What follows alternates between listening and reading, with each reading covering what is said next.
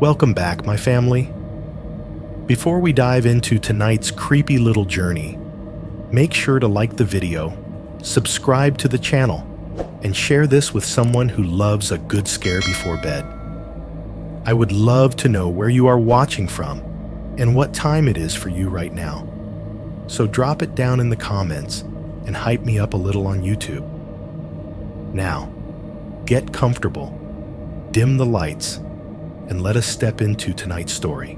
Tonight's story starts with a cozy one-bedroom above a laundromat and ends with a human eye staring at me through a crack in the floorboards. I know how that sounds. If I was hearing this on YouTube at 2 in the morning, I'd probably roll my eyes and assume it was just another creepypasta. I wish it was. I really do. 3 years ago, after my divorce, I was broke, tired, and desperate. I took the first place I could get without a credit check or a long lease. A cramped little apartment perched right on top of a 30-year-old laundromat off I-40 in eastern Tennessee. The kind of place where the rent is cheap, the paint is peeling, and everybody tells you it's not much, but it's home. Like that's supposed to make you feel better. From the outside, it looked harmless enough. Flickering neon sign in the window downstairs, a narrow metal staircase up the side of the building, one lonely door at the top. Inside, it was exactly what you'd expect for the price. A sagging couch, a kitchenette that smelled like old grease, a wall AC unit that never shut up, and a bedroom just big enough for a queen mattress and a cheap dresser.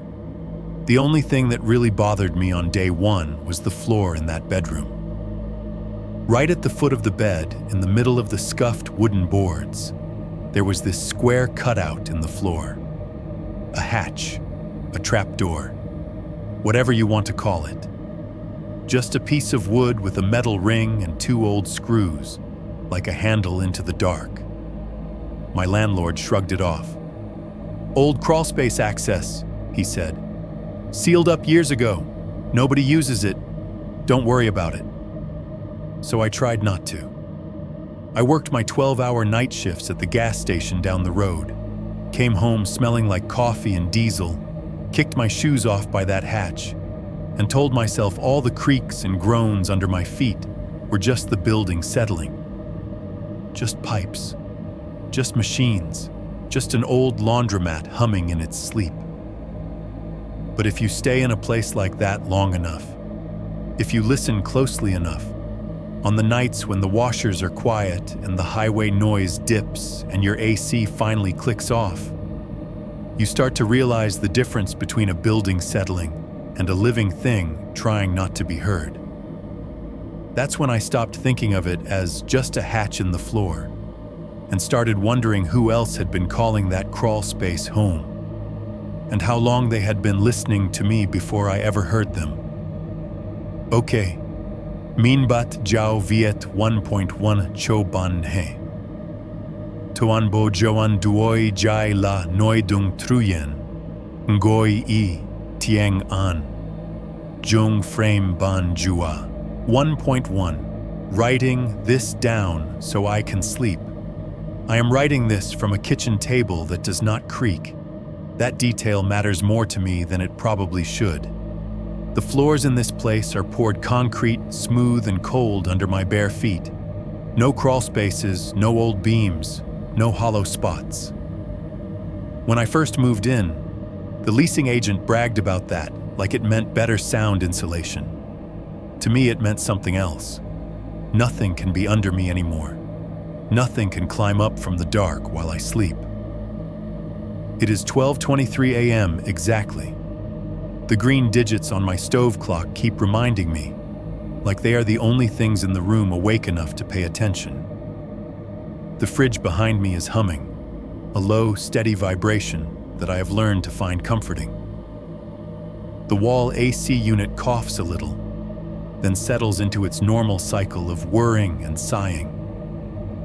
Outside the window, 3 stories down, I can hear the occasional whoosh of a car passing on the street, tires hissing on the asphalt, then fading. My laptop fan is the highest pitch in the room, a thin, nervous sort of sound. I am not a writer. The last time I sat down and typed this many words in one sitting, it was for some forgettable paper in college that I probably half plagiarized from Wikipedia. I do not keep a journal. I am not trying to write a book. If you are hearing this on some horror channel, it is because I finally gave up trying to sleep without telling someone what happened. I have told this story before, sort of. Once to two bored cops in a fluorescent-lit room that smelled like burnt coffee and printer ink. I left out the parts that made me sound crazy. I gave them what they needed for a report. Dates, times, the basic facts. A trespasser. Evidence someone had been living where they should not be living.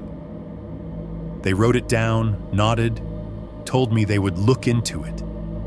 Nobody ever called me back. This is the version I did not give them. I keep starting and deleting this first sentence. The closest thing I have to a clean way to say it is this.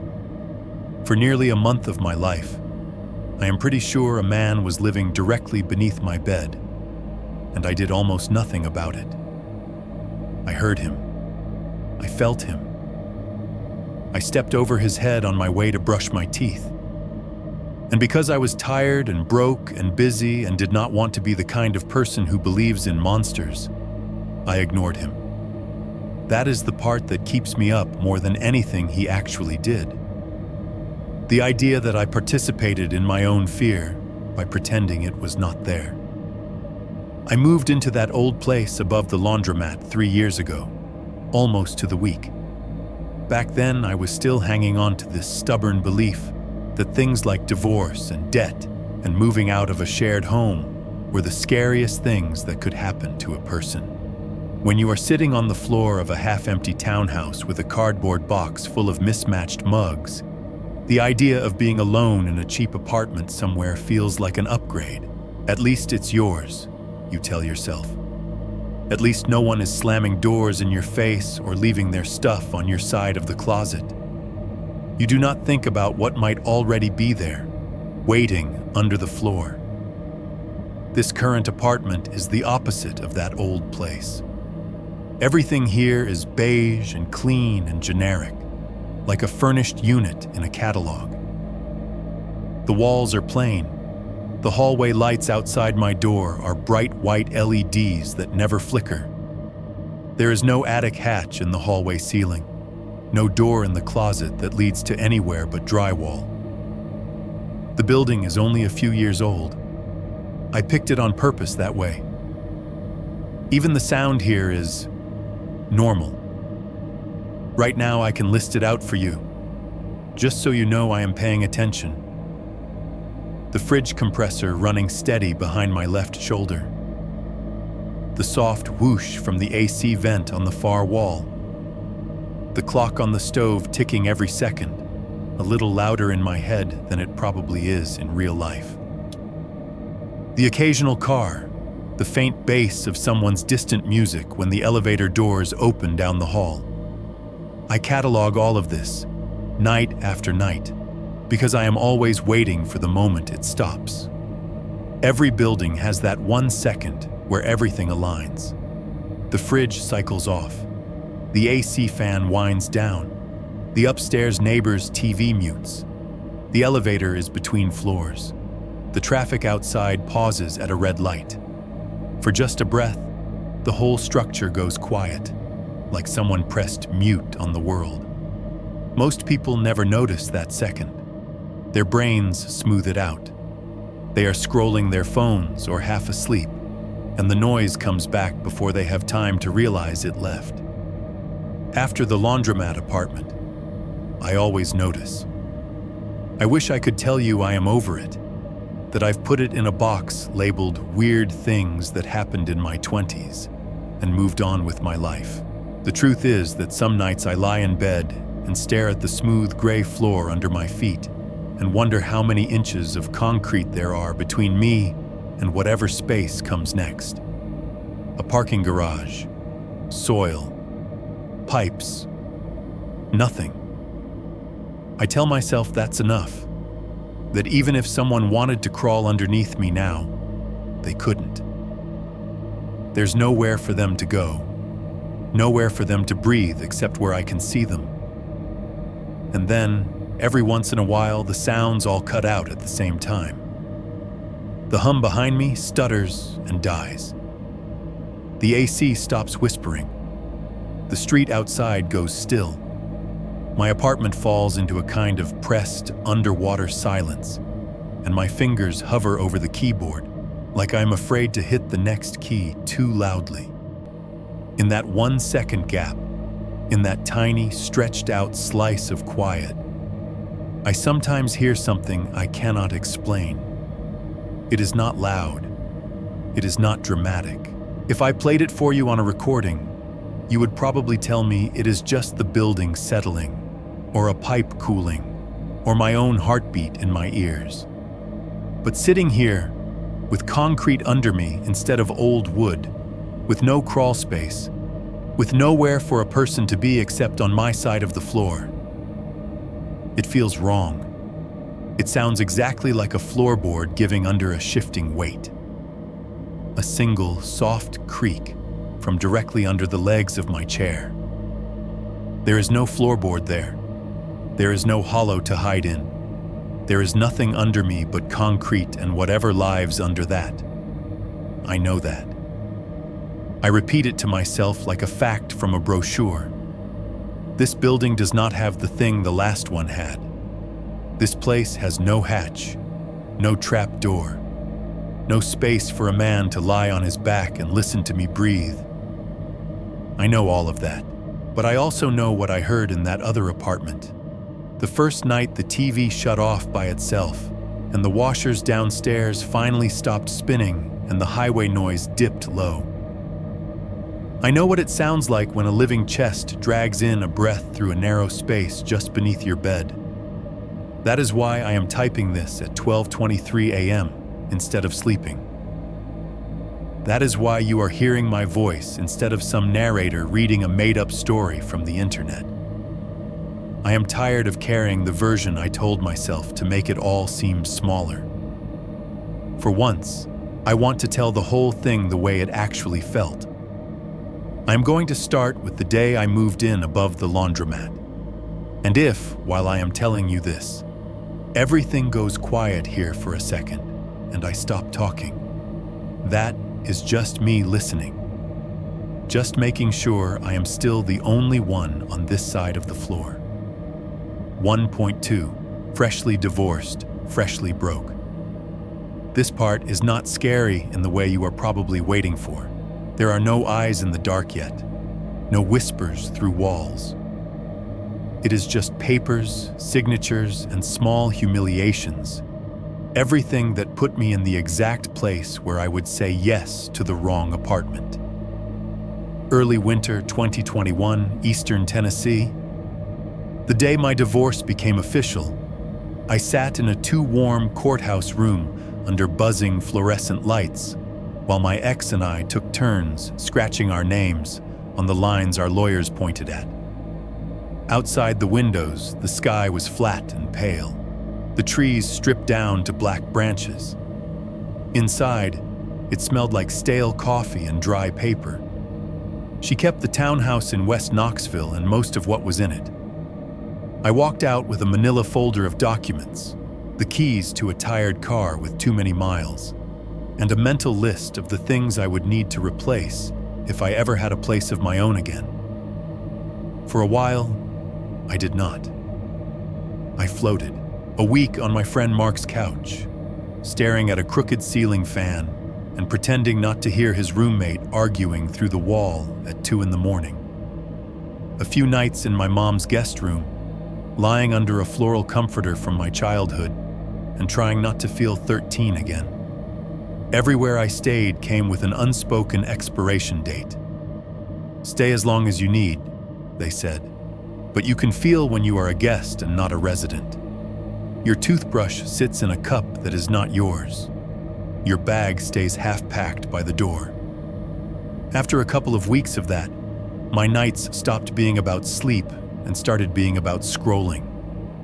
Zillow, Craigslist, Facebook Marketplace, anything with "for rent" in the title. Every half-decent place wanted a clean credit check, first and last month, security deposit, a 12-month lease.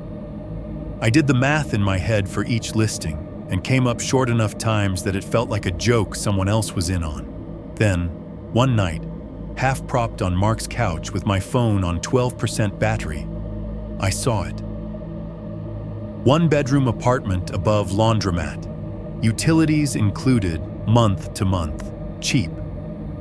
The pictures were grainy and crooked. A small living room with a couch already in it. A kitchenette with an electric stove. A narrow bedroom with a queen bed and a single window. The rent number at the bottom made my stomach flip.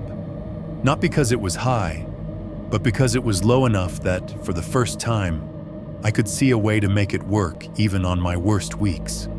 No mention of credit checks. Month to month, okay.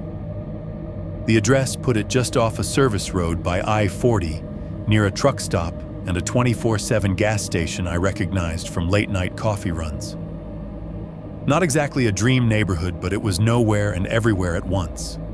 The kind of strip of asphalt and neon most people only see through a windshield. I messaged the listing, fully expecting no answer. A guy named Rick wrote back in minutes, said he was the landlord, could meet me before dark, and to text when I pulled in. So I did. The sun was low when I turned off the main road onto the service lane. The laundromat's neon "open" sign flickered in uneven pulses of blue-red, half the letters dimmer than the others. The parking lot asphalt was cracked and patched, with weeds pushing up through the worst spots. A few cars sat scattered in front of the building. Beyond them, the sky was washed out orange above the silhouette of the interstate overpass. The building itself was a long brick rectangle with big front windows on the ground floor. The laundromat took up the middle, stainless steel drums glinting under fluorescent lights. One end of the strip was a discount tobacco place with a faded banner. The other was a dead storefront with brown paper taped over the glass.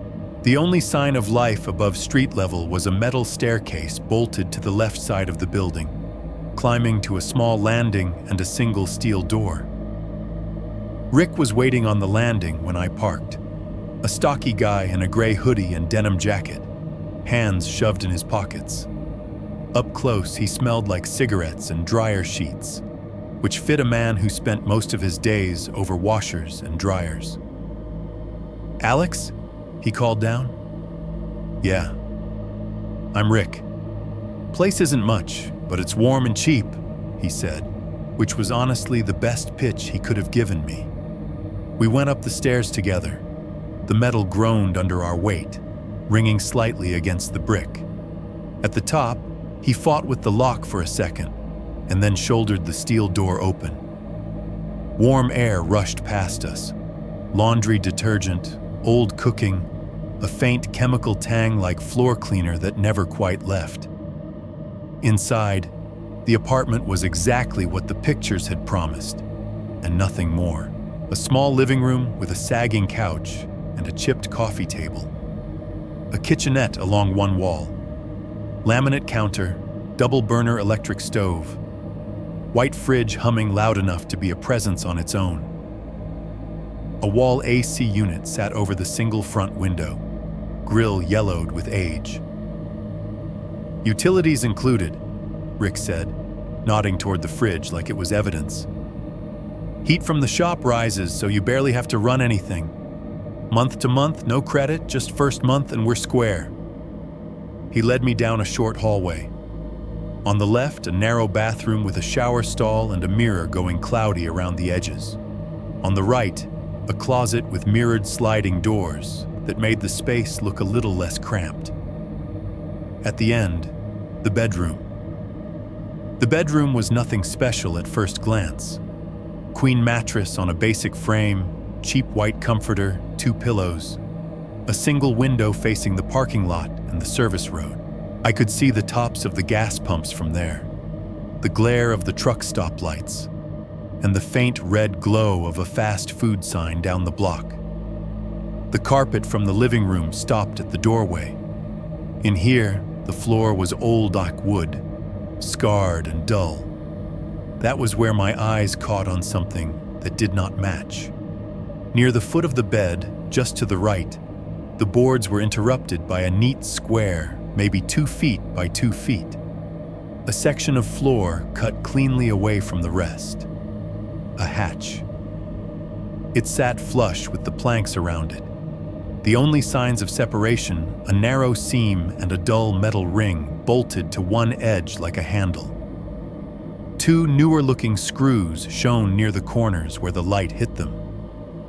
I must have gone quiet, because Rick followed my gaze and gave a short laugh that did not sound entirely relaxed.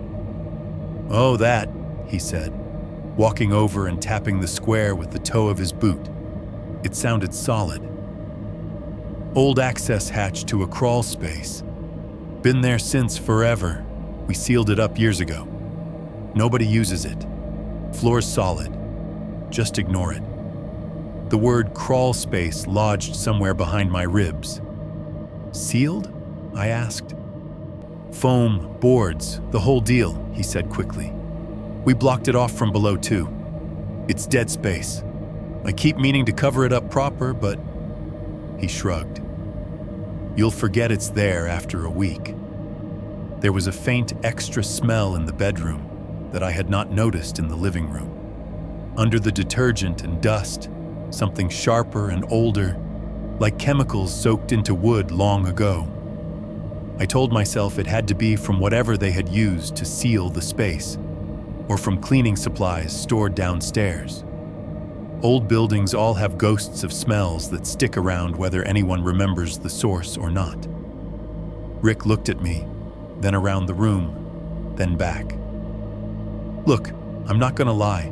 It's an old place. It creaks. The machines downstairs are loud till late.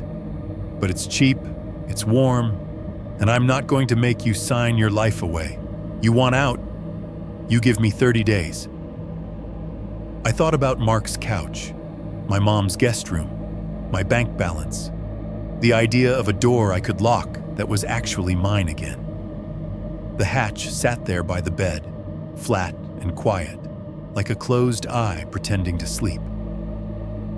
"I'll take it," I said. I told myself everyone compromises on something when they are broke. A rough area, a loud neighbor, an old building. Mine just happened to come with a square of wood in the bedroom floor that I did not want to think too hard about. I should have thought harder. 1.3.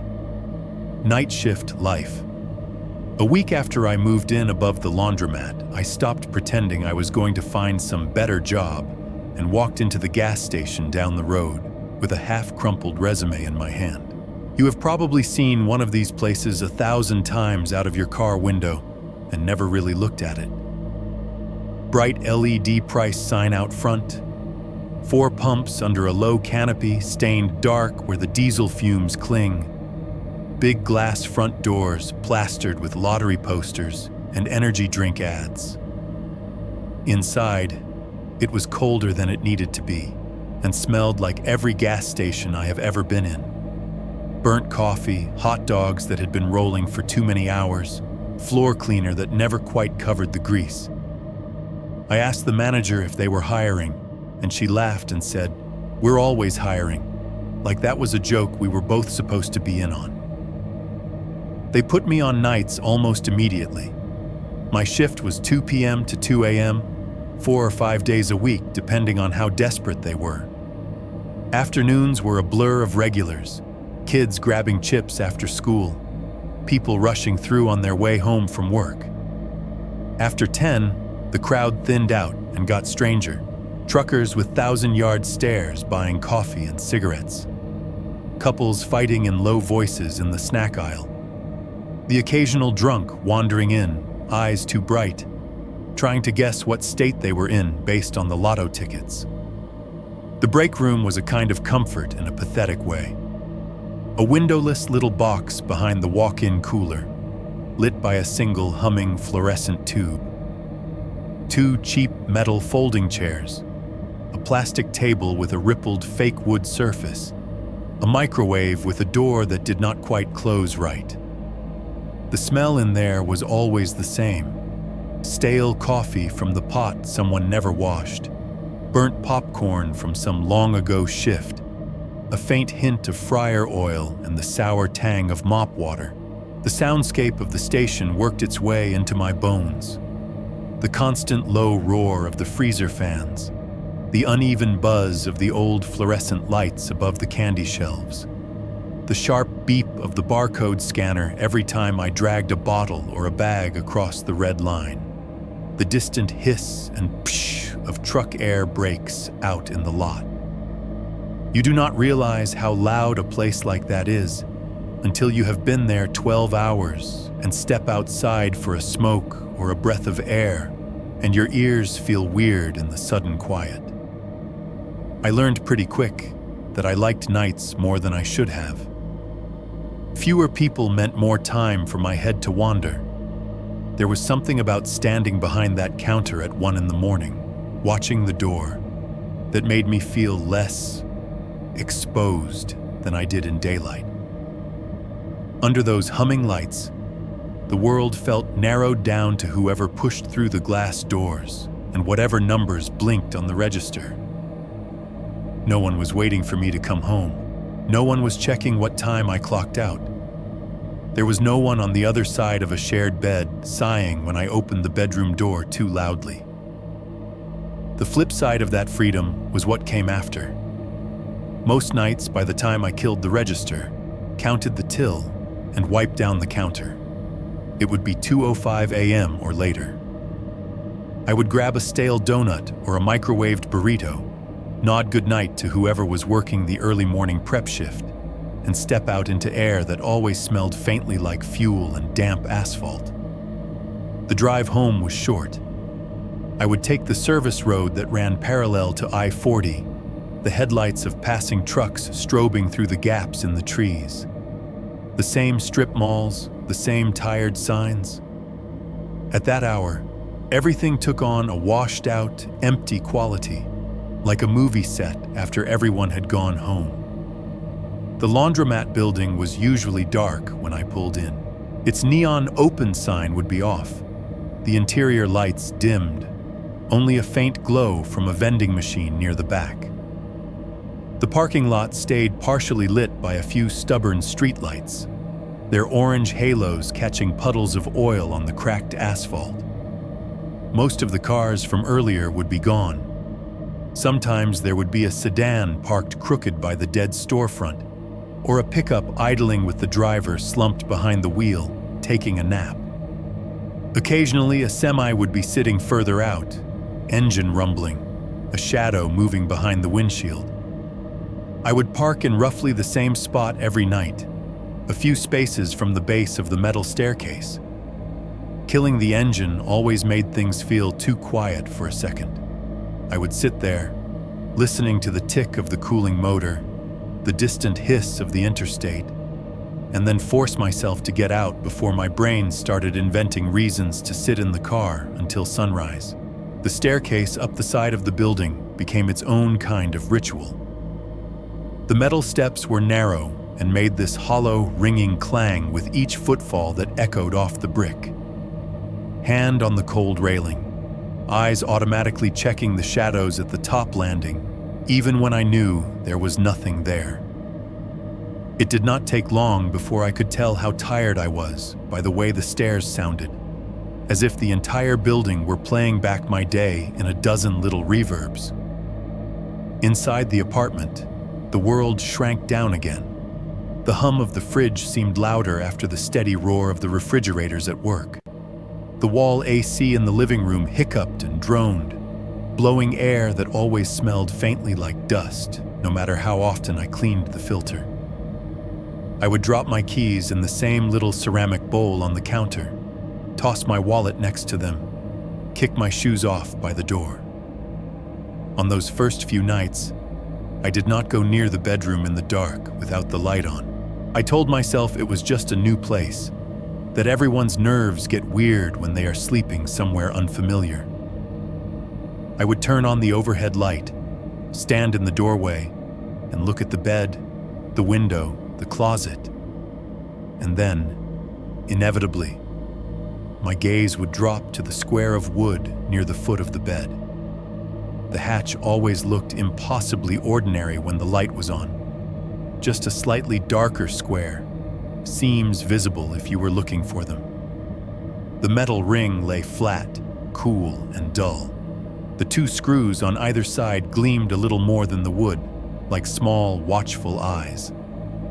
I fell into a pattern. Shower.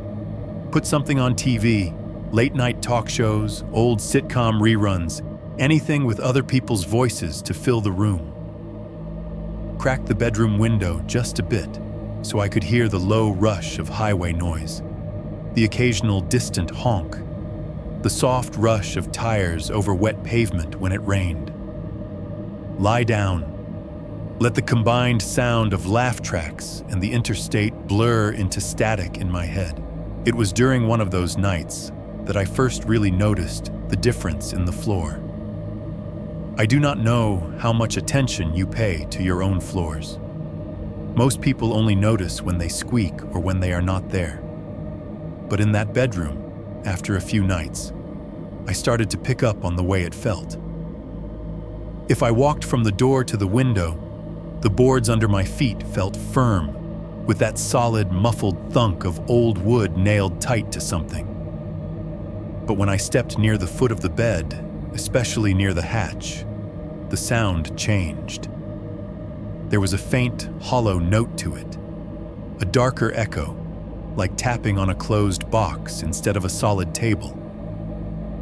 I told myself it was just the way the joists ran under the building. Old construction, weird gaps, nothing a rational person would obsess over. So I tried not to obsess.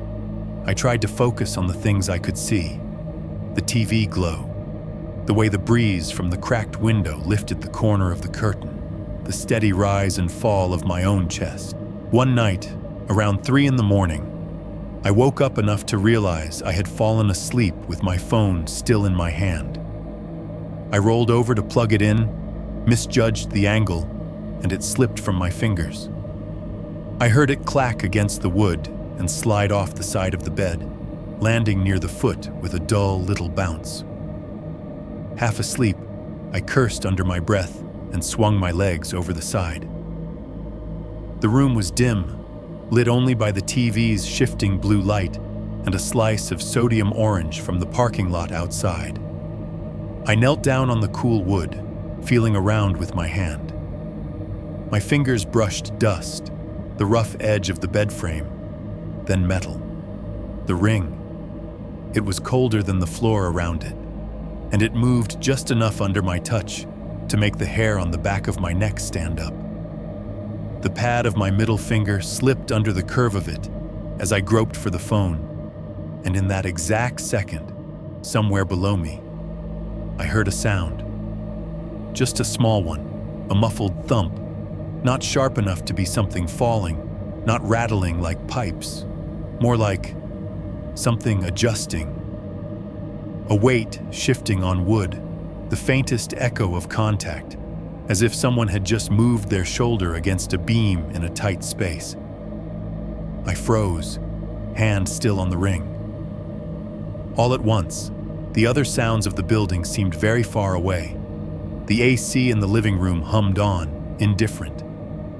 From downstairs, somewhere under the bedroom, I heard the distant churn of a washer starting up, water rushing, the motor whining into motion. Those sounds were normal, familiar. It was the little thump that did not fit. I held my breath and listened.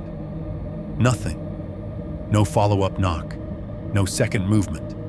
Just the rumble of the machine below, the thin laugh track from the TV behind me, and my own pulse picking up in my ears.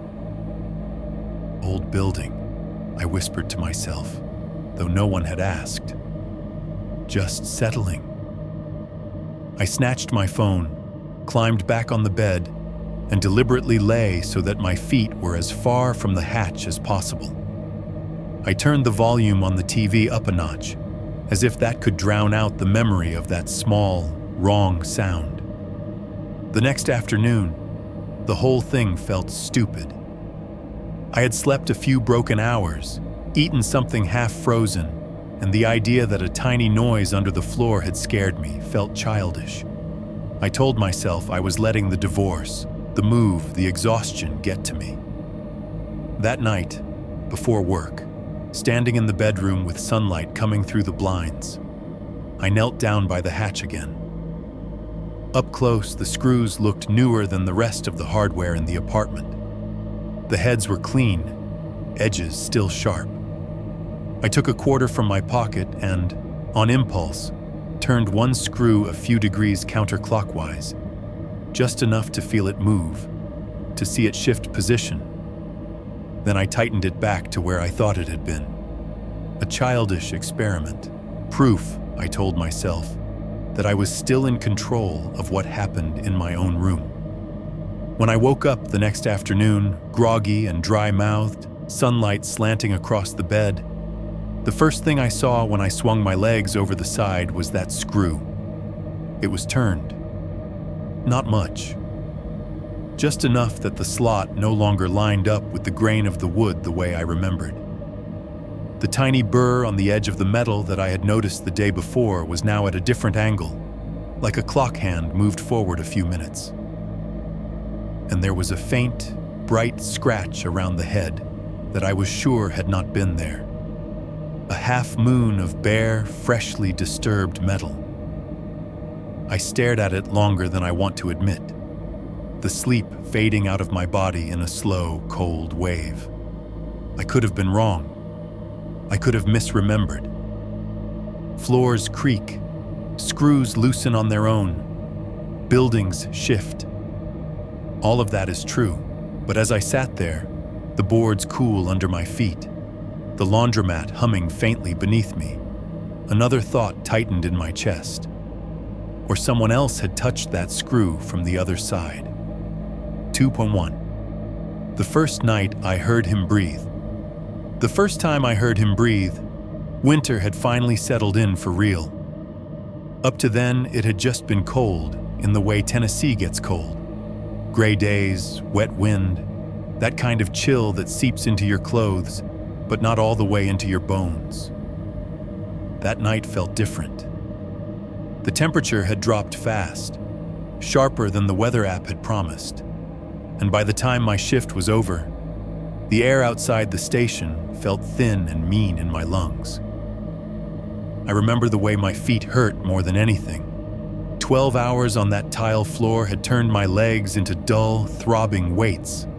I clocked out a few minutes past 2, the fluorescent lights buzzing overhead like a swarm of bees that would never, ever sleep. The manager on the morning shift gave me a wave on her way in, eyes still half shut, paper coffee cup in hand.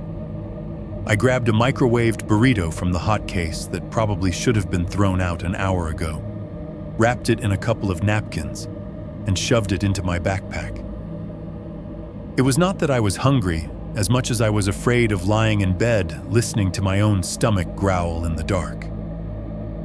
Having something to chew on when I got home made the empty apartment feel a little less empty. Outside, the parking lot was mostly deserted. A lone sedan sat near the edge of the lights, windows fogged from the inside. Beyond the pumps, the interstate carved a dark line through the night, tractor trailers stealing pieces of the world as their headlights swept past. When I opened my car door, the wind knifed right through my jacket, making my eyes water. I cranked the heater as high as it would go and watched my breath disappear as the windows slowly cleared. The drive back along the service road felt shorter than usual, probably because I was too tired to do anything but stare straight ahead, hands loose on the wheel. The laundromat sign appeared out of the darkness, a dull rectangle, only the OPE in open glowing weakly, like the word had given up trying. The big front windows were dark, but I could see the faint outline of the machines inside, rows of circles inside rectangles, waiting for morning.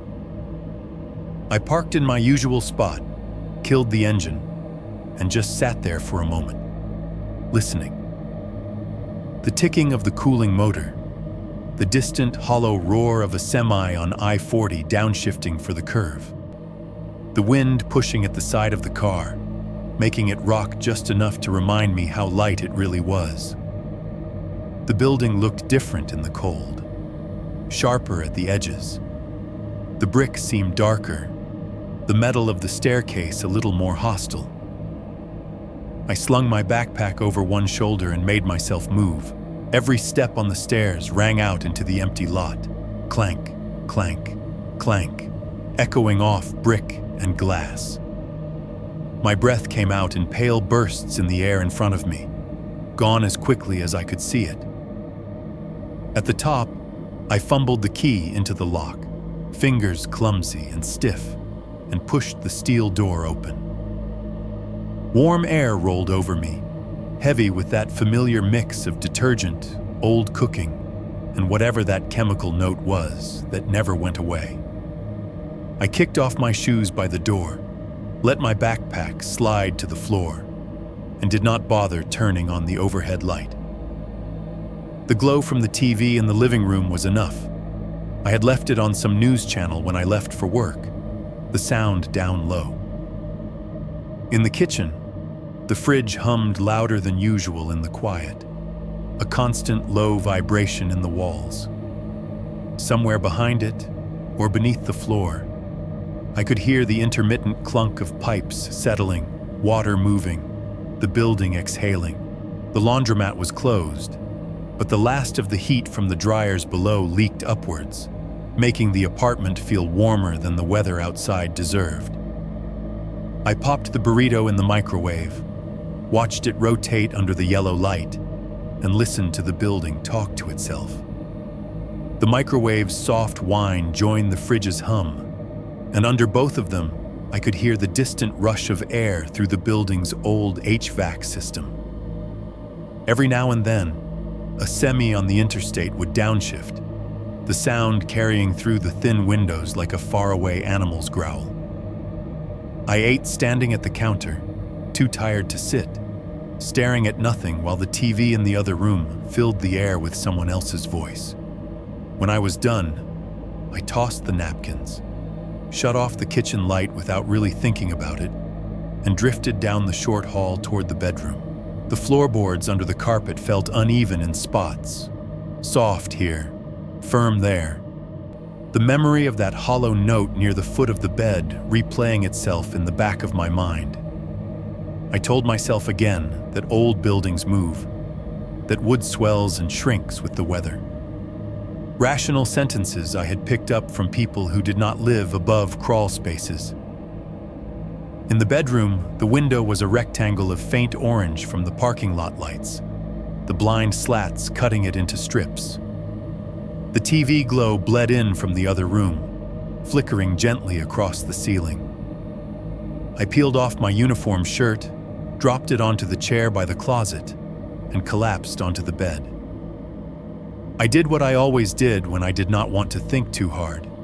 Grabbed the remote, found some old sitcom rerun with a laugh track, and let the low, canned laughter fill the room. The volume was just loud enough that the words blurred together, voices becoming another layer of white noise blending with the hum of the AC and the occasional sigh of pipes. I must have dozed off like that, half aware, the way you do when you are too exhausted to commit to either waking or sleeping. The characters on the screen blurred into background shapes, my mind wandering, then snagging, then floating again. Time slipped sideways. At some point in the dark, while I was unconscious enough not to remember, the TV hit its sleep timer limit and shut itself off. That was what woke me up, the absence of sound. One moment there was the constant murmur of jokes and laughter and canned applause. The next, there was nothing but a soft click and a falling away, like someone had opened a door and let all the noise out. My eyes opened to a room that was the same shape it had been when I fell asleep, but suddenly felt bigger, emptier. The shadows had thickened in the corners. The orange from the window had cooled. For a few seconds, I lay there listening to the things I already knew were there. The fridge's low drone through the wall, a steady presence off to my left. The distant hum of the HVAC system, a constant undercurrent like faraway traffic. The faint trickle and gurgle of liquid in a pipe somewhere under the floor, adjusting to the cold. Every now and then, the rumble of a semi downshifting on I-40, the sound drawn out and distorted by distance. I remember thinking, "You are fine. This is fine," and rolling onto my back, staring up at the ceiling. My breath sounded too loud in my own ears, so I tried to breathe slower, shallower, like maybe if I did it quietly enough, my own body would not take up so much space. That was when I heard it. It slid into the space between the other noises so perfectly that for a second I thought I was imagining it. A slow, wet-sounding intake of air, almost directly beneath where my spine rested on the mattress. Not the sharp inhale of someone startled, not the efficient draw of healthy lungs. This was labored, like air being pulled through something that did not quite want to open. I held my breath without meaning to, and the sound kept going. Inhale, a thin, sticky rasp halfway through, then the faintest wheeze at the very end, like whoever was breathing had to work just a little too hard to finish the job. It stopped. Then, a second later, it came again. Inhale, rasp, wheeze. My first thought was that it had to be me, that somehow I was hearing my own breathing echoing through the mattress, distorted by panic.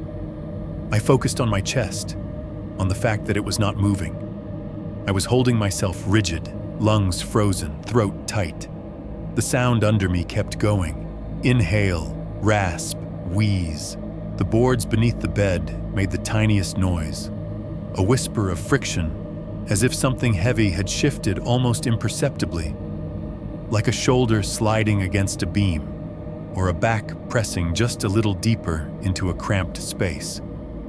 The kind of movement you make when you are trying not to move at all and cannot help it. The air in the room felt thicker, like I was breathing through someone else's breath. I could picture the layout of the building in my head. My bed, the wooden floor, and then empty space, crawl space, dark, then the ceiling of the laundromat below. I had told myself for days that the access hatch was sealed, that it was dead space. Listening to that drawn-out inhale, I could not make myself believe that anymore. I did not sit up right away. I lay there paralyzed, counting the breaths that were not mine. Each one seemed to go on a little longer than the last, stretching the silence between until my heart filled it with its own pounding. My mouth went dry, my fingertips tingled. At some point, I realized I had curled my hands into fists, nails digging half moons into my palms. Finally, like someone had flipped a switch I did not know was there, my body jerked into motion. I reached blindly for the remote with one hand, never taking my eyes off the dark ceiling. My fingers fumbled along the sheets, found the plastic edges, and I jammed my thumb into the first button I touched. The TV snapped back to life in an instant, light exploding across the room, voices erupting, a burst of canned laughter crashing into the air right above my face. The sitcom characters were mid-joke, the audience roaring, studio lights blazing. The breathing stopped. It was not gradual. There was no tapering off, no cough, no final exhausted sigh. 1 second, the sound of those struggling lungs was a physical thing under my back. The next, it was just gone. Wiped away under the flood of TV chatter and artificial laughter, I rolled onto my side slowly, pulling my knees up, facing the screen. I did not look at the floor. I did not look at the hatch. I kept my eyes on the actors mouthing lines I did not hear, on the laugh track that rose and fell like waves. My heart hammered so hard, it made the pillow tremble under my cheek. All the way until dawn, I lay there, pretending I had not heard a damn thing. 2.2 Laundromat, Voices, and the Girl with the Laundry Bag. The next afternoon, I decided I was done pretending that nothing about the building bothered me. I told myself I was just going downstairs to do laundry, that I needed clean work shirts anyway, that it was a normal tenant thing to talk to the person who ran the shop downstairs about the place. In reality, I wanted to hear someone else say the words crawl space and hatch in the same sentence so I could watch their face when they did. The laundromat felt like a different planet compared to my dim bedroom. As soon as I opened the glass door, warm, moist air breathed over me, heavy with the scent of detergent and fabric softener. The sound hit a second later, a layered wash of noise that almost pushed the memory of the night away. Rows of front loaders along the left wall churned steadily, little portholes of swirling clothes. On the right, the big dryers rotated lazily, metal drums thumping with each pass of a sneaker or zipper. The smell was oddly comforting. Powdery soaps, that sharp, chemical-clean scent from the floor, a metallic tang from the coins jangling in someone's plastic cup. Fluorescent lights buzzed overhead, reflecting off the stainless steel and pale tile. A TV bolted to the corner near the ceiling played some daytime talk show with the volume low, the host's lips moving silently beneath the overlay of machines. I dropped my laundry bag onto an empty folding table and let it slump there for a second. My body still remembered the breathing from under the bed, like it was a sound imprinted into my muscles. Standing in that bright, busy room, it was easy to imagine I'd dreamed it. Easy, but not quite convincing. Behind the front counter, a woman in her 40s was counting quarters into rolls. She had dark hair pulled back into a bun, a face that had settled into permanent lines of concentration, and a name tag that said Marta in faded letters.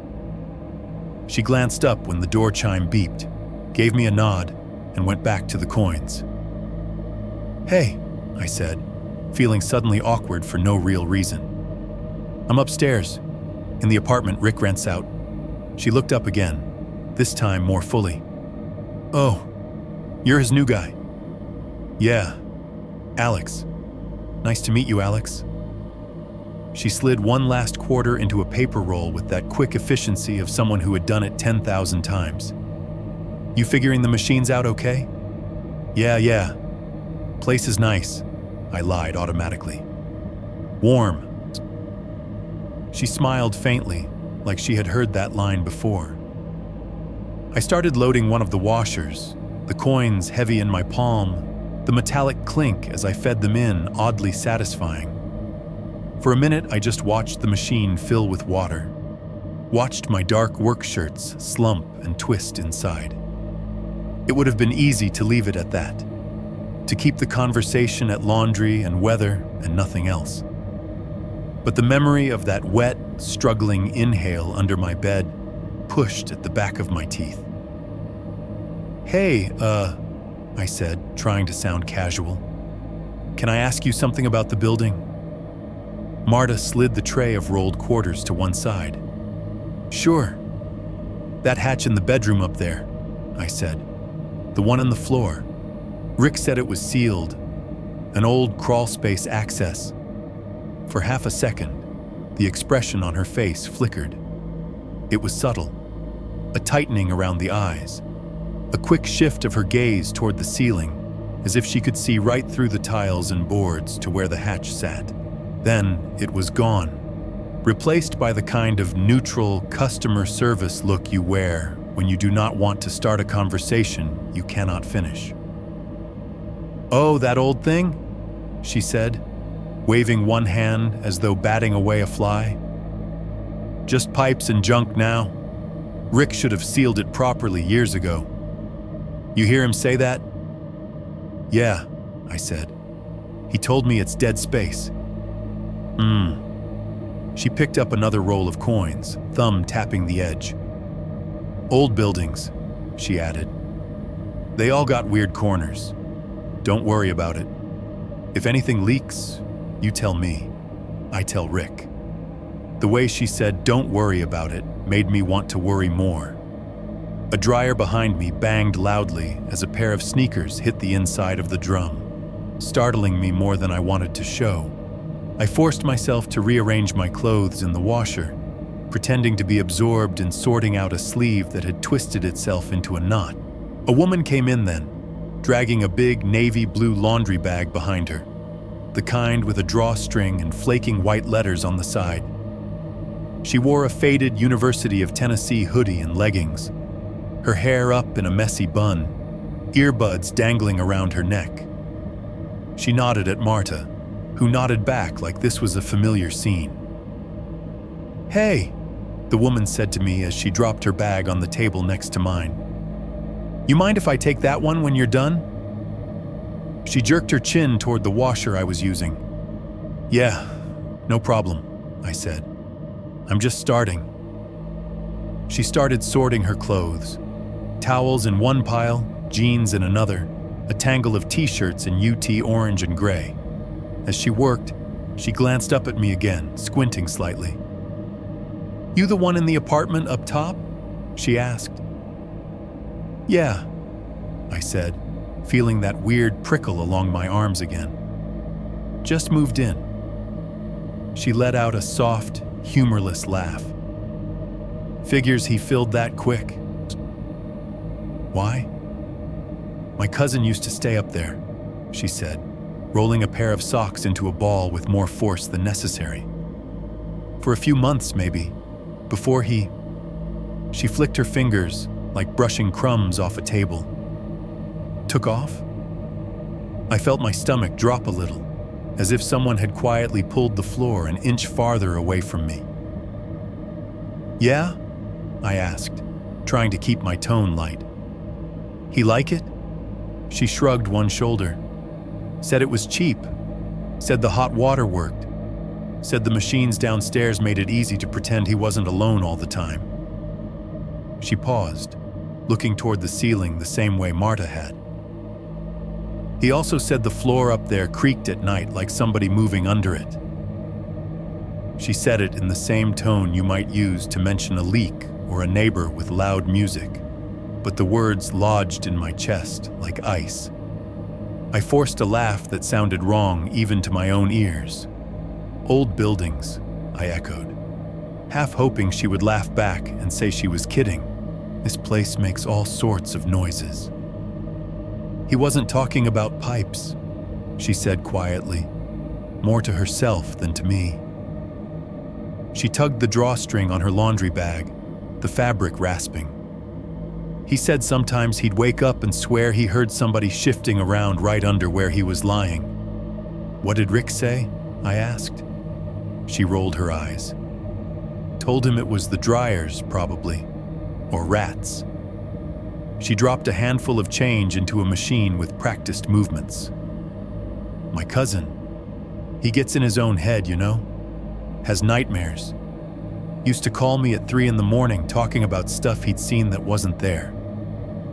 So when he said the apartment was giving him bad dreams, I told him to lay off the late-night horror movies."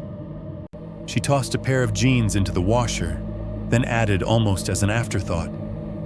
"Then one day he just showed up at my mom's place with his clothes in a garbage bag and said he was done with this dump. Wouldn't give me details, just said the place felt wrong and he couldn't sleep there anymore." The washers around us kept up their steady whoomp, whoomp, whoomp, water sloshing behind thick glass.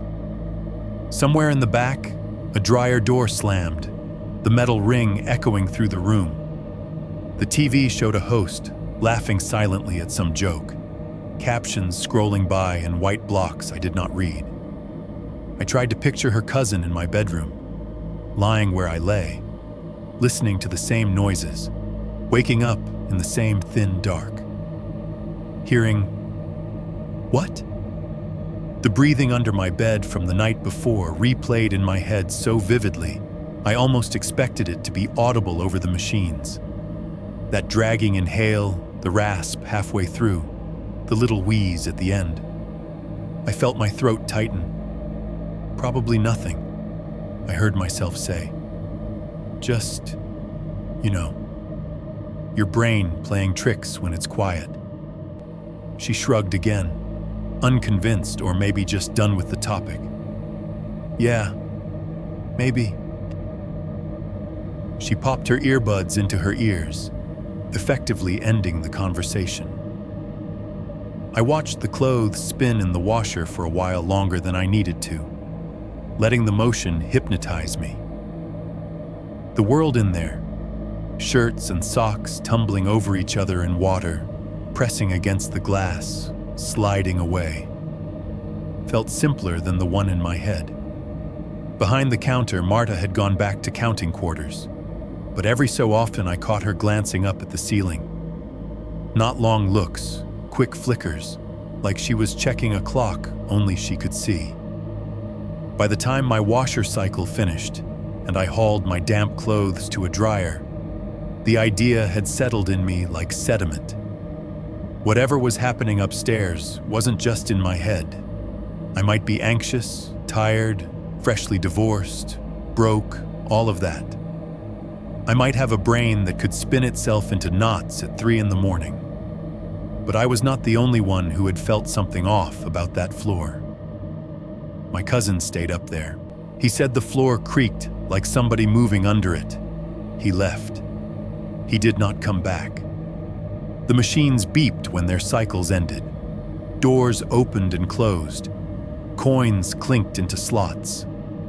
Regular life went on, loud and bright and practical. In the middle of that ordinary noise, a quiet resolve formed that I did not say out loud to anyone. I was going to start listening on purpose. No more pretending the sounds at night were background. No more shrugging things off because they did not fit into the version of the world where I lived alone above some harmless laundromat. On my way back up the metal stairs, warm basket of clothes in my arms, I already knew I would be lying awake that night with the TV off, counting every creak. I was already imagining setting my phone to record, just to see what the dark sounded like when I was not there to drown it out. If there was something under that floor with me, I wanted proof, even if I was the only one who ever believed it. 2. 3. The voice. Under the boards. A few nights after the laundromat conversation, I got sent home early. It was a Wednesday, or maybe a Thursday. Those middle-of-the-week nights blur together when you work the same shift over and over.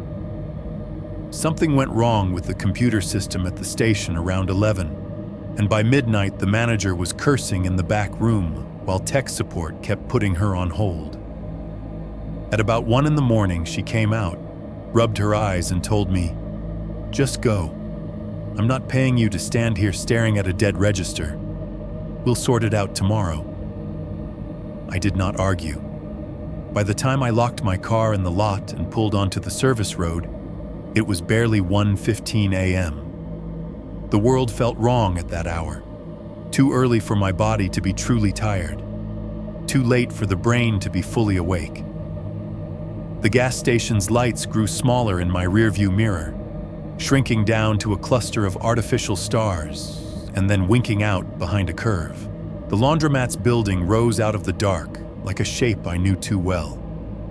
The neon OP sign was off again, the front window's black mirrors reflecting my headlights back at me. The parking lot looked even emptier than usual, the lines on the cracked asphalt faint under the weak streetlights. Only one car sat on the far side, some dented sedan with fogged-up windows, a ghost of a figure in the driver's seat. I parked in my usual spot, killed the engine, and listened. No rumble from the dryers below. No clang from the cart someone had left out. Just wind scraping along the side of the building and the distant hollow roar of the interstate. My hand hesitated on the door handle for a second. It was such a small thing, that pause, but I felt it. The part of me that would have been happy to sit there and let the heater run all night, using expensive gas just to avoid a dark staircase and a hatch in the floor.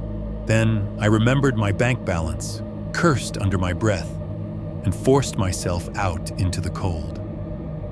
The metal steps were slick with a thin sheen of moisture, each foothold careful and deliberate.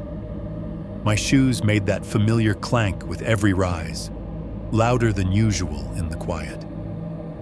Halfway up, I glanced over the railing out of habit, scanning the lot, the road, the black windows of the dead storefront next door. Nothing moved. At the top, I unlocked the steel door and slipped inside, shutting it quickly behind me. The apartment greeted me with its usual stale warmth, a breath of detergent and old food, the subtle underlying scent I had decided to blame on cleaning chemicals. I did not turn on the overhead light. I knew the layout too well by then. In the dim, the red digits on the microwave clock glowed 1:29 a.m. The hum of the fridge seemed louder, more pronounced in the absence of TV chatter. I could hear the gentle rush of air from the AC, set low, a constant whisper along the wall. Keys into the same ceramic bowl on the counter. Backpack by the couch. Jacket over the back of a chair. My body moved through its little rituals while my brain lagged behind, feeling like it was catching up frame by frame. The floor felt alive under my feet. Every step from the front door to the bedroom carried a little signature creak. Not loud, but present. Tiny complaints from old boards pinned over empty space. The closer I got to the bedroom, the deeper the tone seemed. By the time I reached the doorway, it was like my footsteps were tapping on the lid of a wooden chest. In the bedroom, the window was a dim rectangle, the parking lot lights reduced to a dull smear through the blinds. I stood there for a moment, just inside the doorway, and let my eyes adjust. The bed, the chair by the closet, the outline of the trapdoor near the foot of the mattress, barely visible as a slightly different patch of darkness on the floor. I made a decision then. No TV. If I was going to keep wondering what the building sounded like when I was not drowning it in reruns and laugh tracks, I might as well find out. My heart did a little double beat at the thought, but I ignored it, pulled off my shoes, and dropped my phone on the pillow beside where my head would be. The mattress creaked when I lay down, springs protesting quietly. I folded my hands on my chest and stared at the ceiling, tracing cracks in the paint my brain insisted on turning into shapes. A crooked line became a river. A cluster of tiny dots became eyes. I blinked them away. The room's soundscape settled around me. The AC exhaled along the wall, a low hiss and hum. The fridge in the other room cycled on and off, a gentle growl that vibrated faintly through the floor. From far off, the highway sang its ceaseless song. Tires on pavement, engines droning, an occasional higher whine when a truck changed gears on the grade. Somewhere in the pipes, liquid gurgled, then stilled. The longer I listened, the more I realized how much noise even a quiet building makes. It was almost enough to convince me that one stray sound, a thump, a creak, a strange breath, could easily be lost in the mix or misinterpreted. Almost. Time stretched. My eyes grew heavy and then snapped open again in little cycles. My phone rested under my right hand on the mattress, screen dark. I do not know how long I lay there counting AC cycles and fridge rumbles before it happened. First, the usual pattern shifted. The AC gave a longer exhale, then clicked off with a soft, final tick. The stream of cool air on my skin stopped. A moment later, the fridge in the other room gave a little shudder as its compressor cut out, the hum dropping away into nothing. As if on cue, the distant sounds of the laundromat below were absent. The dryers had long gone cold, the washers silent. Even the highway outside seemed to dim for a heartbeat, as if the traffic light down the road had trapped all the cars at once. It was that same second I had started to dread, the one where every sound source in your life pauses for just a breath. The world takes its finger off the play button just long enough for you to notice. In that small, sharpened second of silence, from directly beneath the boards under my bed, I heard a voice. "You're home early tonight." The words were hoarse, like they had been dragged out over sandpaper and muffled by wood, but they were unmistakable. Not the rumble of a pipe, not the sigh of air, not the buzz of my own nerves. The sentence came up through the floor as if someone lying inches below my spine had tilted their head back and spoken to the underside of my mattress. I almost dropped my phone. My hand spasmed, fingers digging into the case. My entire body went rigid, every muscle freezing in place as if staying still could somehow render me invisible through solid matter. My heart slammed so hard I could feel it in my throat. For a half second, the silence held. Then the building's noise crashed back in. The fridge kicked on, humming like nothing had happened. The AC clicked and started another cycle, blowing its recycled air. A semi somewhere out on I-40 let out a long, low engine brake, the sound vibrating in my ribs. I sucked in a breath that tasted like dust and detergent and fear. My thumb found the power button on my phone and pressed it by reflex, the screen flaring to life and painting the ceiling with a faint blue cast.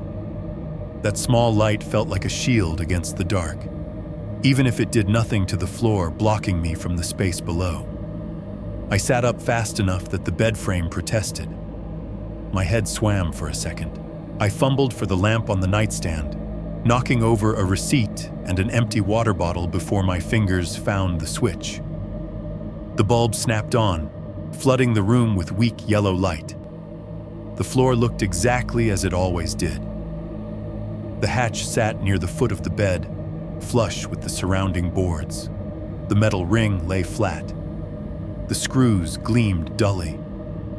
There were no shifting shadows, no rising bulge, no obvious sign that anything at all had changed in the world between midnight and now. But I had heard him. The phrase repeated itself in my mind, matching the echo of the words I could still hear as clearly as if they had been spoken into my ear instead of through wood. "You're home early tonight." Like he had been expecting me later. Like he had a schedule for me. "Hello?" I said, instantly hating myself for it. My voice sounded thin in the lit room. It did not feel like it belonged to the same throat that had been choked with fear seconds earlier. I stared at the hatch, waiting for something. A response, a knock, a breath. Nothing. The AC hummed, the fridge quietly vibrated. A car drove past outside, headlights sliding in a warped rectangle across the blinds. No one answered. I sat there for a long time, the lamp on, the room too bright and too small, my eyes burning from not blinking. Every time the floor creaked, just normal, settling noises. I jerked, nerves misfiring. My mind flipped through possibilities like radio stations, a dream, an auditory hallucination, someone playing a recording through a vent as a prank, someone physically under the boards, pressed into whatever space was left, waiting for me to go back to pretending. None of the options made me feel better. I did not sleep so much as drift in and out of a shallow stupor with the lamp still burning, my back turned firmly toward the hatch. When my alarm finally went off for my next shift, my eyes ached and my mouth tasted like old pennies. That day at the gas station, for the first time, the noise felt like a blessing. The door chime's bright ding every time a customer walked in, the slap of lotto tickets on the counter, the hiss of the coffee machine refilling, the low grumble of men's voices, the rustle of chip bags, the murmur of the radio we kept on low behind the counter. All of it layered around me like armor. It was impossible to hear anything that was not right in front of me, and that felt safe. When a truck in the lot released its air brakes with a loud psst, I flinched, then laughed at myself, grateful that everyone chalked it up to too much caffeine and too little sleep. I told no one about the whisper. On instinct, though, before I left for work that day, I had done something small, something I did not even fully admit to myself was a test. I took an empty plastic soda bottle from the trash, rinsed it in the sink, and stood it upright on the floor next to the trap door, right by the metal ring. A little homemade trip marker. If the floor moved enough to be opened from below, if someone pushed up on the hatch, that bottle would be the first thing to topple. It was a stupid, flimsy line of defense, but it was something. When I came home that night, bone-tired and jittery, I unlocked the steel door and walked straight down the little hallway to the bedroom without even taking off my shoes.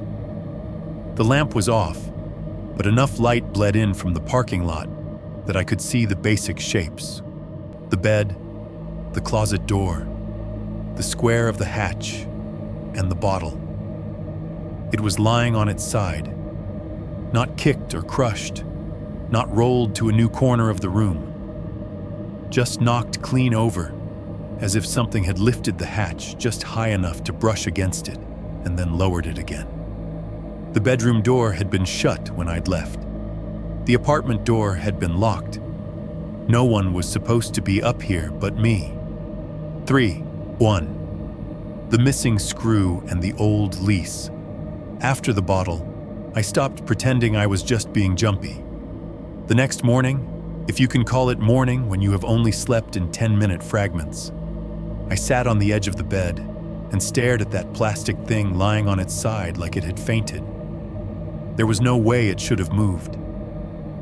The floor wasn't sloped. I had tested it before I left, nudging the bottle with my toe, watching it rock and settle upright again, the base flat against the boards. Now it was perfectly horizontal, the cap pointing toward the closet, as if something had brushed it deliberately out of its way. I told myself 2 stories at once. In one, the building did it. Tiny vibrations from the dryers below, a truck hitting the curb outside, a shift in the joists as the temperature changed. Some innocent mechanical cause had, over the course of 12 hours, convinced a plastic bottle to tip itself over right next to a hatch I was already afraid of. In the other story, the one I did not want to believe but could not put down, a person had pushed up on the underside of the hatch just enough to dislodge it, sending it onto its side, then lowered the hatch again and gone back to whatever they did in the dark under my bed. My brain played those 2 movies on a loop while my body went through its motions. Shower, coffee, shirt, shoes, keys from the bowl. I caught my reflection in the bathroom mirror as I brushed my teeth, my face pale and stretched, dark half-moons under my eyes. I looked like someone who would believe in the second story over the first. That was when I decided I needed proof beyond my own messed-up head. Before leaving for work that day, I knelt down with my phone and took a close-up photo of the hatch. I got right down on the floor so the image would catch the metal ring and both screws in the same frame, every tiny scratch and fleck of dust. Then I took another from a different angle, and another. The photos looked ridiculous, just wood and hardware and shadows. But I felt calmer with them on my camera roll, like I had captured a snapshot of the world in one specific, undeniable state.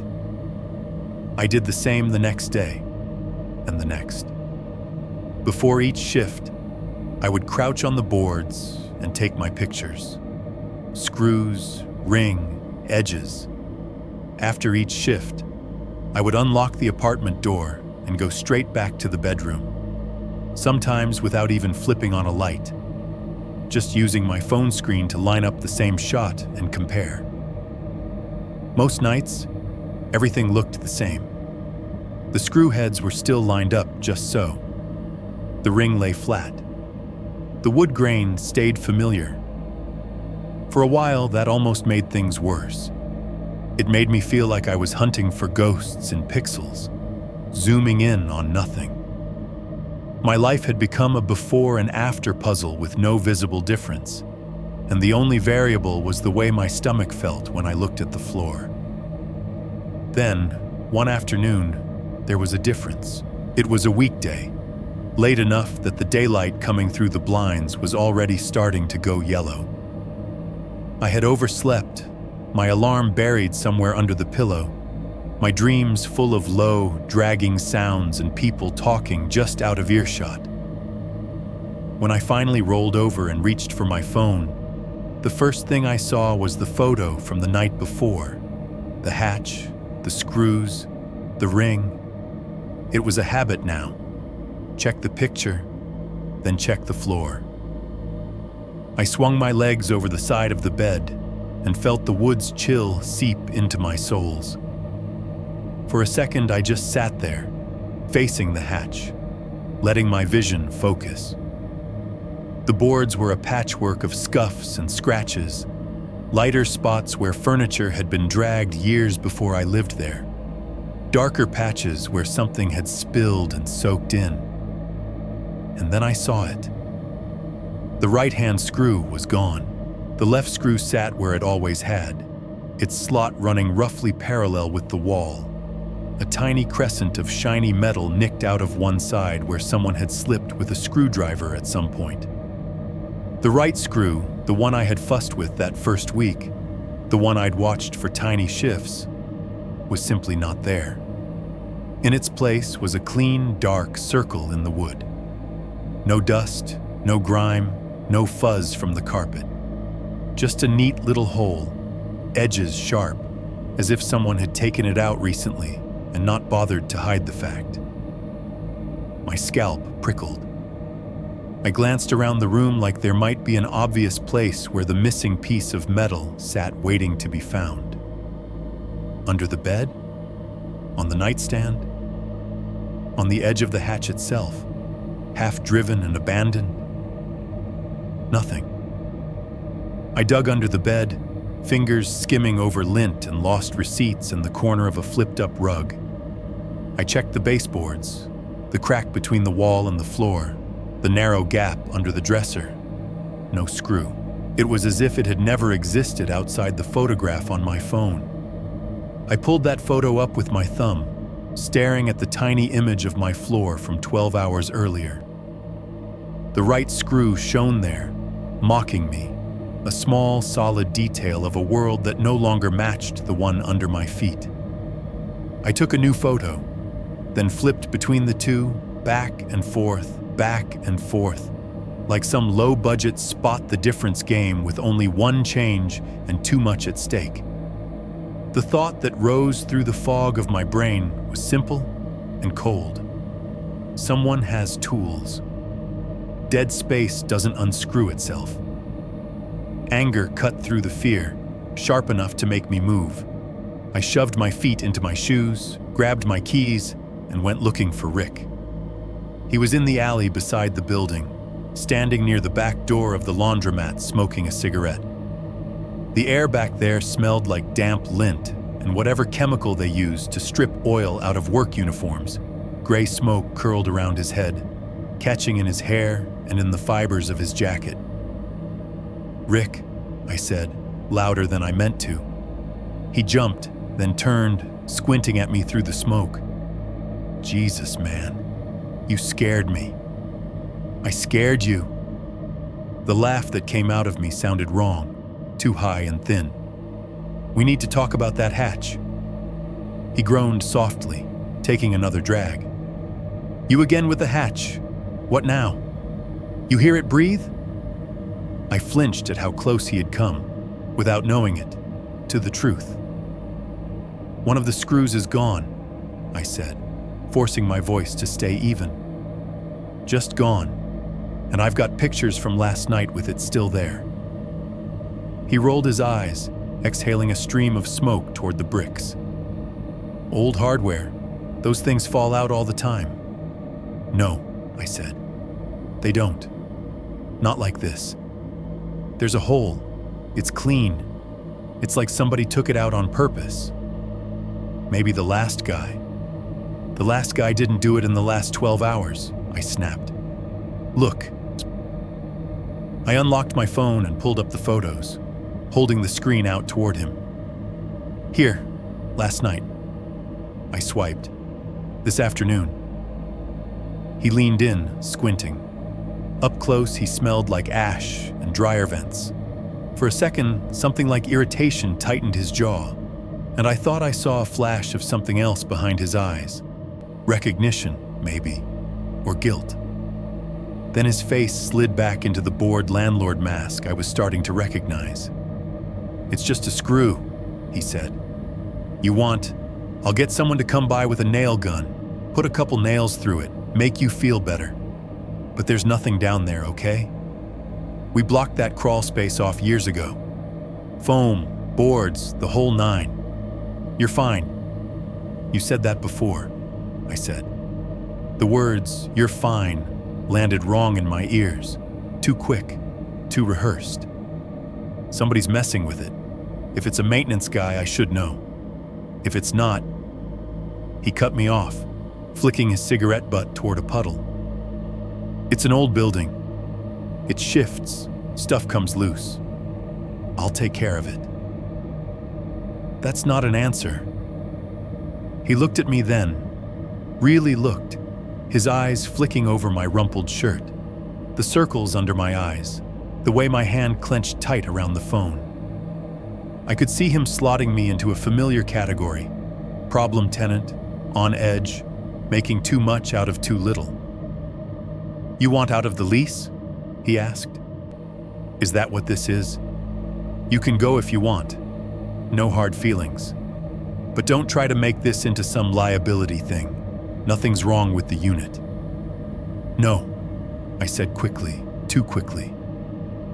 I could not afford to move out yet, and the thought of scraping together first and last month's rent somewhere else made my stomach twist.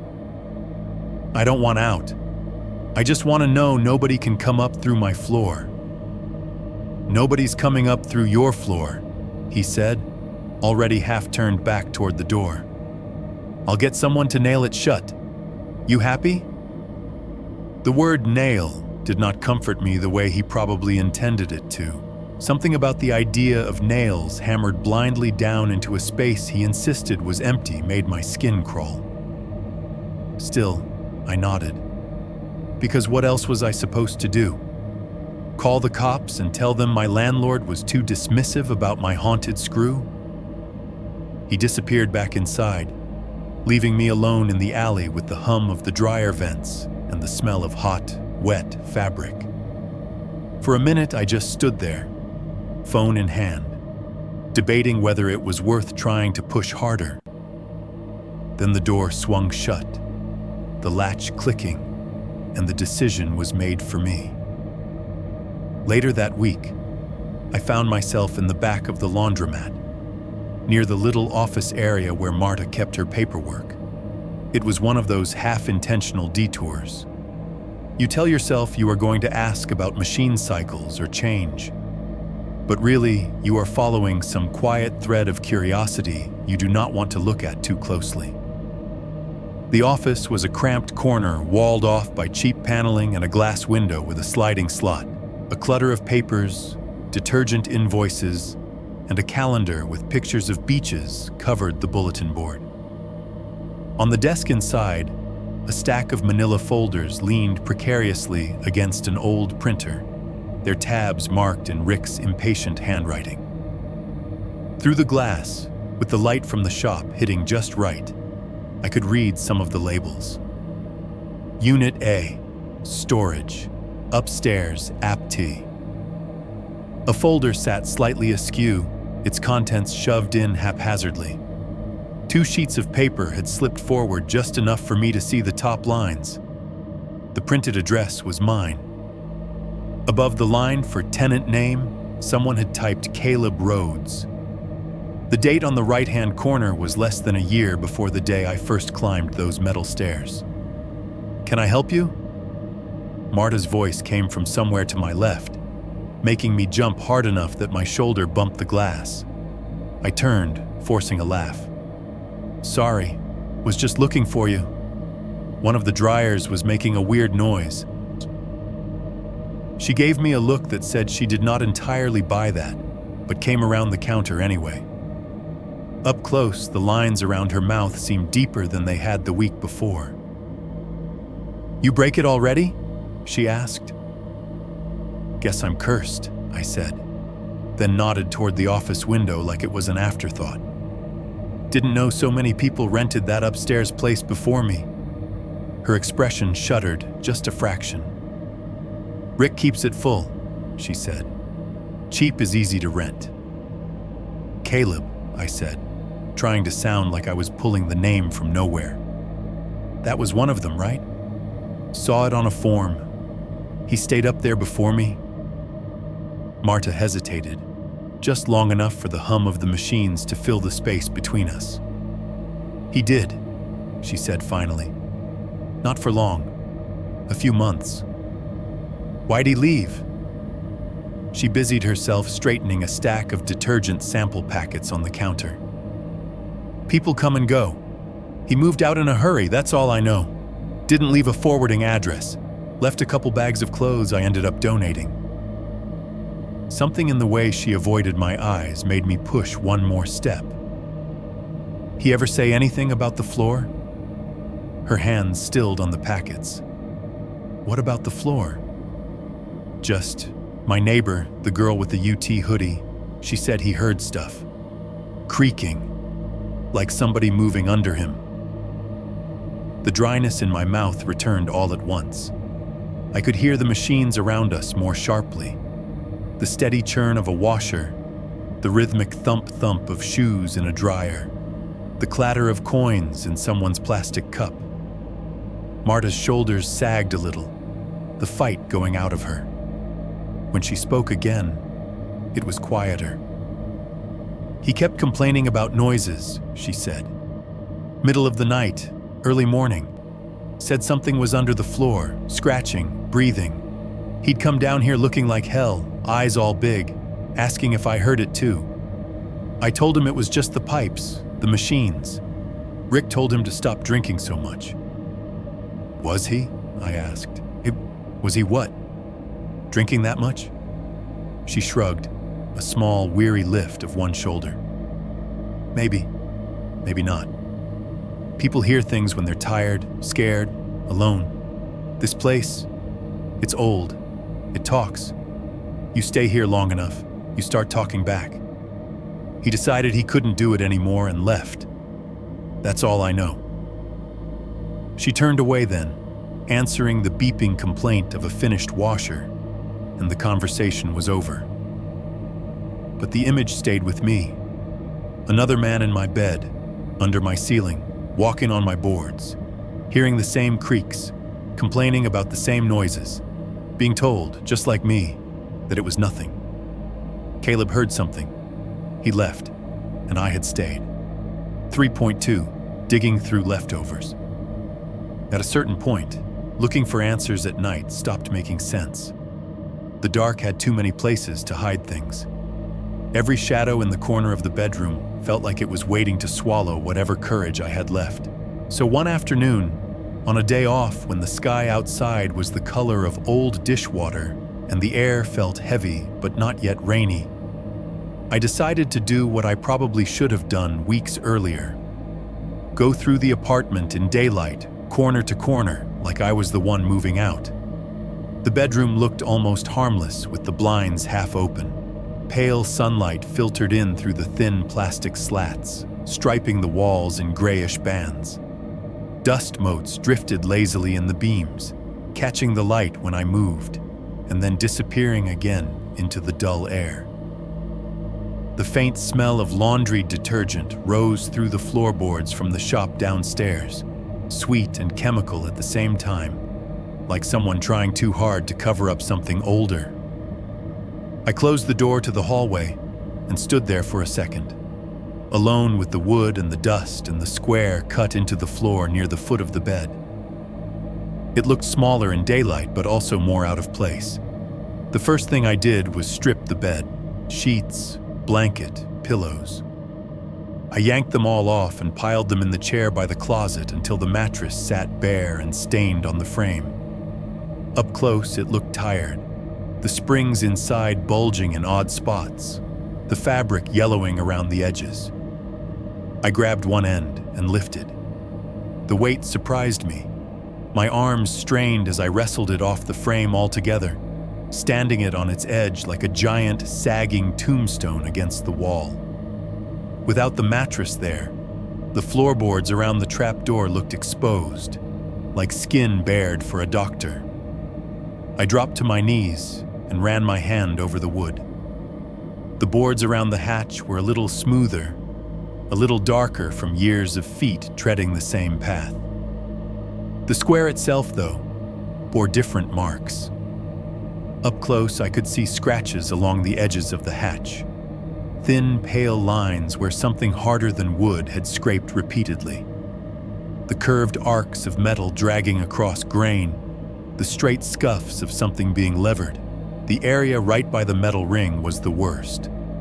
The finish there was worn down to raw wood in a crescent shape, as if someone had grabbed it over and over with rough hands, pulling, pushing, testing. I tried to picture all the possible innocent explanations. Rick, opening it once to check pipes. Some maintenance guy, years ago, who had wedged it open and let it drop. Time, gravity, random chance. Then I pictured other hands, the ones I did not want to think about. Fingers pressing from below, nails digging in, someone pushing up from a cramped space, using the ring like a lifeline. My stomach did an uneasy flip.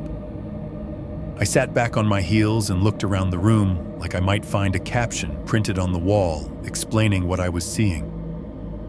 The closet drew my eye. I had never done more than shove my clothes in there and slide the mirrored door shut. The top shelf, especially, was just a vague shadow in my nightly periphery, a place for forgotten things to accumulate dust. It felt like the kind of day to drag forgotten things into the light. I slid the closet door open. My reflection slid with it, pale, thinner than I remembered, dark smudges under my eyes. Above the hanging row of shirts and jackets, the upper shelf sat in shadow, a long, shallow space running the width of the closet.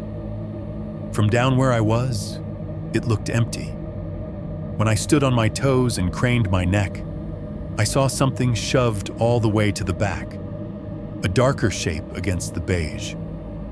I went to the kitchen, grabbed one of the metal folding chairs I kept by the table, and brought it back, unfolding it in front of the closet.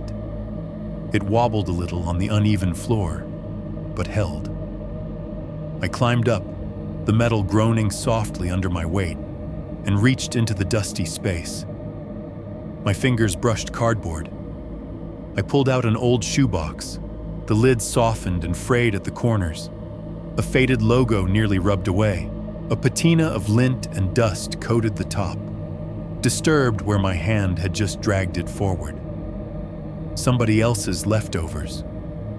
I stepped down and sat on the edge of the bed frame, the box in my lap. For a long moment, I just held it, listening to the building breathe around me.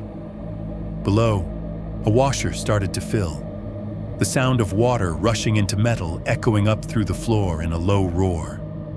A dryer door slammed, the bang traveling through the structure like a jolt. I lifted the lid. Inside, the air smelled faintly stale, like paper that had soaked in other people's lives and then dried out. There was not much in there. A couple of crumpled receipts, their print faded to gray ghosts. One from a liquor store, one from a fast food place off the interstate. A single old key on a bent ring, no tag, no mark to tell me what it had once opened, and a folded, heavily creased piece of notebook paper. The edges were soft from being handled, the blue lines barely visible under the grime. I unfolded it carefully, smoothing it over my knee. The handwriting was shaky, letters leaning at odd angles like they were trying to hold each other up. Some strokes were darker, pressed deep into the paper, as if the pen had been gouged downward with more force than necessary. If you hear him under you, do not talk back. He likes when you talk to him. The words hit harder than if they had been written in blood. My mouth went dry. My fingers tightened on the paper, careful not to tear it. I forced my eyes to keep moving, down to the next line. If you move out, move far. He will remember your voice. There was no signature, no date. Just those two sentences, hanging there on the thin blue lines like warnings pinned up too late. I did not need a name at the bottom to guess who had written it. I pictured the man whose lease I had glimpsed in the office, Caleb Rhodes, sitting on this same bed frame or at the same cheap kitchen table, pen shaking as he scribbled those words and then hid them in a shoebox he shoved to the back of the closet. I saw him lying where I had lain, staring at the same ceiling, listening to the same breaths from below, the same creaks in the dark. Hearing, maybe, the same voice press up through the floor saying things meant only for him. If you hear him under you, do not talk back. I thought of the hoarse whisper that had come out of the boards the other night. You're home early tonight. Of the way my own instinct had been to answer, hello? Even when every molecule in my body had screamed at me to stay silent. He likes when you talk to him. Something about that line made my skin crawl more than anything else I had seen or heard. It implied something ongoing, a back and forth, as if the thing in the crawl space, man, intruder, whatever, found some kind of nourishment in the sound of your voice, in the fact that he could make you respond. Move far. He will remember your voice.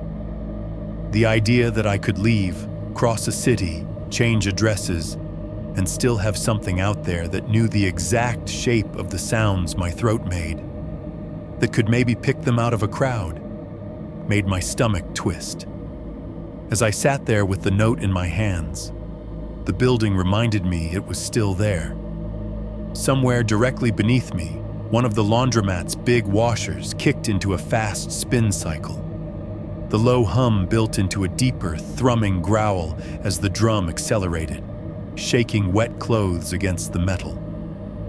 The vibration spread up through the frame of the building, through beams and supports and pipes, until it reached the bedroom floor. The boards under my feet started to tremble, not violently, just enough that loose dust shifted and the edge of the shoebox rattled faintly against my knee. The sensation was so much like something moving under me that, for a heartbeat, my brain did not care about washers or physics. All it knew was that the floor was alive. The paper shook between my fingers, the words blurring for a second. Hear him under you. Move far. I swallowed hard, tasting bile and detergent and fear. It is one thing to be afraid of noises in the night when your only evidence is your own memory, your own uncertain senses. It is another thing entirely to hold a piece of paper in your hands, written by someone who lived in your exact space less than a year before, telling you in shaky ink that they heard the same thing and took it seriously enough to leave. Caleb had not just felt creeped out. He had not just had a bad vibe. He had believed there was a him under the floor. He had believed talking back made it worse. He had believed distance was the only safety left. The floor vibrated under me a little harder as the washer hit its top speed, the world narrowing to that subtle shiver in the boards and the weight of someone else's warning in my lap. For the first time since I moved in, the apartment did not feel like somewhere I lived. It felt like somewhere I was passing through in a story that had started before me and would keep going after I left, with or without my name on a lease. 3.3. Testing the crawl space. After I found the note in the shoebox, I stopped pretending this was just about creaks and bad dreams. There is a difference between being scared of something and believing it can reach you. Caleb's handwriting had shoved me across that line. If you hear him under you, do not talk back. He likes when you talk to him. It read like advice from someone who had learned the hard way. Too specific, too personal to be just paranoia. I spent the rest of that afternoon walking around the apartment like I was pacing the inside of a cage. Every sound made me twitch. The click of the fridge, the whine of a passing motorcycle, the ticking of the cheap clock on the microwave. Each one felt like it might be covering up something more important, something quieter and closer. By the time I had to get ready for my shift, my nerves were frayed enough that I knew I had two choices: keep letting my fear spin in circles, or try to find something I could point to, one way or the other. I chose the second. The idea came half-formed at first. A camera, proof, not just my ears and my memory, but a recording of what happened in that room while I was gone. If I caught nothing, maybe I could start believing the old building explanation. If I caught something, well, at least I would know I wasn't inventing it. Before I left for work that night, I stood in the doorway of the bedroom and took a slow breath, trying to steady my hands. The pale overhead light made everything look washed out. The bed, the dresser, the hatch near the foot of the mattress. The floor creaked once when I stepped closer, the sound small but sharp in the quiet. I crouched by the trapdoor, the grain of the wood close enough to see the tiny splinters along the edges. The left screw was still in place, the right one missing, a dark hole marking where it had been. I took a quarter from my pocket, slid it into the slot of the remaining screw, and slowly turned it counterclockwise. Just a little, then more. The grip of the threads loosened, and the head rose fractionally from the wood. I did the same with a second screw Rick had added near the corner, loosening it until the hatch felt like it could shift if someone pushed from below. I did not remove them completely.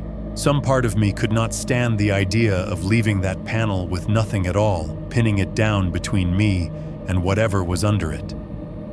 I wanted it loose enough that movement would show, but not so loose that it would swing open like a mouth.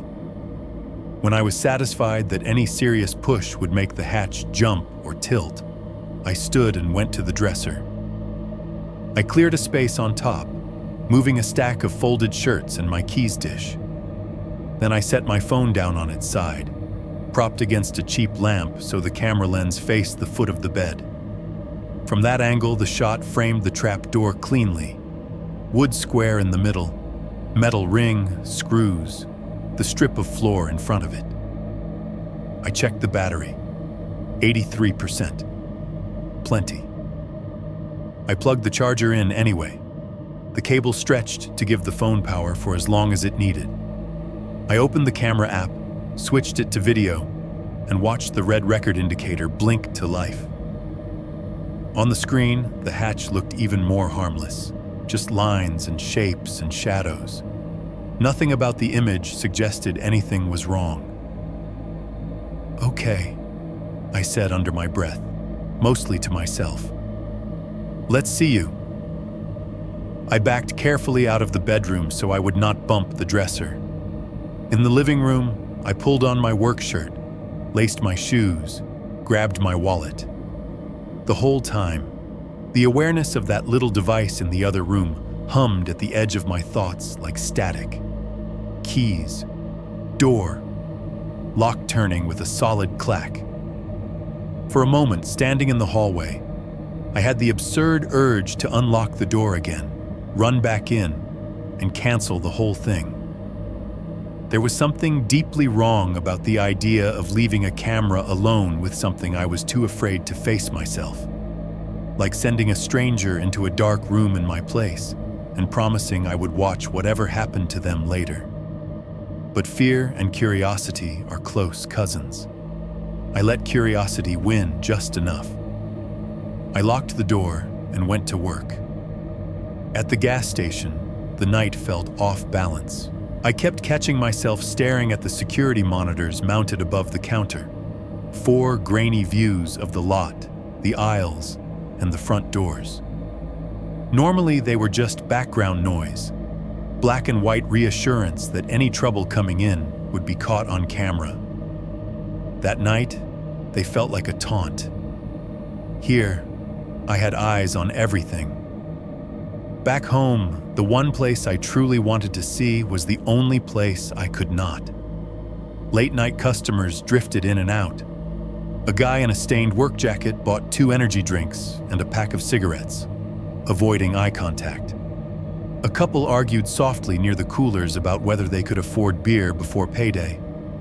The fluorescent sign outside flickered, occasionally stuttering, so that only half the letters in the station's name lit up, giving the building a half-finished look. The hum of the drink coolers was constant, the glass doors breathing cold air every time someone opened them. The register beeped with each scanned item. Somewhere near the back, the ice machine let out a wheezing cough, then resumed its low grind. Once, around 11, a group of truckers came in together, boots heavy on the tile, laughter booming as they joked about some near miss out on the interstate. Their presence should have anchored me to the here and now, but all I could think was how loud they were compared to the way I moved around my own apartment. How easy I must have been to track from below, each footstep a beacon through the boards. In my head, I kept jumping back to my bedroom. The pale light from the blinds, the phone's unblinking eye, the hatch sitting quietly until it did not. The hours dragged. I checked the time more than usual. Every dead minute between customers stretched into a question mark. What is happening in that room right now? Is anyone under that floor, listening to the hum of my empty place, disappointed that I am gone, or relieved? When my shift finally ended a little after 2, the exhaustion that usually settled into my bones was overshadowed by something tighter and sharper. I drove home faster than I should have, wipers squeaking over a windshield that did not really need them, the radio off so I could hear every engine noise and every rattle of the car. The laundromat building loomed up out of the darkness, just as it always did. The lot was mostly empty. A single semi idled at the far edge, a rectangle of light glowing in its cab where someone sat inside watching a screen. The windows of the laundromat were dark. The metal stairs groaned under my feet in that familiar rhythm, but my mind was already in the bedroom. By the time I reached my door, my hands were shaking enough that I had to try the key twice. Inside, the apartment smelled the same. Detergent, dust, the faint, lingering scent of whatever I had microwaved earlier in the day. I did not turn on the living room light. Instead, I walked straight down the hallway, heart pounding against my ribs hard enough to feel in my throat. The bedroom was as I had left it. The overhead light was off, but the glow from the parking lot leaked through the blinds just enough to draw the basic shapes. The mattress leaned against the wall, the frame bare. The dresser sat where it always did. On top of it, my phone was still propped in place, screen dark. The hatch in the floor was a square of deeper shadow at the foot of the bed frame, flush and still. For a second, disappointment and relief crashed into each other in my chest. Part of me had expected to walk into chaos. A hatch thrown open, the phone knocked askew, some undeniable mark carved into the boards. The normalcy of the scene was almost offensive. I crossed the room, the floor creaking softly. Up close, the phone felt warm under my fingers. When I picked it up, the charging cable tugged, and the screen came to life with a soft glow. The video timer blinked at me from the corner of the screen, over 4 hours recorded.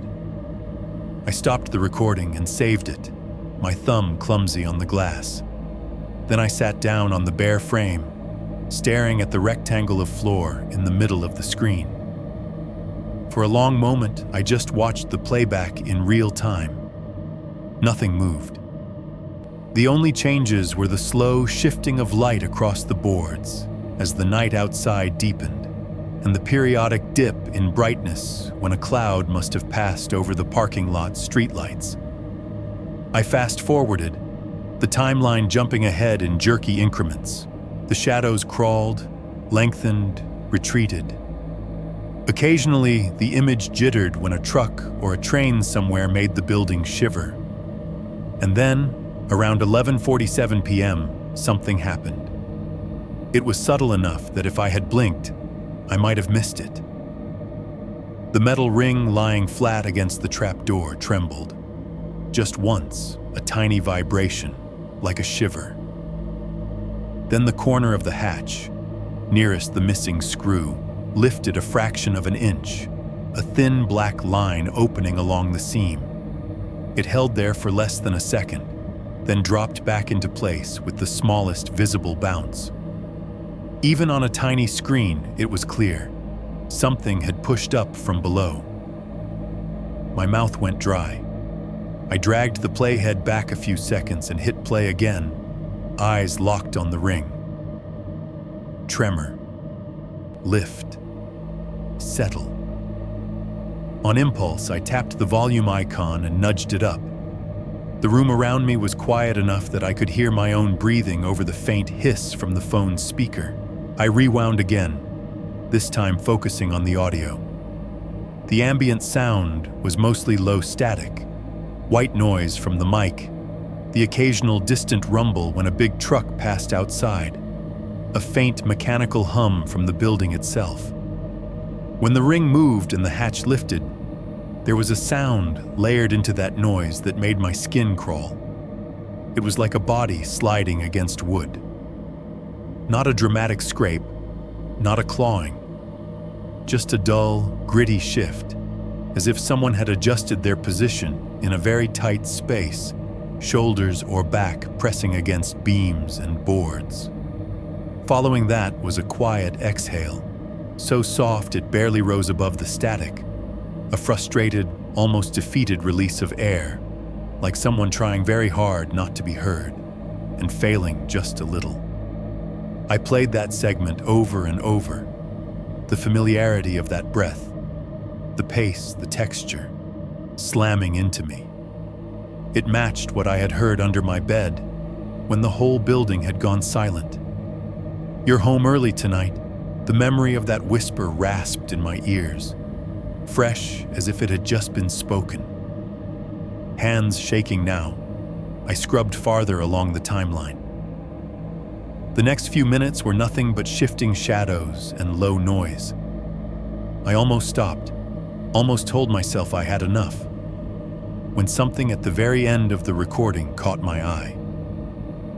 The timestamp in the corner read 11:59 p.m. I turned the volume all the way up and hit play. For a couple of seconds, there was only the same low hiss. Then, right on the edge of midnight, a sound came through the tiny speaker that felt like it reached out of the phone and touched my spine. A single, soft knock, not loud, not echoing, just one precise tap, perfectly centered in the audio, as if someone had lifted their knuckles and rapped gently on the underside of the hatch, directly beneath where the microphone sat. There was a pause. long enough for my brain to start scrambling for explanations, for my tongue to stick to the roof of my mouth. Then, in the same hoarse, shredded voice I had heard through the boards, so close it seemed like it had been recorded from the back of my own throat, came the words, "You hear me now? 4-1. The storm and the power outage, the week the storm rolled in, the whole town started to feel like it was under a wet, cold hand. We had gotten warnings for a couple days. Those ugly blue and gray maps on the local news showing patches of freezing rain creeping east along I-40 like mold. Customers at the gas station would come in with their jackets zipped up to their chins, stomping water off their shoes, talking about black ice like it was a monster that lived under the asphalt and waited for you to hit your brakes. By the time my shift started that night, the sky had settled into a steady, mean drizzle. Not a dramatic downpour, just this constant thin rain that made everything slick and reflective. The parking lot outside the station shone under the lights like black glass. Cars pulled in with wipers working overtime, headlights smeared by the water on the windows. Inside, the lights flickered every now and then, just enough to make the whole place blink for a heartbeat. The coolers hummed along the back wall.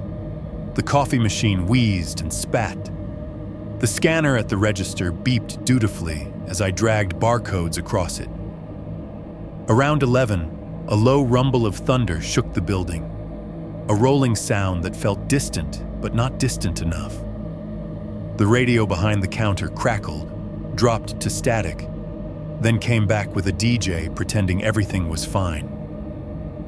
By midnight, the storm had gotten bolder. Sheets of cold rain slapped against the glass doors. A gust of wind pushed them inward once, hard enough to make the metal frame shudder. The overhead lights dimmed and came back again, slower this time, like they had to fight their way to full brightness. The manager, a tired woman in her 50s with a permanent crease between her eyebrows, kept looking up at the ceiling as if she could see the wiring through the tiles. "If the power goes, I'm not staying," she muttered, half to herself, half to me. "Last time it went out, the backup took 20 minutes to kick in. I am not standing in the dark with the safe open and the front doors on glass." "Fair," I said, scanning a pair of instant noodle cups for a college kid with soaked sneakers. We limped along that way for another hour. The customers got fewer and farther between. The thunder rolled closer, louder, sometimes timed just wrong with the automatic doors opening, so that for a second it sounded like the storm was trying to step inside with them. Then, just before 1 in the morning, the lights gave up pretending. They went all the way out, flicking off in a chain that started at the front of the store and rolled back toward the stockroom. The humming coolers cut out mid-breath. The coffee machine died with a sad little click. For a half second, the only light came from the red digital display on the lottery machine and the weak glow from the emergency exit signs. I heard someone in the aisles swear softly. The manager snapped her head toward the window, jaw tight. "Nope," she said. "That's it. We're done. Lock the doors. Registers are useless like this anyway." The backup lighting came on a few heartbeats later. Those dim, yellowish bulbs that make everything look like a cheap horror movie set.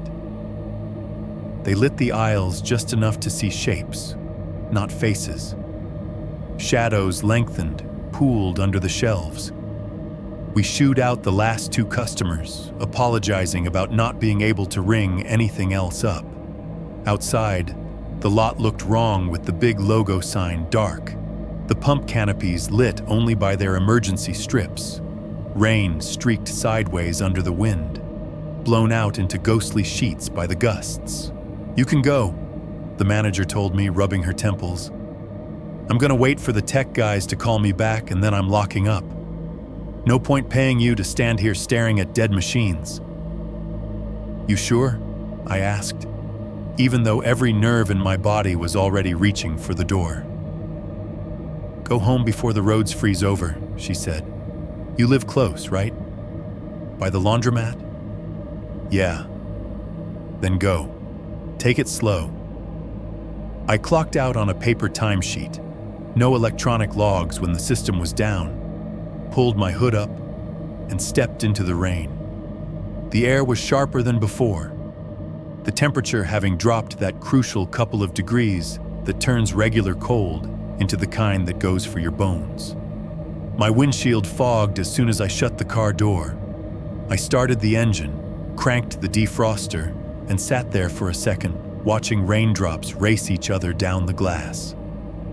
The streets between the station and the laundromat were nearly empty. Most sane people were already home, huddled under blankets in front of TVs that were hopefully still working. My wipers squeaked back and forth in a relentless rhythm, metronoming the drive. The radio was turned low, just enough to fill the car with a murmur of voices that I did not have to pay attention to. Puddles on the road reflected whatever light they could find. Street lamps, headlights, the occasional flash of lightning crawling across the low clouds. Twice, my tires slid just a little when I slowed at intersections, a sideways slither under the steering wheel that reminded me how thin the contact was between rubber and slick asphalt. Turning onto the service road, the world narrowed. The truck stoplights glowed in the distance, diffuse through the rain. The old shopping center to my left was a hulking shadow, most of its units long since empty. The laundromat building sat in its usual spot, but it took me a second to recognize it. The exterior sign was completely off. No weak OP, no flicker of red or blue. The big front windows were black. No glow from the rows of washers. No harsh fluorescence bouncing off stainless steel. It looked, for the first time since I had moved in, like a dead building. I pulled into the lot and parked in my usual space. The engine ticked as it cooled, each tiny sound magnified by the quiet outside. Rain hammered the roof, softened only by the insulation. When I stepped out, the cold felt wet and solid, like walking through a thin wall. Drops stung the side of my face as the wind angled them under my hood. The only real light came from the lonely street lamps along the edge of the lot, and the faint red glow of an exit sign inside the building, visible through the glass of a side door. The rest of the structure was dark, a block of deeper night against the rain-washed sky. The metal staircase up to my apartment looked like the ladder to a place I was not sure I wanted to go. The bulbs in the fixtures along the side of the building were either out or struggling. Only one near the bottom gave off a weak, yellowish halo, doing more to smear the darkness than to fight it. I put my hand on the railing. It was slick and freezing, the metal numbing my palm almost instantly. Each step I took rang out as a hollow, echoing clang in the quiet, louder than usual without the laundromat noise beneath to swallow it. The sound bounced off the brick and glass and came back at me from odd angles, making it hard to tell where exactly it was coming from.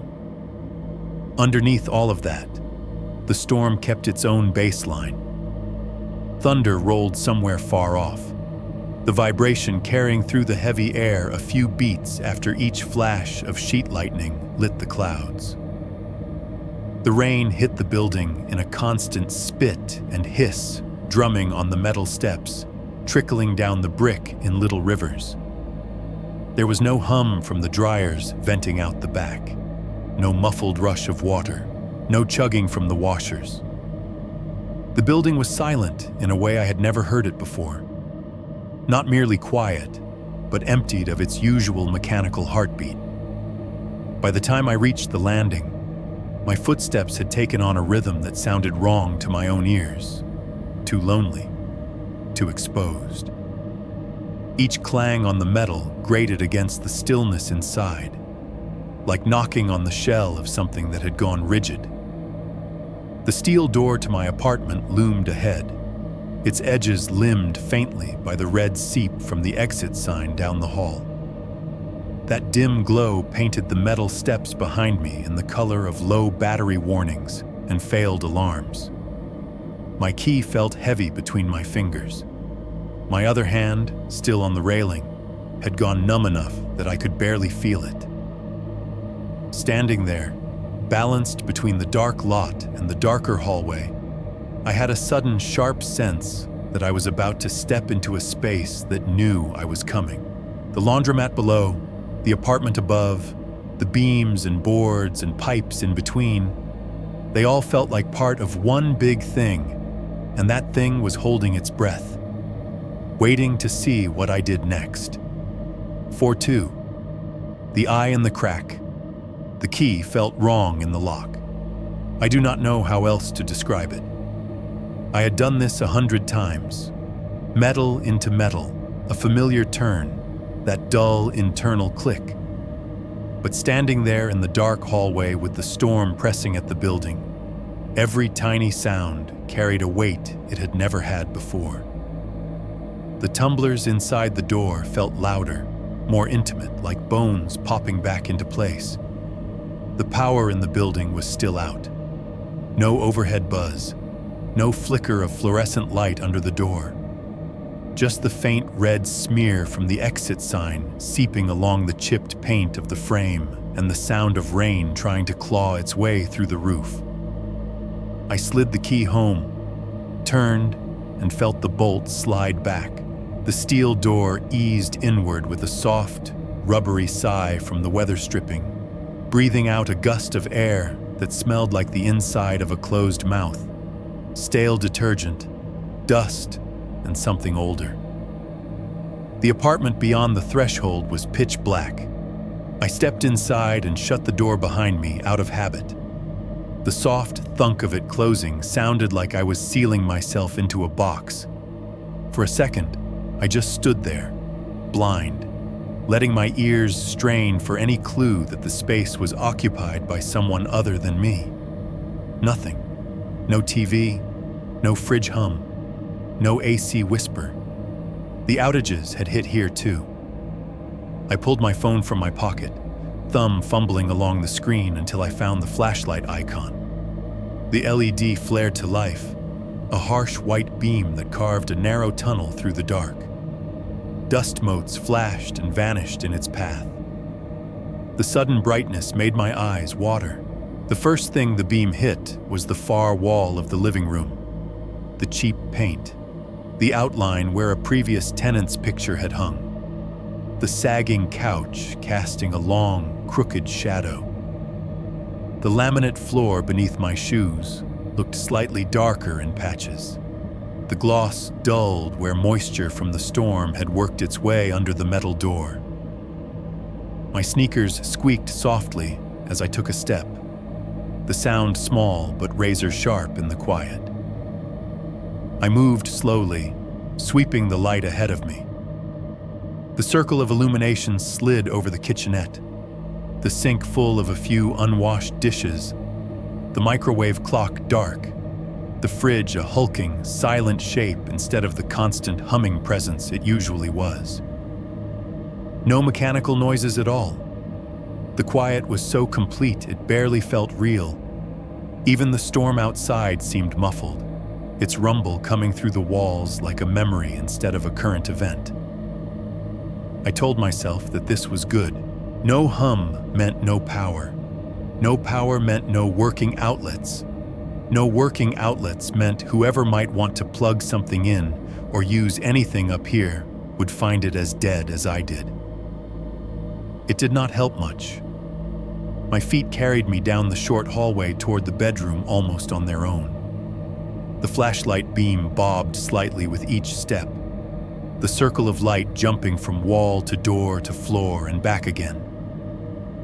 My heartbeat had climbed up into my throat, thick and loud enough that I could hear it in my ears. Thud, thud, thud, like someone knocking from the inside of my chest. The bedroom door was half open.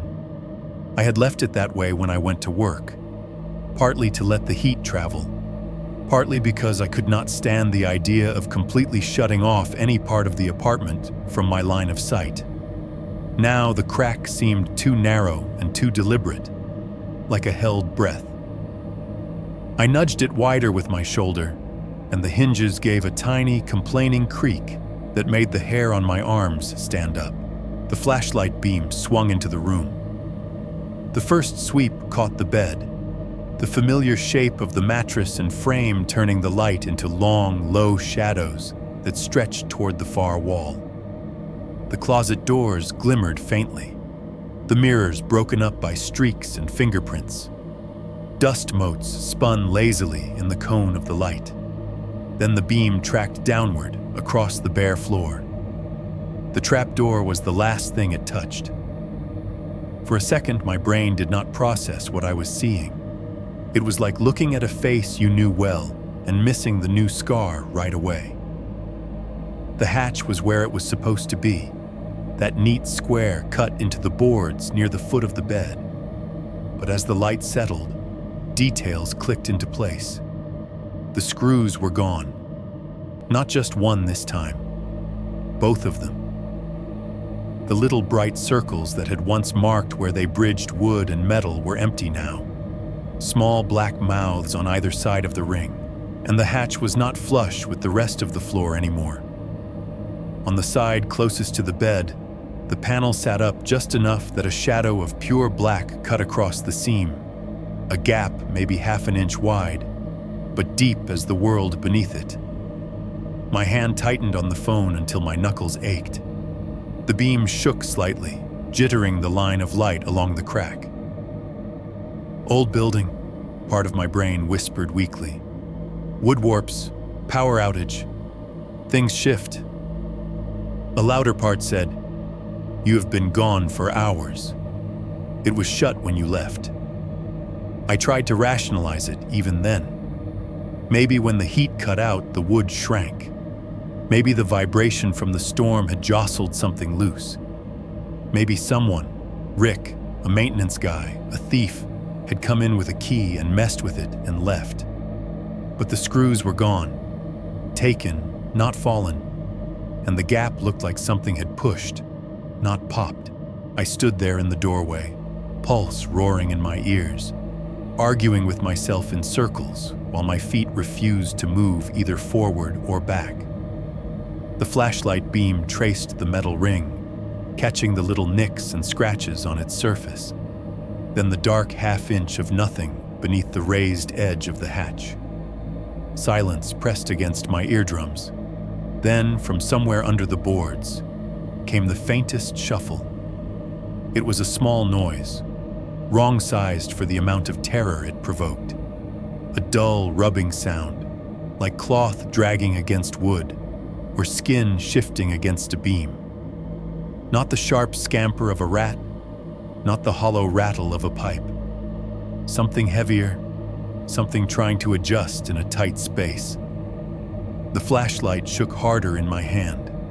The circle of light wobbled over the hatch, making the gap seem to breathe. I took one step into the room, then another. Each footfall was a betrayal of common sense. But I could not stand the idea of turning my back and walking away without knowing what was happening. My sneakers whispered against the boards.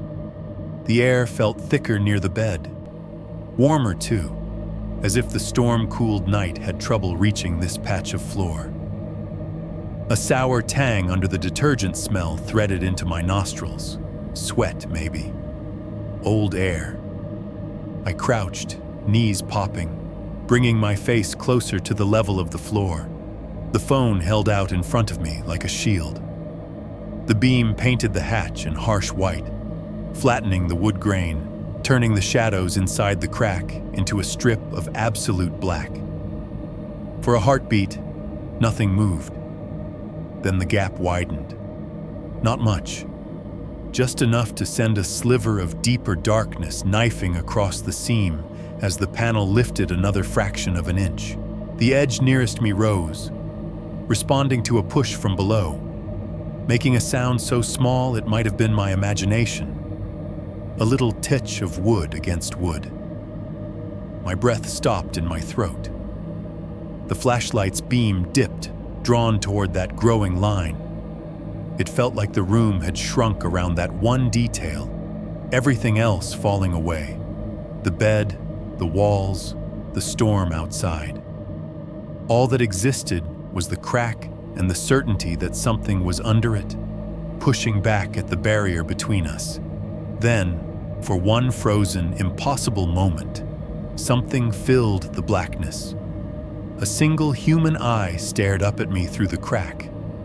It was too close to be real, the perspective wrong, just the eye framed by darkness, no face, no context. Bloodshot, the white marbled with red veins that spidered out from the corner. The pupil was blown wide, swallowing most of the iris, turning it into a glossy, bottomless pit ringed by a thin halo of color I could not process. The skin around it was pale and damp-looking in the harsh LED glare, wrinkled slightly at the edges as if whoever it belonged to were straining to press closer, to see more. It did not blink. The beam caught on the surface of it, a tiny white starburst reflected in that black well.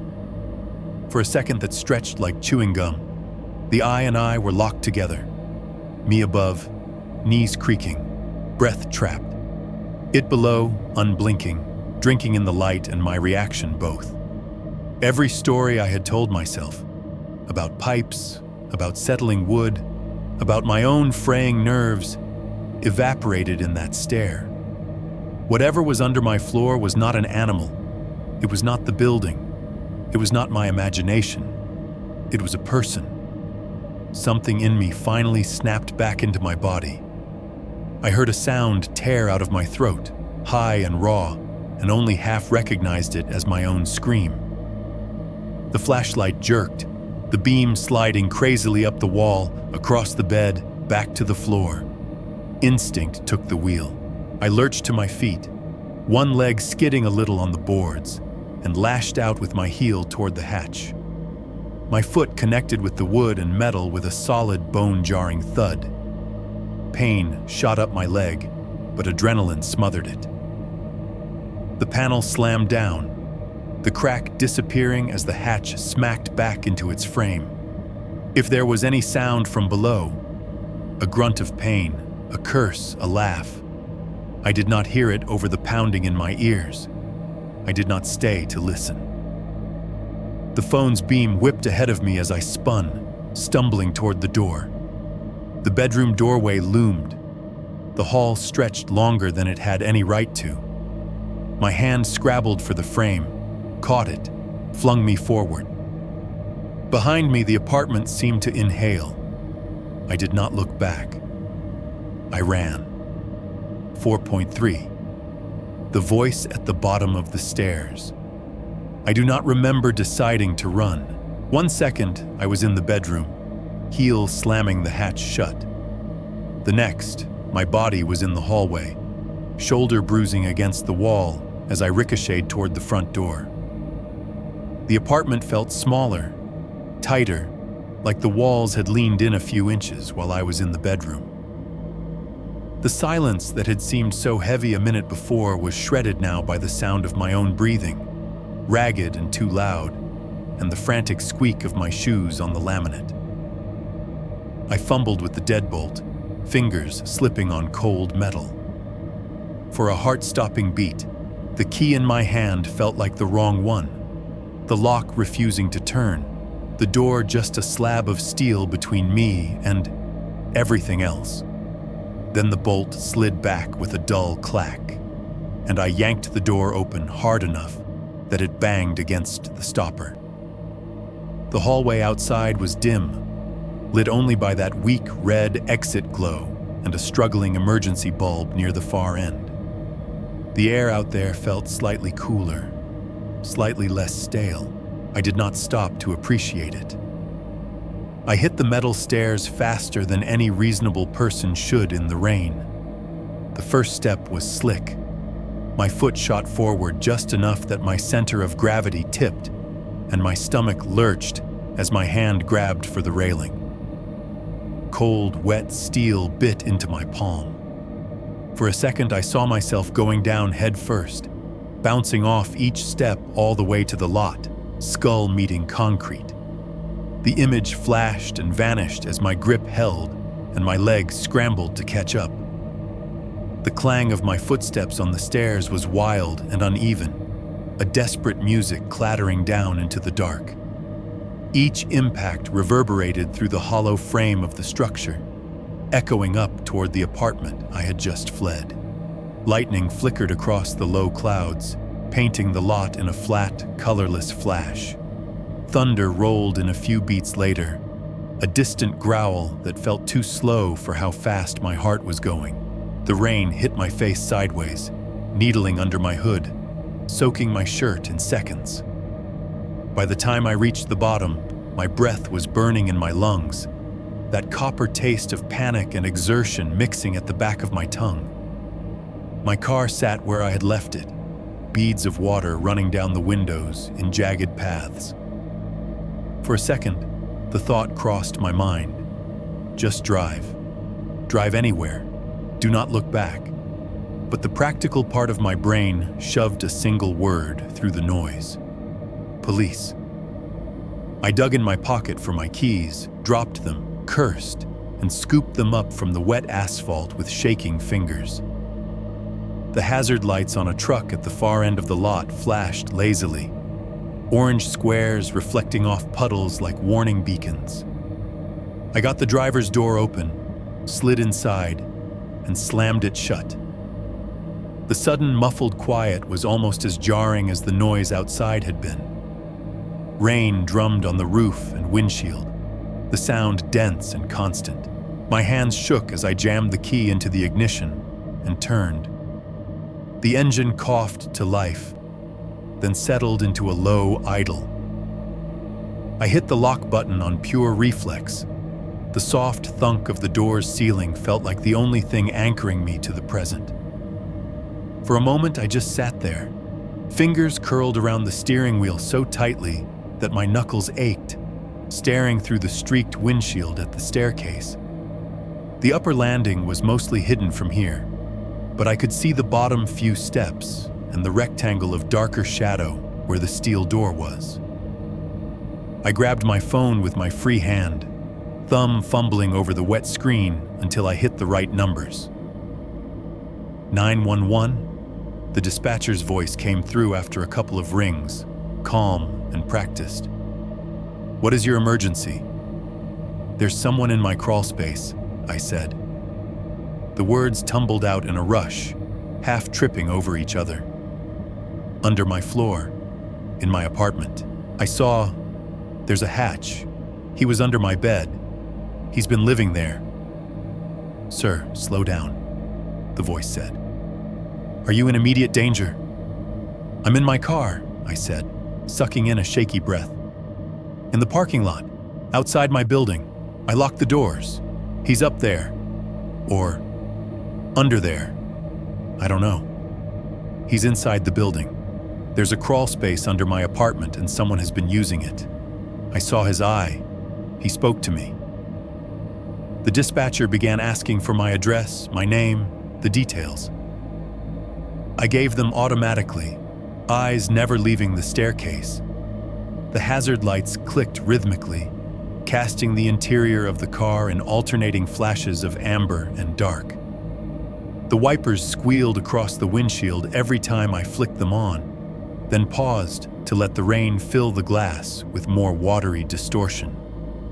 And you are certain there is someone inside the structure? The voice asked. I have a video, I said. I heard him. He talked through the floor. My voice broke. He sounded like he knew when I come home. He said I was early. Units are on their way, the dispatcher said. Stay in your vehicle with the doors locked.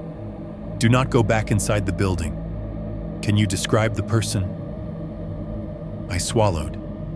The image of that eye filled my mind. The blown pupil, the bloodshot white. I only saw his eye, I said, feeling ridiculous and terrified all at once. Just one, through a crack. I know how that sounds, but I'm not making this up. The dispatcher did not argue, which somehow made me want to cry more than if they had. Instead, they asked me to confirm my address again, asked about weapons, asked if I could see any movement now. That was when I heard it. At first, I thought it was just the rain changing tempo, a softer rhythm in the downpour. Then my brain separated it out, a different pattern, closer, sharper. Through the noise of the storm and the low idle of my engine, I heard the faint sound of bare feet on metal. It was a weird, soft slap, slap, slap, skin meeting wet steel, punctuated by the hollow ring of weight settling on each step. Slow, not hurried. The sound echoed faintly, bounced between the brick of the building and the metal railings, coming from the direction of the stairwell that led down from my apartment's landing. My breath hitched. "I hear someone on the stairs," I whispered into the phone. "He's coming down. He's coming down right now." "Stay in the vehicle," the dispatcher said again, voice still maddeningly calm. "Officers are close." I sank lower in my seat without meaning to, trying to make myself smaller behind the steering wheel. My eyes darted between the side mirror and the rear view, trying to catch a glimpse of the stairwell from any angle. The rain smeared the reflections, turning everything into moving gray shapes. The footsteps reached the last few steps, then stopped. For a long, stretched second, nothing moved. The hazard lights ticked on and off. Thunder rolled somewhere above the clouds. My heart pounded so hard I could feel it in my gums. Then, in my rearview mirror, at the far edge of the lot where the light from a dying street lamp barely reached, a shadow slipped into view.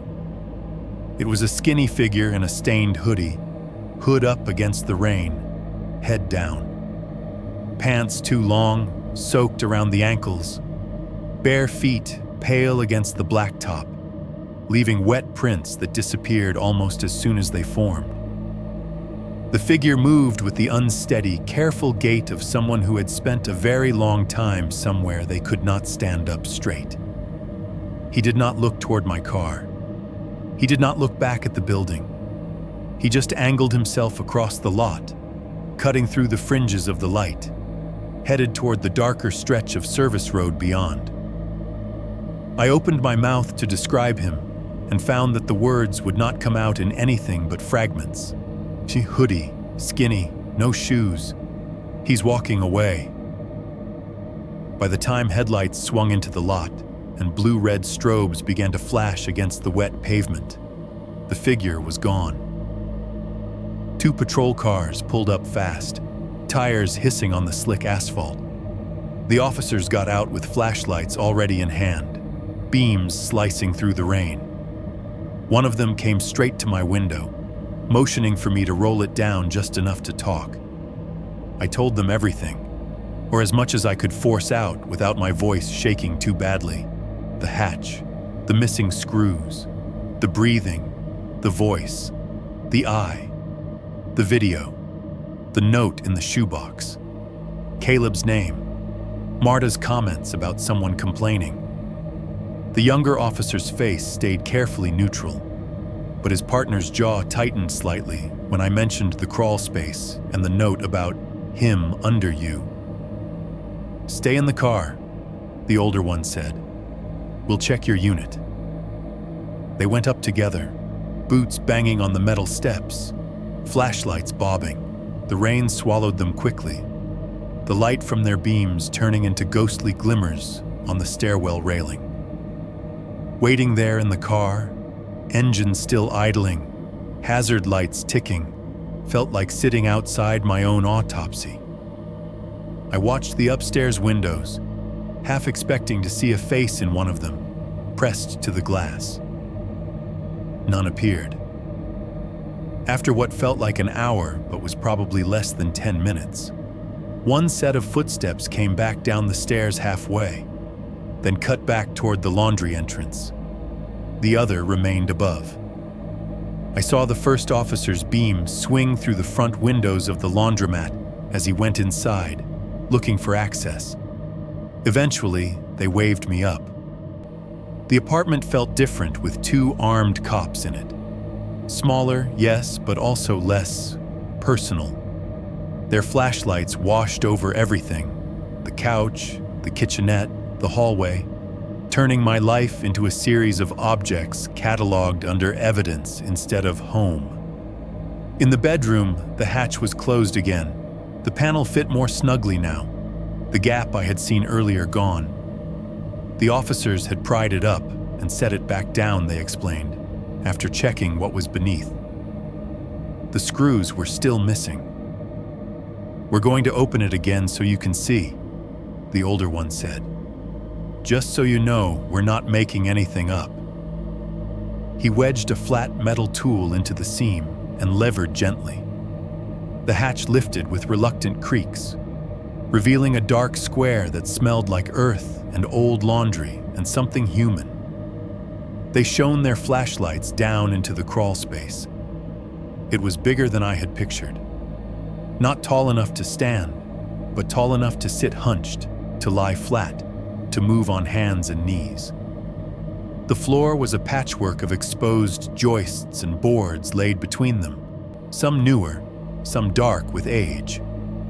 Pipes and ductwork ran along the far side. In the middle, directly under where my bed had been, lay the remains of someone's life. A blanket, thin and stained, spread over a section of boards. Food wrappers, candy bars, instant ramen, gas station snacks like the ones I sold every night, crumpled in a loose pile. An empty water bottle, the label half peeled off. A small black backpack, unzipped. The younger officer crouched and reached in with a gloved hand, pulling the bag up carefully. He set it on the bare bed frame and opened it fully. Inside were a few changes of clothing, a toothbrush, a cheap disposable razor, and a notebook, the cover bent, the edges of the pages swollen from damp. "Is that his?" I asked, my voice sounding far away even to me. I did not know if I meant the man I had just seen or the man I had not. "Looks like it belonged to whoever was staying down there," the older cop said. "We'll take it with us, but..." He glanced at his partner. "Let him see a page." The younger one flipped the notebook open near the middle. The paper was crowded with handwriting, rows and rows of cramped letters, mostly in the same small, careful script. He turned it so I could see. It was not a journal in the normal sense. There were no full paragraphs, no dear diary, no confessions, just lines, observations. Home 2:20 most nights. Leaves around 1:30 p.m., sometimes earlier on Sundays. TV on until 3:08 a.m., sitcom sounds. No visitors this week. Talks in his sleep, could not make out words. My chest tightened. I recognized myself in every sentence, the habits I had been building, believing they were mine alone. The officer flipped a few more pages, more notes, more times, more references to he and upstairs. The last pages were messier, the lines slanting, some words overwritten like someone's hand had started to shake.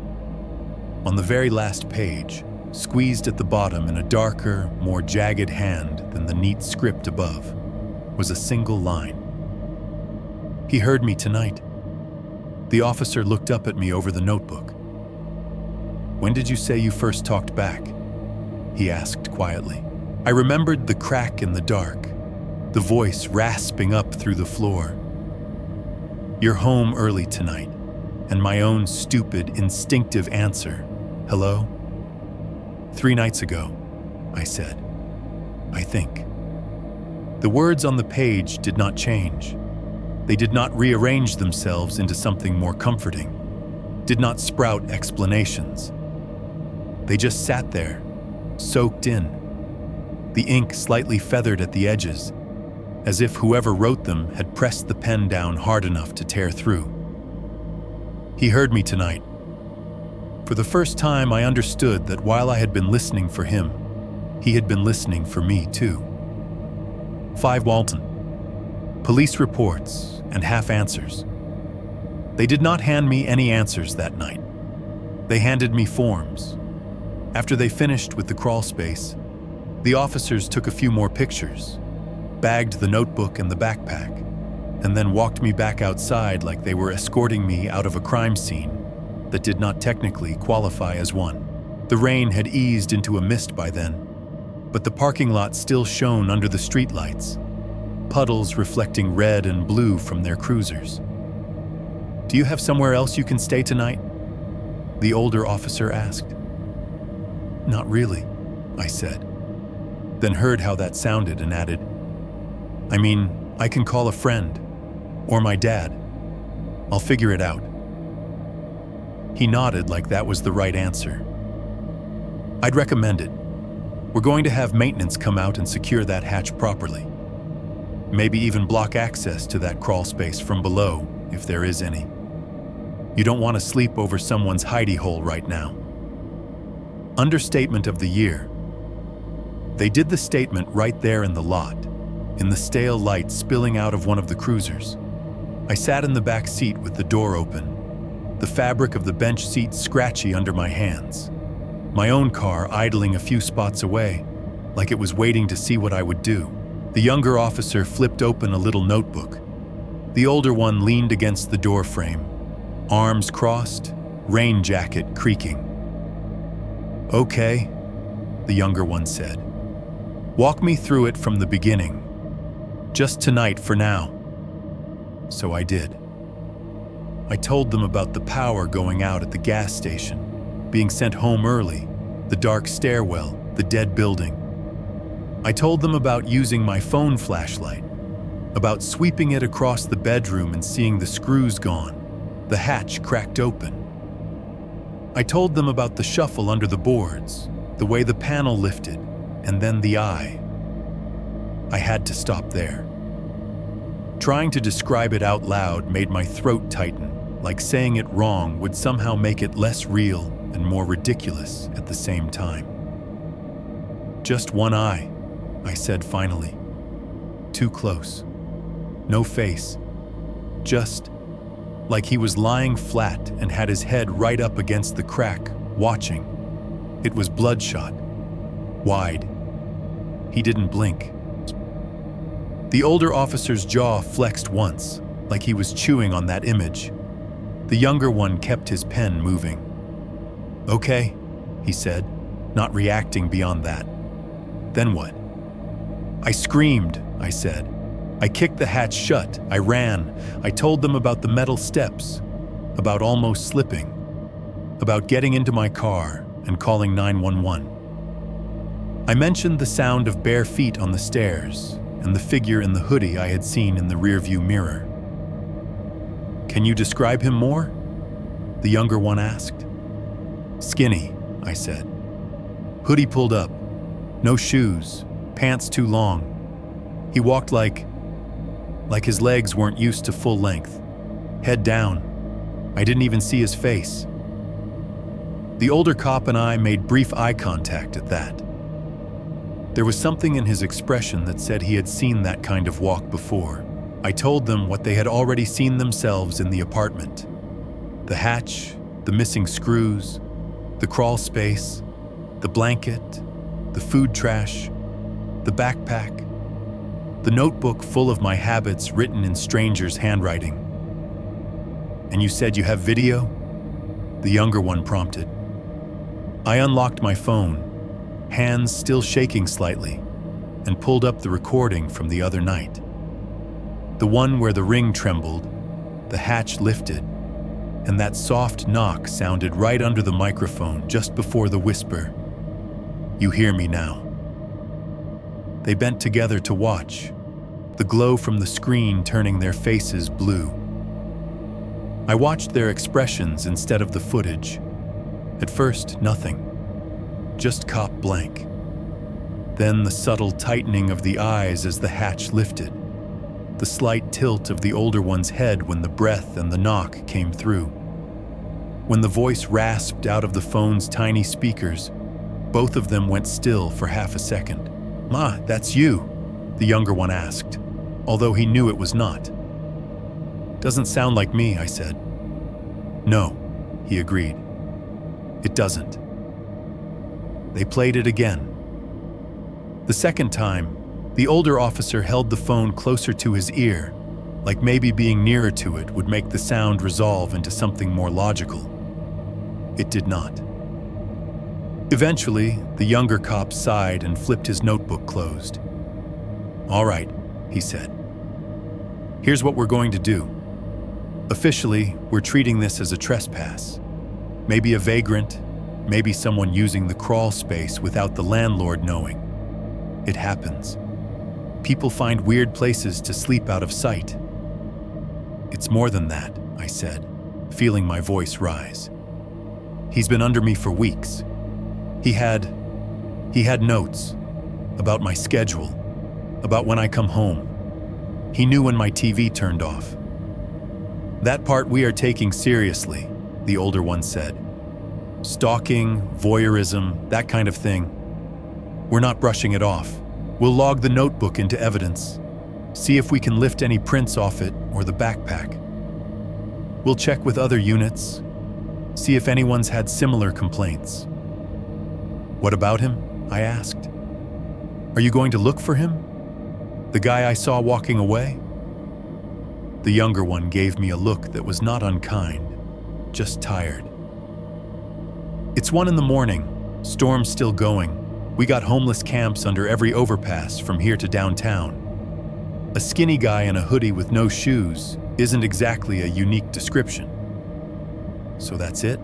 I asked. "You write it down as crazy dude in a crawl space and I just go on with my life?" He spread his hands a little. "We'll patrol the area more tonight. We'll let the day shift know. If he's still around, maybe we pick him up for trespassing. But from what we saw under your floor, he's gone." He grabbed what mattered to him and left. "What matters to him was me," I said before I could stop myself. They did not have a script for that.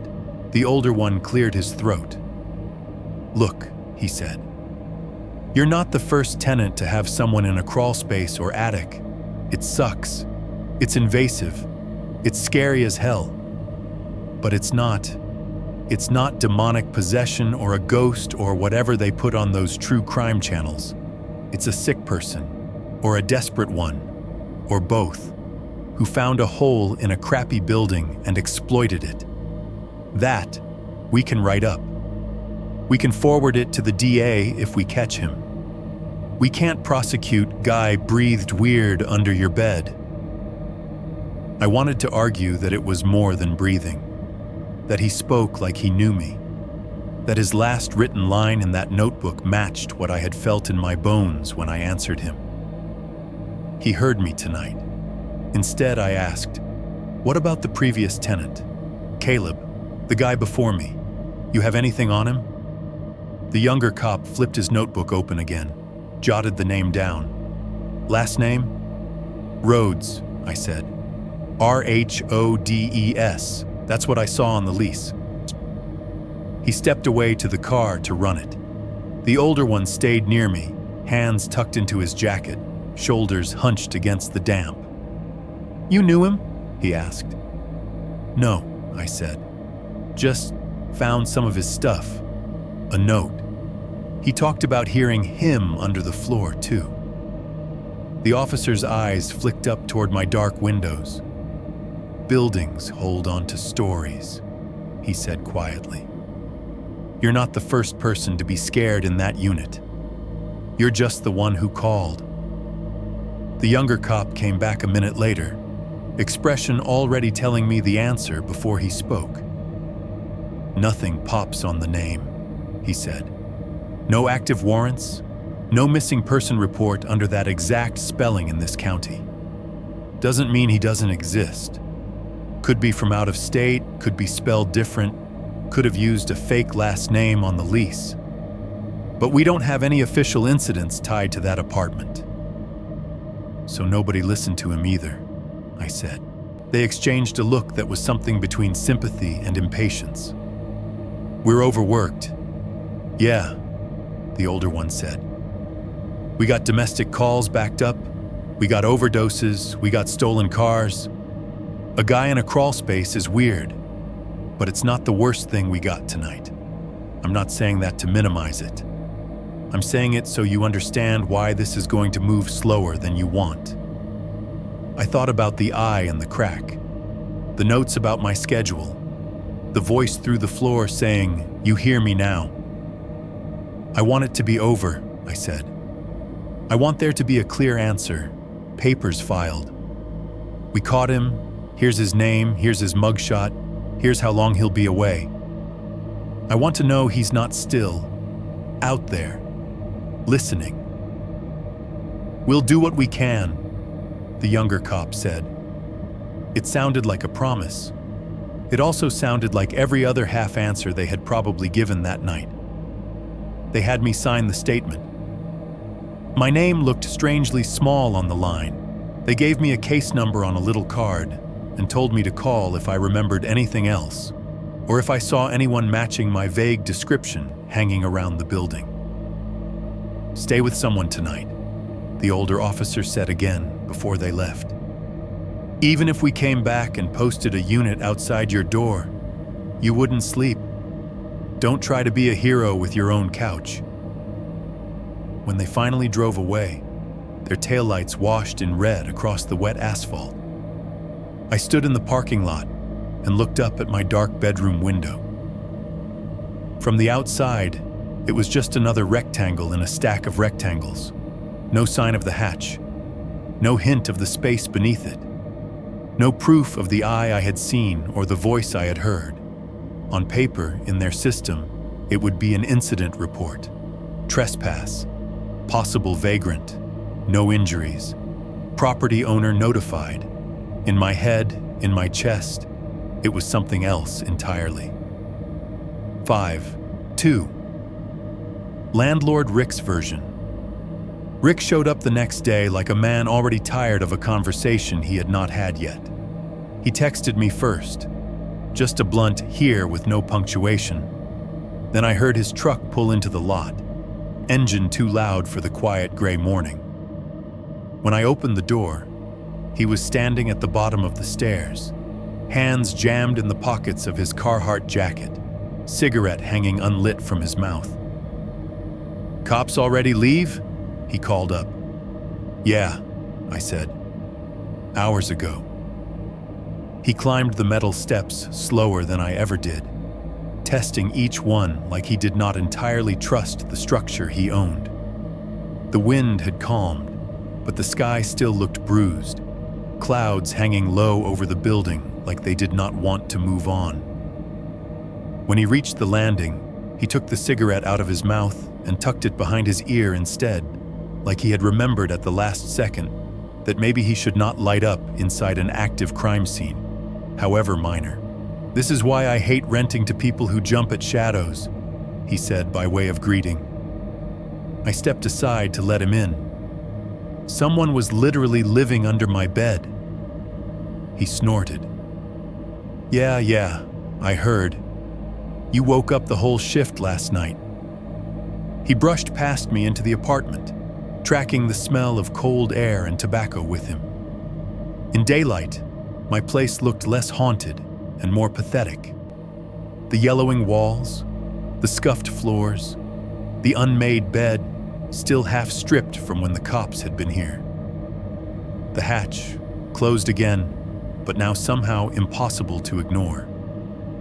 Rick did a slow, cursory walkthrough like he was inspecting damage after a tenant's party. Living room, kitchenette, hallway. His boots made dull thumps on the laminate, his eyes flicking over the cabinets, the counter, the blinds. "So," he said, "you called 911 because a drifter found a dry spot. You realize I could have handled this without squad cars in the parking lot, right? I called 911 because someone was under my floor watching me sleep, I said. Taking notes about my schedule, I saw him, I heard him. You didn't tell me this place could be accessed from underneath.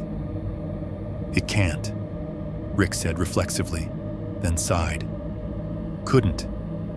Used to. Used to what? He rubbed his jaw, stubble rasping under his fingers. Back when my uncle owned this building, there was a maintenance access from the alley. Little door, low to the ground, so they could get to pipes, ducts, whatever. We boarded it up, bricked some of it. Nobody's supposed to be getting in that way anymore. Supposed to doesn't mean much when someone's been sleeping under me for God knows how long, I said. He ignored that and headed for the bedroom. I followed, feeling a weird twinge of possessiveness watching him step into the space where I had been listening for every noise for weeks. The sunlight through the blinds made the room look flatter, the corners less deep. The trapdoor blended more into the floor now, a square of wood amid slightly different wood. If you did not know to look for it, you might have called the floor old and left it at that.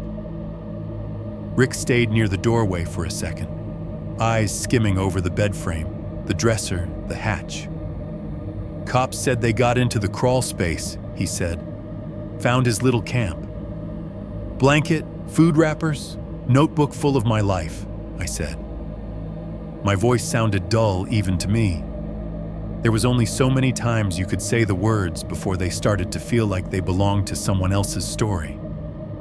He grunted. They take it? Yeah. Good. I don't want that crap here. He walked over to the hatch, finally, and crouched. From where I stood, I could see the tightness in his shoulders, the way he kept his weight a little back, like he did not fully trust what was under him either. Used to be we could pop these things open no problem, he muttered, more to himself than to me. Nobody ever wanted to live above a laundromat anyway. Now everybody's broke and suddenly I'm the bad guy for renting out what I got. You didn't answer my question, I said. He glanced up, but not quite at my face. His gaze hit somewhere around my collarbone and stuck there. What question? Did you know someone might be living down there? Before I moved in. He made a show of examining the edge of the hatch, running his thumb along a scratch. How the hell would I know that? Because the last guy, Caleb, complained about noises. Because Marta knew he was freaked out. Because you boarded up that maintenance access, and obviously somebody found a way around it. At the mention of Caleb, something flickered across his expression. Not guilt, exactly. More like annoyance at a name he thought he did not have to hear again. Caleb had issues, Rick said. He left in the middle of the night, stiffed me on the last week's rent, didn't leave a forwarding address. If he heard things, that was on him. Half his problems were in his head, and the other half were in a bottle. Did you come up here and check when he said he heard things? He shrugged. I came up once, banged on the floor, told him it was the machines, old pipes, whatever. Same speech I give everyone when they decide they're in a haunted house. He calmed down for a bit. Then he was gone. That's it? That's it, he said. I rent apartments, man. I'm not a therapist. I don't do wellness checks because somebody doesn't like the way a building settles. He reached into his jacket pocket and pulled out a small plastic bag rattling with new screws, longer and thicker than the ones that had been there before. From another pocket, he pulled a cordless drill.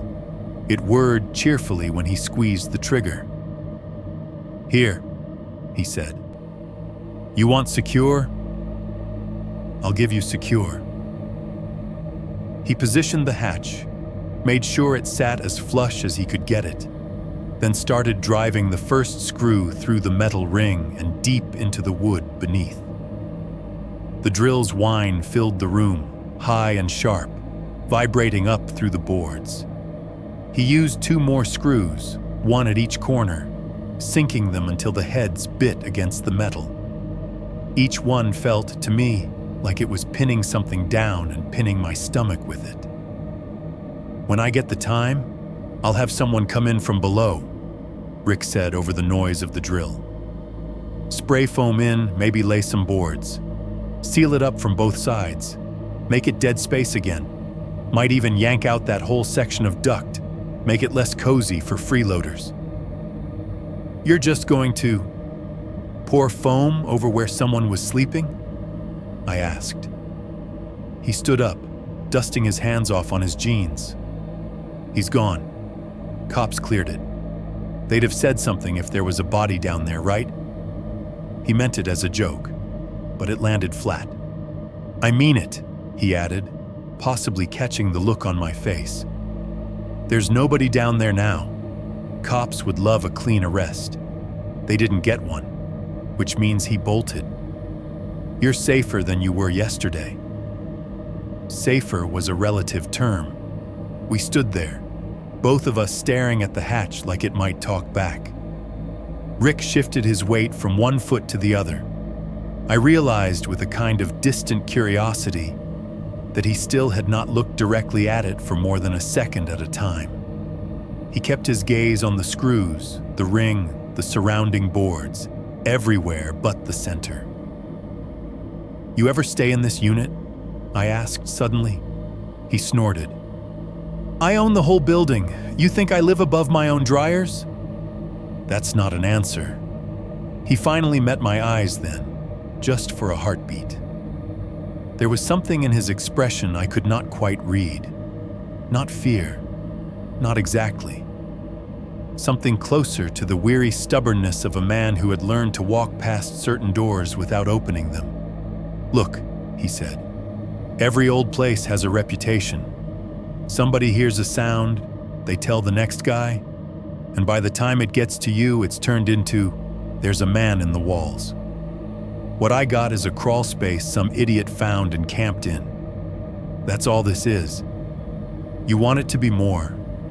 That's on you." As if to underline his point, a faint tapping started somewhere in the walls. It was one of those tiny, easily ignored sounds. 3 or 4 light knocks spaced a few seconds apart, like a small hammer on metal. It could have been pipes expanding as the building warmed in the weak midday light. It could have been the ghosts of laundry carts bumping into something downstairs. It could also have been a knuckle against a beam. My body stiffened before my brain could talk it down. Rick's head turned slightly toward the sound, then turned away again, jaw tightening for just a heartbeat. "Old pipes," he said automatically. "They knock when the pressure changes. You hear it at night too. Sound travels different when everything else is quiet." I tried to force myself to accept that explanation the way the cops had forced themselves to write trespass in a box instead of whatever they really wanted to call what they had seen under my floor. "Is the alley access actually boarded up?" I asked. "Yes," he said too quickly. "Has been for years." "Like, properly boarded? Or, yeah, there's some wood leaning against it boarded?" He rolled his eyes. "You want to take a field trip to the alley, we can. But I'm telling you, no one's supposed to be able to get in that way." "Supposed to," I repeated softly. He picked up his drill and the empty screw bag, stuffing both back into his jacket pockets. "Call me if you see anything else. People hanging around, new graffiti, whatever. I'll keep an eye out for the guy too. But as far as I'm concerned, we had one unwanted tenant. He's gone. And now your floor's tighter than it's ever been." With that, he stepped around me and headed for the front door. The tapping in the walls had stopped, or my ears had decided they were done listening. At the threshold, he paused. "You staying here tonight?" he asked without turning around. "I don't know yet," I said. "Probably not." "Suit yourself." He opened the door. "You move out, text me. I can have someone in here by the end of the week. People always need cheap." He left without another word, his boots clanging down the metal steps, each strike echoing through the building's frame. When the door shut behind him, the apartment fell quiet again. Just the faint, distant rumble of a washer downstairs, the gentle rush of air through vents, and the memory of that dragging voice in my floor. Old pipes knock when the pressure changes. That was Rick's version. The problem was, I already knew someone else's version too. The one written in shaky ink in a shoebox, the one scrawled at the bottom of a stolen notebook. He heard me tonight. 5.3. The notebook and the invisible neighbor, they did call back, eventually.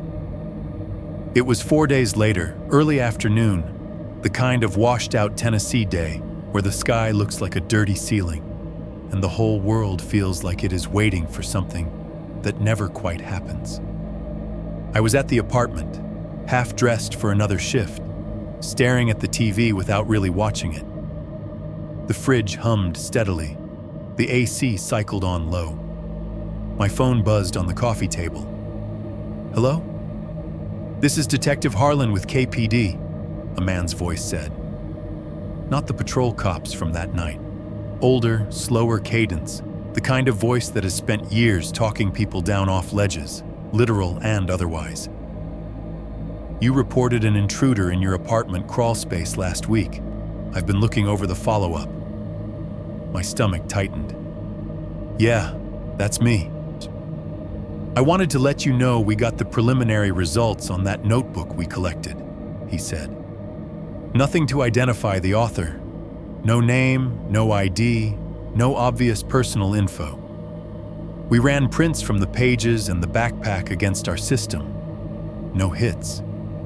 If this guy's been arrested before, it wasn't under anything we've got on file." "So you've got nothing," I said. He hesitated just long enough for the silence to feel like an answer.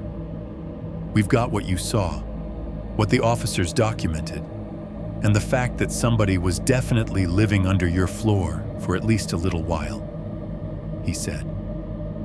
"We're logging it with a possible trespass and stalking element. If we pick him up on something else and can tie him to your case, we will." "What about the writing?" I asked. "Anything? I don't know. Helpful. Mostly scribbles," Harlan said.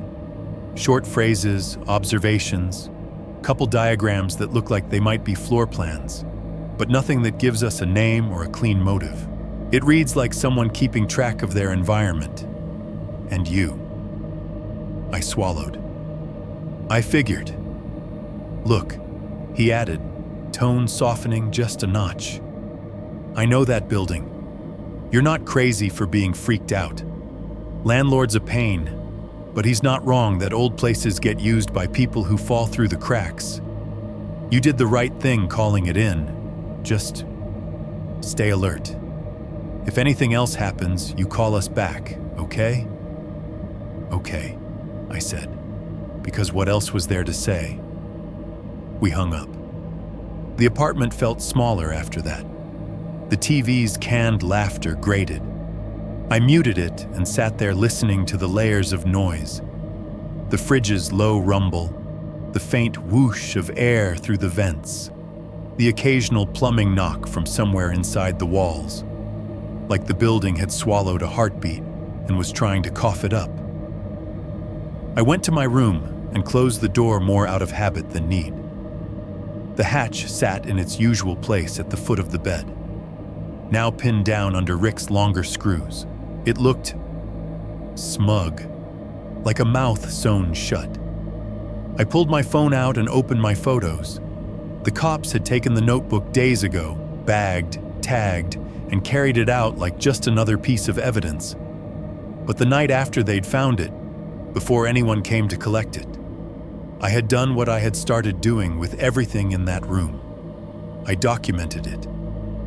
I had sat on the bare bed frame, the notebook in my lap, and snapped pictures of random pages, some near the front, some in the middle, some near the back.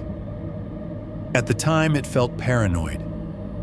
Now it felt like the only way I was ever going to see what had been written about me by someone who had watched me from beneath my own floor. I swiped to the first image.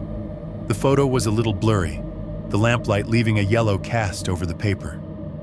Still, the handwriting was clear enough. Tight, cramped lines, the letters small and careful. Shoes off at door 222 most nights. Drops keys in bowl, ceramic sound. Beer some nights, bottle cap noise. Microwave hum around 2:30.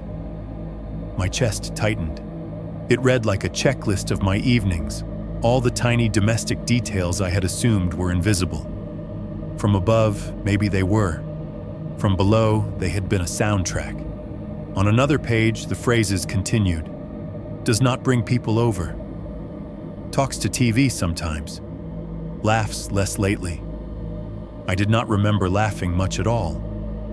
The idea that someone had been measuring that, tracking my emotional frequency through the floor, made my skin crawl. The next photo showed a rough sketch. Lines for walls, little rectangles for doors. It was my unit, drawn from memory and from sound instead of sight. The living room at one end, the kitchenette, the short hall, the bedroom.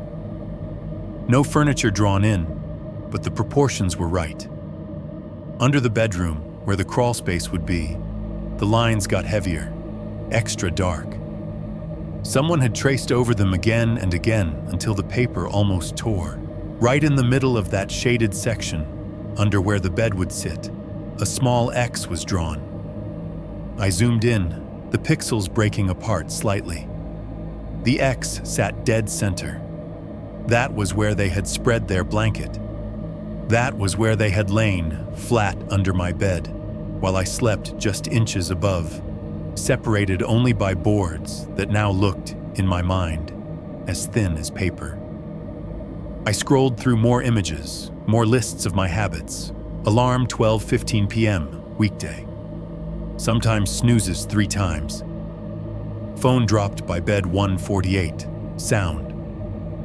Cries once, could not see why. The last line twisted something inside me I did not want to look at too closely. One phrase stood out, repeated in the margins of multiple pages, sometimes in all caps, sometimes in regular script, like a mantra. He doesn't know how thin it is.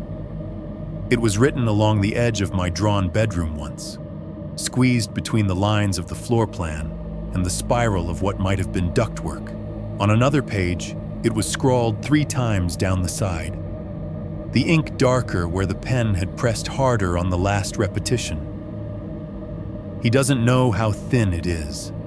I heard it in my head like a chant. He doesn't know how thin the boards are. He doesn't know how thin the distance is. He doesn't know how thin the line is between alone in your apartment and someone breathing under you.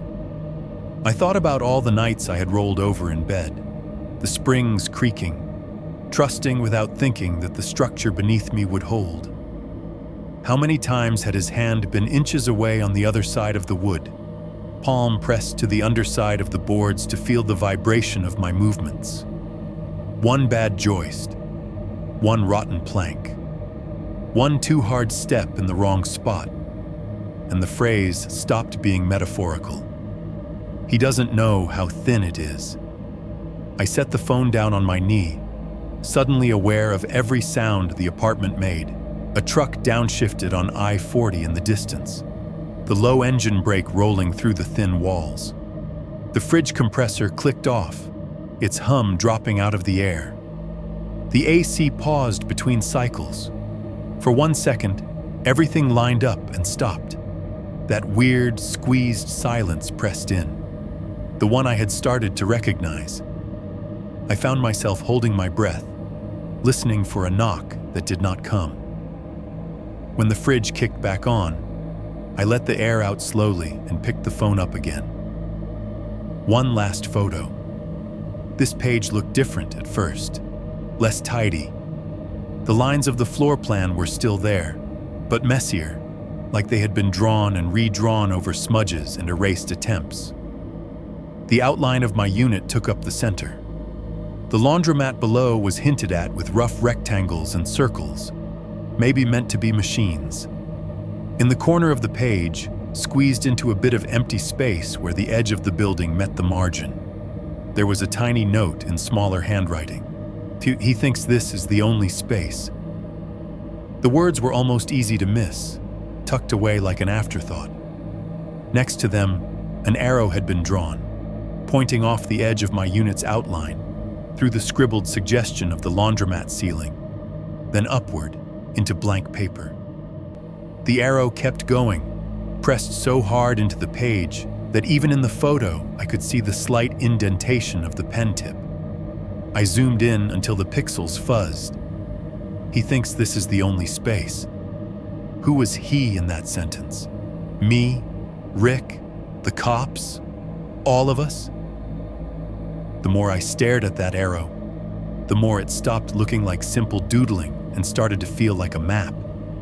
Not just of where he had been, but of where he could go. If there was one hollow cavity under my bedroom, there could be another over the laundromat's back room, another above the old storage unit in the dead shopping strip next door that Rick also owned, another over the washers on the far wall, hidden pockets, slipped between floors and ceilings, in all the places nobody bothered to look because they were not on the blueprints you saw, only on the ones you learned by listening. Invisible neighbors. People who lived in the same building as you without ever sharing a hallway. People who knew when you came home and when you cried, and how often your microwave hummed after midnight. I traced the screen with my thumb, following the arrow off the drawn walls into the blank part of the page. He thinks this is the only space. The cops had checked my crawl space, declared it clear, and closed the hatch. Rick had promised foam and boards and dead space, but none of them had crawled through the dark underbelly of the entire building, following the paths someone like him could squeeze through. They had treated him like a one-time intruder, a trespasser, a weird, self-contained incident they could file and forget. The notebook argued otherwise. Somewhere between the laundromat, the old access in the alley, and the maze of beams in the ceiling above the empty units next door, there might be more space. Places no one put on the rental listing. Places where a man who liked to listen could go quiet and wait.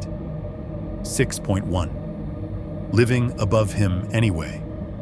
I did not move out right away. I wanted to. There were nights I lay there staring at the ceiling, mentally packing every object I owned into imaginary boxes, labeling them, loading them into a car I did not have, driving to an apartment I could not afford. In my head, I moved 100 times. In reality, my bank account and the price of everything kept me where I was. One bedroom above a laundromat, utilities included, hatch in the floor now screwed down tighter than ever. The cops had come and gone. Rick had drilled in his longer screws, promised foam and boards sometime soon. The detective had called with his non-update. The notebook was in an evidence locker somewhere, a thin stack of paper with my life scribbled on it. None of that changed the fact that my stuff was still here. My job was still down the street. My name was still on the lease. So I stayed. The first thing I did was rearrange the bedroom. It felt like the least I could do, even if it was mostly psychological. I stripped the bed and dragged the frame across the floor until its metal feet squealed. The mattress thumped as I shoved it along behind me. The space was small. There was only so far I could go. But I managed to slide the bed away from the trapdoor by a couple of feet.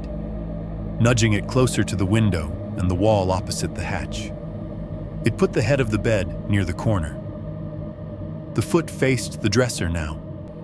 The hatch stayed near the middle of the room, a closed square with fresh screw heads catching the light. It still felt too close. For a few nights after that, I did not sleep in the bedroom at all. I camped out on the couch in the living room, wrapped in my worn comforter like I was crashing at a friend's place instead of my own. The TV stayed on until morning, volume low, brightness turned down, some endless stream of reruns and late-night infomercials filling the room with human noise that never demanded a response. The couch was lumpy and too short. My neck hurt. My back protested. But there was no hatch under the couch, only more old floor and the comforting idea of being one room further away from the crawl space. I became an expert on the laundromat's soundtrack. Before, the machines had been part of the background, white noise behind my sleep, a vague awareness of whirs and bumps and doors closing somewhere below. After I saw the eye in the crack and watched the cops pull someone's camp out from under my floor, every sound from downstairs became a question. When the big front-load washers hit their spin cycle, the vibration rolled through the building like a presence. The floor would buzz faintly under my feet, under the couch, under the bed. Before, my brain had filed that under machines. Now, every time it started, I had a split-second flash of somebody shifting under the boards, dragging a shoulder against joists. The dryers made a different noise, a rhythmic thump, thump, thump when someone had thrown in shoes or heavy zippers. In the middle of the night, when the laundromat was closed but still running a last load, that sound would bleed into the floor of my unit. I would lie there on the couch, heart tripping, counting the beats. Is that a sneaker in a drum? Or is that a hand? Some nights, when the last machines finally wound down and clicked off, the building would hit that brief, unnatural pause. Nothing humming, nothing spinning, nothing pushing air. Just the quiet. I had started noticing that quiet long before the cops. That 1 second gap where the fridge, the AC, and the rest of the building systems all seemed to inhale at once. After what happened, those seconds stretched. On the couch, with the TV babbling about used cars or miracle blenders, the audio would dip when a commercial changed. The fridge would cycle off. The AC would rest. In those thin slices of mechanical silence, I would hear the apartment raw, the faint creak of wood cooling, the rustle of fabric as I shifted. And sometimes, only sometimes, always when I was just on the edge of sleep, I would swear I heard it again. A scraped breath. Not the long, dragging inhale I had heard that first time under my bed. Not the hoarse whisper saying you're home early tonight or you hear me now. Just a small, rough pull of air somewhere under the general noise, like someone testing a lung in the dark. I would freeze, fingers dug into the blanket, TV light flickering over the ceiling. Then the fridge would kick back on, drowning it out. The AC would hum. The blender guy would yell about payments. It could have been nothing. It could have been plumbing. It could have been my own breath rebounding off the walls. It could have been memory. During the day, I walked lighter. Crossing the bedroom floor, I could not put my full weight down without thinking about that notebook phrase, "He doesn't know how thin it is." I pictured the boards flexing that fraction of an inch with each step, imagined, against my will, a hollow underneath with someone's upturned face mere inches away, following each creak like sonar. Even with Rick's new screws driven deep, I gave the hatch a wide berth. If I had to cross near it, I did it quickly, like walking past a sleeping dog I did not trust. At work, it did not get better. It got weirder. The gas station was supposed to be my distraction, the place where everything was bright and noisy and nobody knew or cared what went on in my floorboards at night. But once you accept that someone can live inches from you and you never know, strangers stop feeling like strangers. They become suspects. The chime on the door used to blend into the soundtrack of my shift.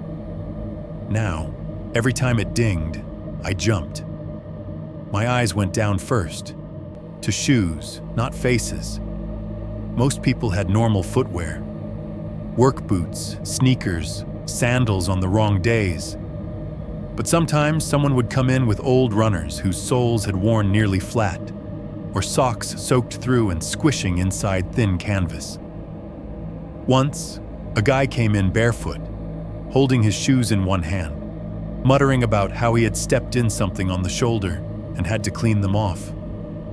Before, I would have laughed with him, rung up his bottle of water, wished him luck. After the crawl space, I watched the way his feet hit the tile, listened to the slap of skin on floor, and imagined that noise transposed onto my metal stairs. Bare feet on wet steel. Slap, slap, slap. The late-night regulars felt different, too. The quiet guy who always bought the same energy drink and lottery ticket. Eyes fixed on the counter. The woman who came in half an hour before my shift, ended to get smokes, hoodie up, hands shoved in the pockets of her coat. The truckers who ambled in heavy-footed, boots leaving little streaks of road grime on the tile. Any one of them could have disappeared into a building somewhere, learned the way its bones sounded, and built a life in the spaces in between. There were times when I would catch myself staring too long, scanning their faces, trying to map the eye I had seen in the crack onto someone with skin and clothes and a height. Did he have that hood? That walk? That slouch? Did he laugh like that? Would he look at me sideways and smirk if he recognized my voice from the floor?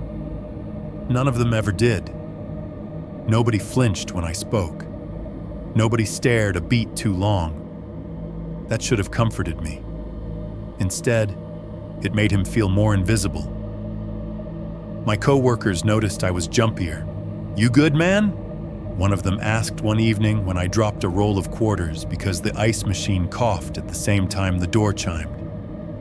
"Yeah," I lied. "Just tired." Tired became my default excuse. Tired from the storm. Tired from overtime. Tired from not really sleeping great. I did not tell them that sometimes, in the middle of the slow hours, when it was just me and the hum of the coolers and a road outside that felt far away, I would imagine the thin space under the floor of the station. Old cinder block foundation. Some crawl, some duct, some forgotten gap. Places someone could learn if they tried. At home, I started keeping the TV on a little louder, the fridge a little more stocked, the lights a little more on than my electric bill appreciated. I stretched my awareness around myself like a net, listening, watching, waiting, but pretending not to. I lived above him anyway, or above where he had been, or above where someone like him could be if he found a new space in the building's hidden lungs. On paper, the problem was over. Trespass reported, crawl space cleared, screws replaced, case number assigned. In my body, it kept going. Every creak had a history now. Every silence had weight. Every 1-second gap where the machines all lined up and went quiet at once felt like the building was asking me a question. 6.2, the last night in the bedroom. It took me longer than I care to admit to work up the nerve to sleep in that bedroom again. For a while, the couch was my whole world. My back complained, my neck stiffened, and I started waking up with my arm numb from being jammed between the cushions and the wall. After one especially bad shift at the gas station, 3 credit card declines in a row, one guy screaming at me because the coffee was cold, a shoplifter pocketing jerky right in front of the camera. I came home, looked at the couch, and felt something in me sag. I was tired of losing to my own apartment. The bedroom door stood open. The hatch sat where it always did, the new screws glinting dully in the low light like a row of tiny, confident teeth. Rick's drill holes looked deep. The boards had not shifted in days. The cops hadn't called back with any new horrors. The storm was long gone. It had been, by my new definition, a calm week. No eyes in cracks, no soft knocks, no voices pushing up through the floor saying my name or anything else. Just the usual creaks and the usual arguments with myself about what was real. So one evening, I made a decision. Last chance, I told the room, like it was up for negotiation. We're going to pretend this is normal, just once. I stripped the bed all the way down, throwing the old sheets into a pile for the laundromat downstairs.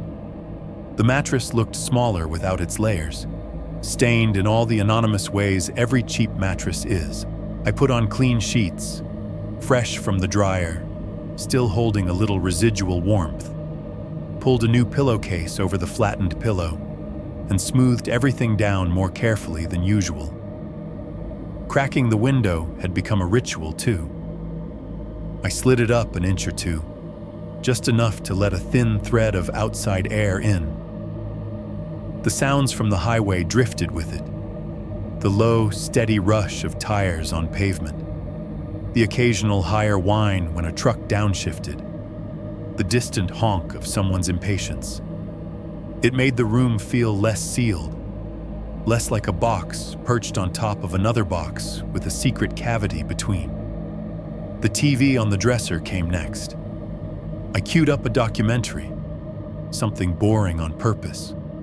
A droning narrator talking about a national park I knew I would never visit. Over footage of trees and rivers and people in puffy jackets pointing at mountains. Volume low. Enough to be company, not enough to drown out anything important.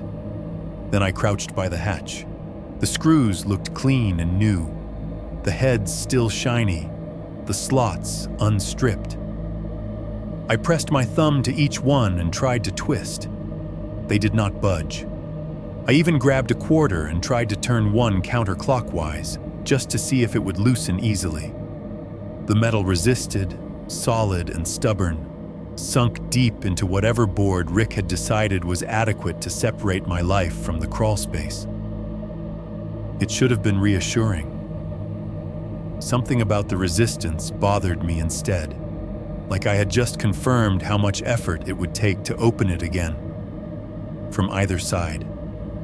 Still, I told myself, this was better than the old ones. Longer screws, deeper bite. Whatever space was left below was now, technically, more contained than it had been for years.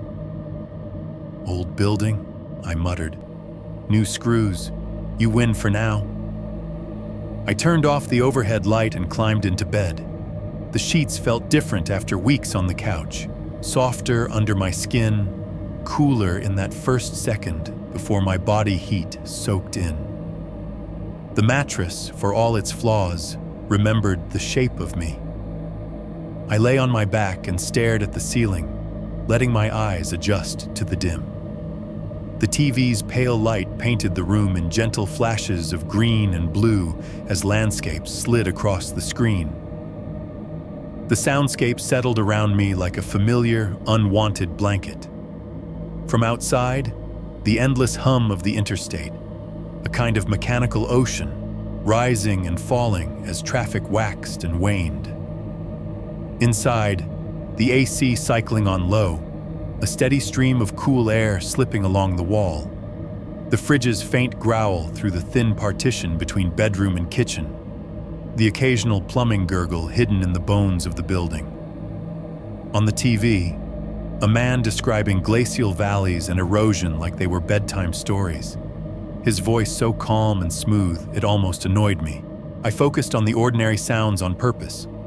like I was training my brain to choose them over the ones it had started to invent. The AC hummed, fine. The fridge clicked, fine. A truck honked, fine. Someone below closed one of the heavy laundromat doors with that familiar hollow thump, fine. I tried to imagine all the people I did not know, in other cities, in other crappy apartments, doing exactly this, lying in beds in small rooms, listening to machines and traffic and old pipes, convincing themselves they were safe because they needed to sleep. Somewhere during the second segment of the documentary, my shoulders loosened. The tight coil between my eyes eased a little. My eyelids grew heavier, blinking slower as scenes of pine forests and snowmelt blurred together. At some point, the TV hit its sleep timer.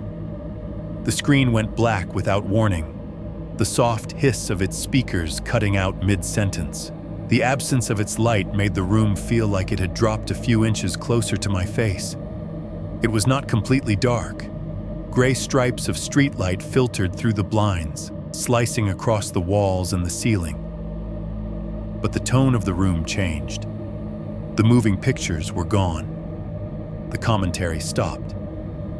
The AC, as if on cue, clicked off a few breaths later.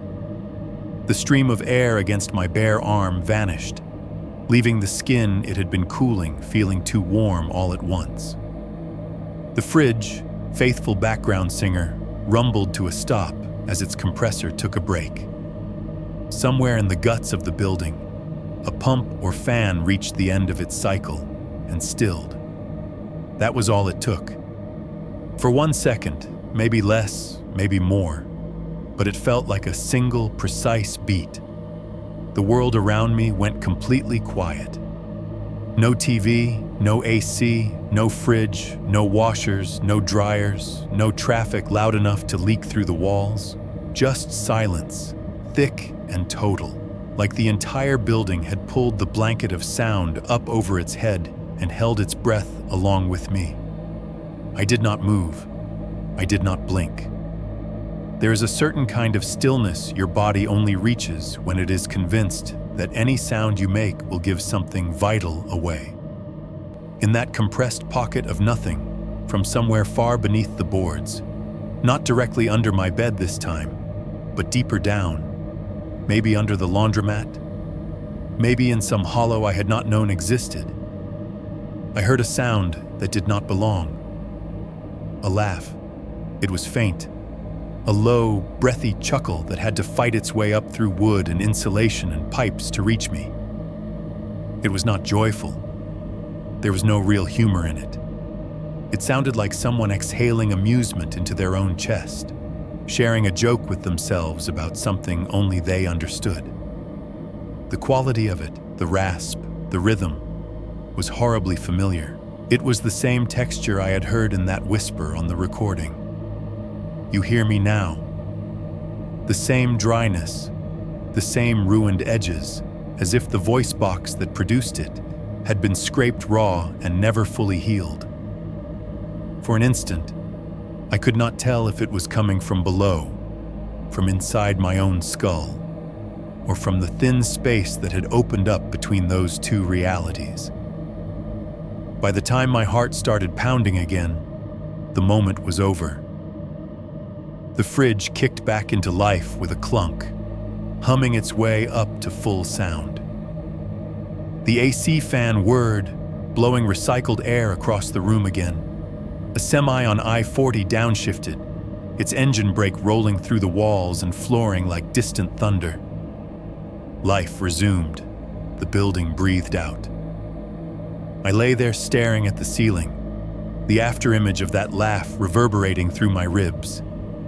Something in me dropped, a small, decisive click, like a lock turning the other way.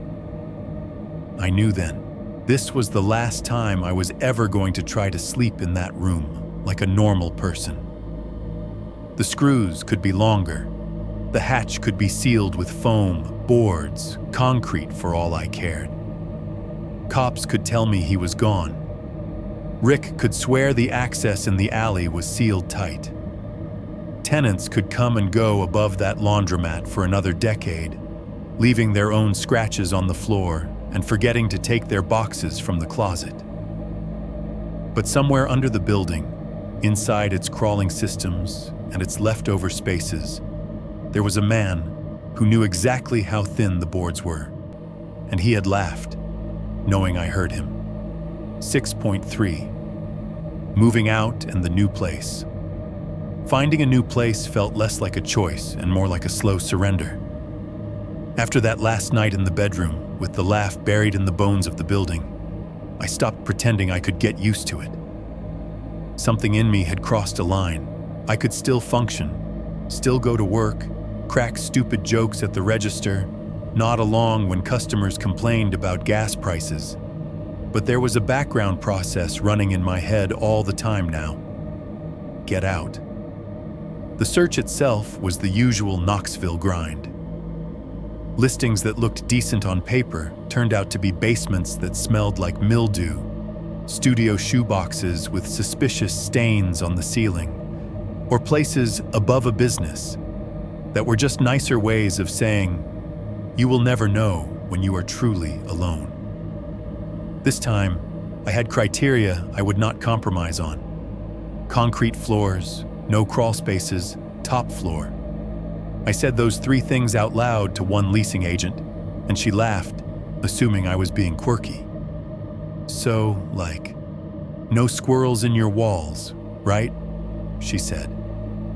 Something like that, I answered, and signed the papers when I saw the slab floors and the smooth ceilings and the fact that there was nothing above me but roof. The new building was nothing special. One of those modern, lifeless complexes thrown up near a strip of chain restaurants and a grocery store. But it felt alien in all the right ways. Bright lobby, clean stairwells, fire alarms that actually looked like they worked. My unit was on the top floor, end of the hall. The leasing guy proudly slapped the concrete with his palm and said, "You won't hear neighbors through this." He meant it as a quality of life perk. To me, it sounded like a warding spell. Packing up the laundromat apartment took longer than I expected. You do not realize how much junk you have layered into a space until you start peeling it back. Cardboard boxes from the gas station, once full of chips and candy bars, became my moving containers. I stacked them in the living room, labels scrawled in marker. Kitchen, bathroom, random crap, clothes. The process was almost soothing. Open drawer, empty drawer. Decide if each item went in a box or the trash. Repeat. The bedroom was the last place I touched. I started with the closet. No more shoebox surprises this time. I pulled my hanging clothes down in clumps, the hangers knocking against each other like bones. The top shelf was empty except for dust and one long-forgotten sock that did not belong to me or Caleb or anyone I wanted to think about. I tossed it away without investigating. The dresser gave up its contents grudgingly. Folded shirts, mismatched socks, the little pile of receipts and coins that inevitably collects in the corner of every drawer. I wiped the bare wood with the edge of an old t-shirt, watching dust smear into faint gray streaks. At some point, the room started to feel less like where I lived and more like a set I was striking after a play. The last day, sunlight angled in through the blinds at that specific late-morning angle that makes everything look almost honest. The walls, with my posters taken down, showed pale squares where the paint had been protected. Ghost frames of whatever had hung there before me. The baseboards wore a consistent coat of dust, unbothered by my existence. The bed frame was gone. I had disassembled it and leaned the pieces by the door, ready to go into the truck. The mattress, wrapped in plastic, waited in the living room. In the center of the empty floor, the hatch sat alone. In daylight, with nothing around it, it looked smaller. almost harmless. Just a square of wood with 3 fresh screw heads and a metal ring that no longer moved. If you had walked in right then, knowing nothing, you might have thought it was some old patch job, a repair, a design choice someone had forgotten to finish. I stood there for a while, just looking at it. There was a part of me that felt stupid, like I was running away from something the cops had already labeled and left behind. A trespasser, a vagrant, a bad, weird chapter. People live through worse and stay put. People sleep over worse. Another part of me, the part that had stared at an eye through that crack and heard laughter in the quiet, did not care if it looked like running. It just wanted distance. "Congratulations," I told the hatch quietly. "You win. It's yours." No answer, obviously. No creak, no breath, no knock from below. Just the soft huff of my own exhale and the faint whoosh of a washer starting somewhere downstairs. Business as usual. Carrying boxes down the metal steps felt different now that they were going in one direction only. My arms burned, my legs shook, but there was a lightness under the exhaustion, a sense that every trip was cutting one more thread between me and that square of wood. On my last trip, I carried a box of random leftovers, bathroom stuff, an extra blanket, a mug I probably should have thrown away. I closed the apartment door behind me, the echo of the latch catching in the hollow hallway. I did not lock it. Rick would be there soon enough to collect keys and complain about nail holes. Halfway down the stairs, I made the mistake of looking back. The bedroom window was visible from that angle, second from the left, blinds halfway drawn the way I had left them. The sunlight hit the glass in a way that turned it into a dull rectangle of reflection. Sky, a bit of the stairwell, a suggestion of my own shape distorted in it. For just a second, as a cloud shifted over the sun, the light on the window changed. The reflection warped. Behind the glass, I thought I saw something lean in. Not much. Just a darker shape at the edge of the frame, angled as if someone inside had stepped closer to the window to watch. A tilt, maybe, the suggestion of a head at the wrong height. Too close to where the floor would be instead of the normal level of a person looking out. My foot missed the next step. The box lurched. I grabbed the railing with my free hand, heart slamming up into my throat. I looked again. The shape was gone. Just sky, stairwell, my own outline ghosted in the glass. The cloud had moved. The reflection had shifted. That was all. I told myself that was all. I did not gaze up a third time. I finished the stairs, put the last box in the car, and drove away without looking in the rear view until I hit the main road. The new apartment felt like a different species of building. The floors were smooth, cool concrete. No give. No echoes of hollow underneath. When I walked from the kitchen to the bedroom, my footsteps sounded flat and dull, like the sound died a few inches from my shoes. There was no laundromat below me, no constant mechanical heartbeat. The highway was a distant murmur, mixed into the general city hum. The walls were thicker, or at least they felt that way. Neighbors existed, muffled music here, a faint argument there, but their lives never seemed to bleed fully into mine. The first night, I slept for 12 hours like someone had unplugged me. No TV on, no fan, just a dark room, a bed pushed against a wall with nothingness above and solid slab below. When I woke up, my pillow was damp with drool, my shirt twisted, and I could not remember a single dream. It was the best I had felt in months. The second night was almost as good. I woke up once to pee, stood at the bathroom window for a minute watching the dull orange glow over Knoxville. and went back to sleep without thinking about what might be under me. Because there was nothing under me, just more concrete and eventually dirt. By the third night, the novelty of safety had worn off enough that my brain started to wander again. It was around 3 a.m. I knew the time without looking at my phone. My body had learned to keep track of those hours in the laundromat apartment, even if I had not asked it to. I woke up slowly, not with a jolt this time, but with that vague half-awareness that something in the room had changed. Not a noise exactly, the opposite. I lay there, eyes closed, and listened. The AC, which had been humming low all night, had just clicked off. I could feel the absence of its breath over my arms. The fridge in the open-plan kitchen was between cycles, its compressor resting. Whatever distant building systems usually supplied my new place with water and heat were momentarily quiet. Outside, the city had hit one of those troughs in traffic where even the 24-hour roads went still. No sirens, no tires, no bass from someone's car stereo. For a heartbeat, maybe two, everything aligned.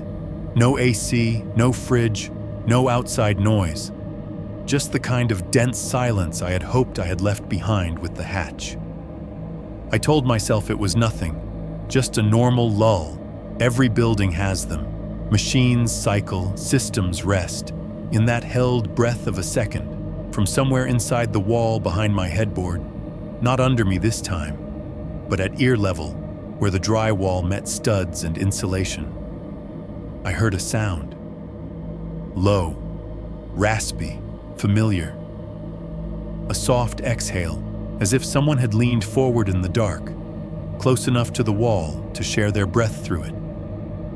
By the time the AC kicked back on and the fridge joined in, I was sitting upright, heart punching, staring at a perfectly ordinary patch of painted drywall that had never looked thinner. 7.1. Years later, still counting seconds. By the time I am sitting here typing this, it has been years since the apartment above the laundromat. I am in a different place now. Different street, different neighborhood, different rent I can barely afford. The building I live in has concrete floors and concrete ceilings. No wood, no crawl spaces. If you knock on the living room floor, it hurts your knuckles more than it makes a sound.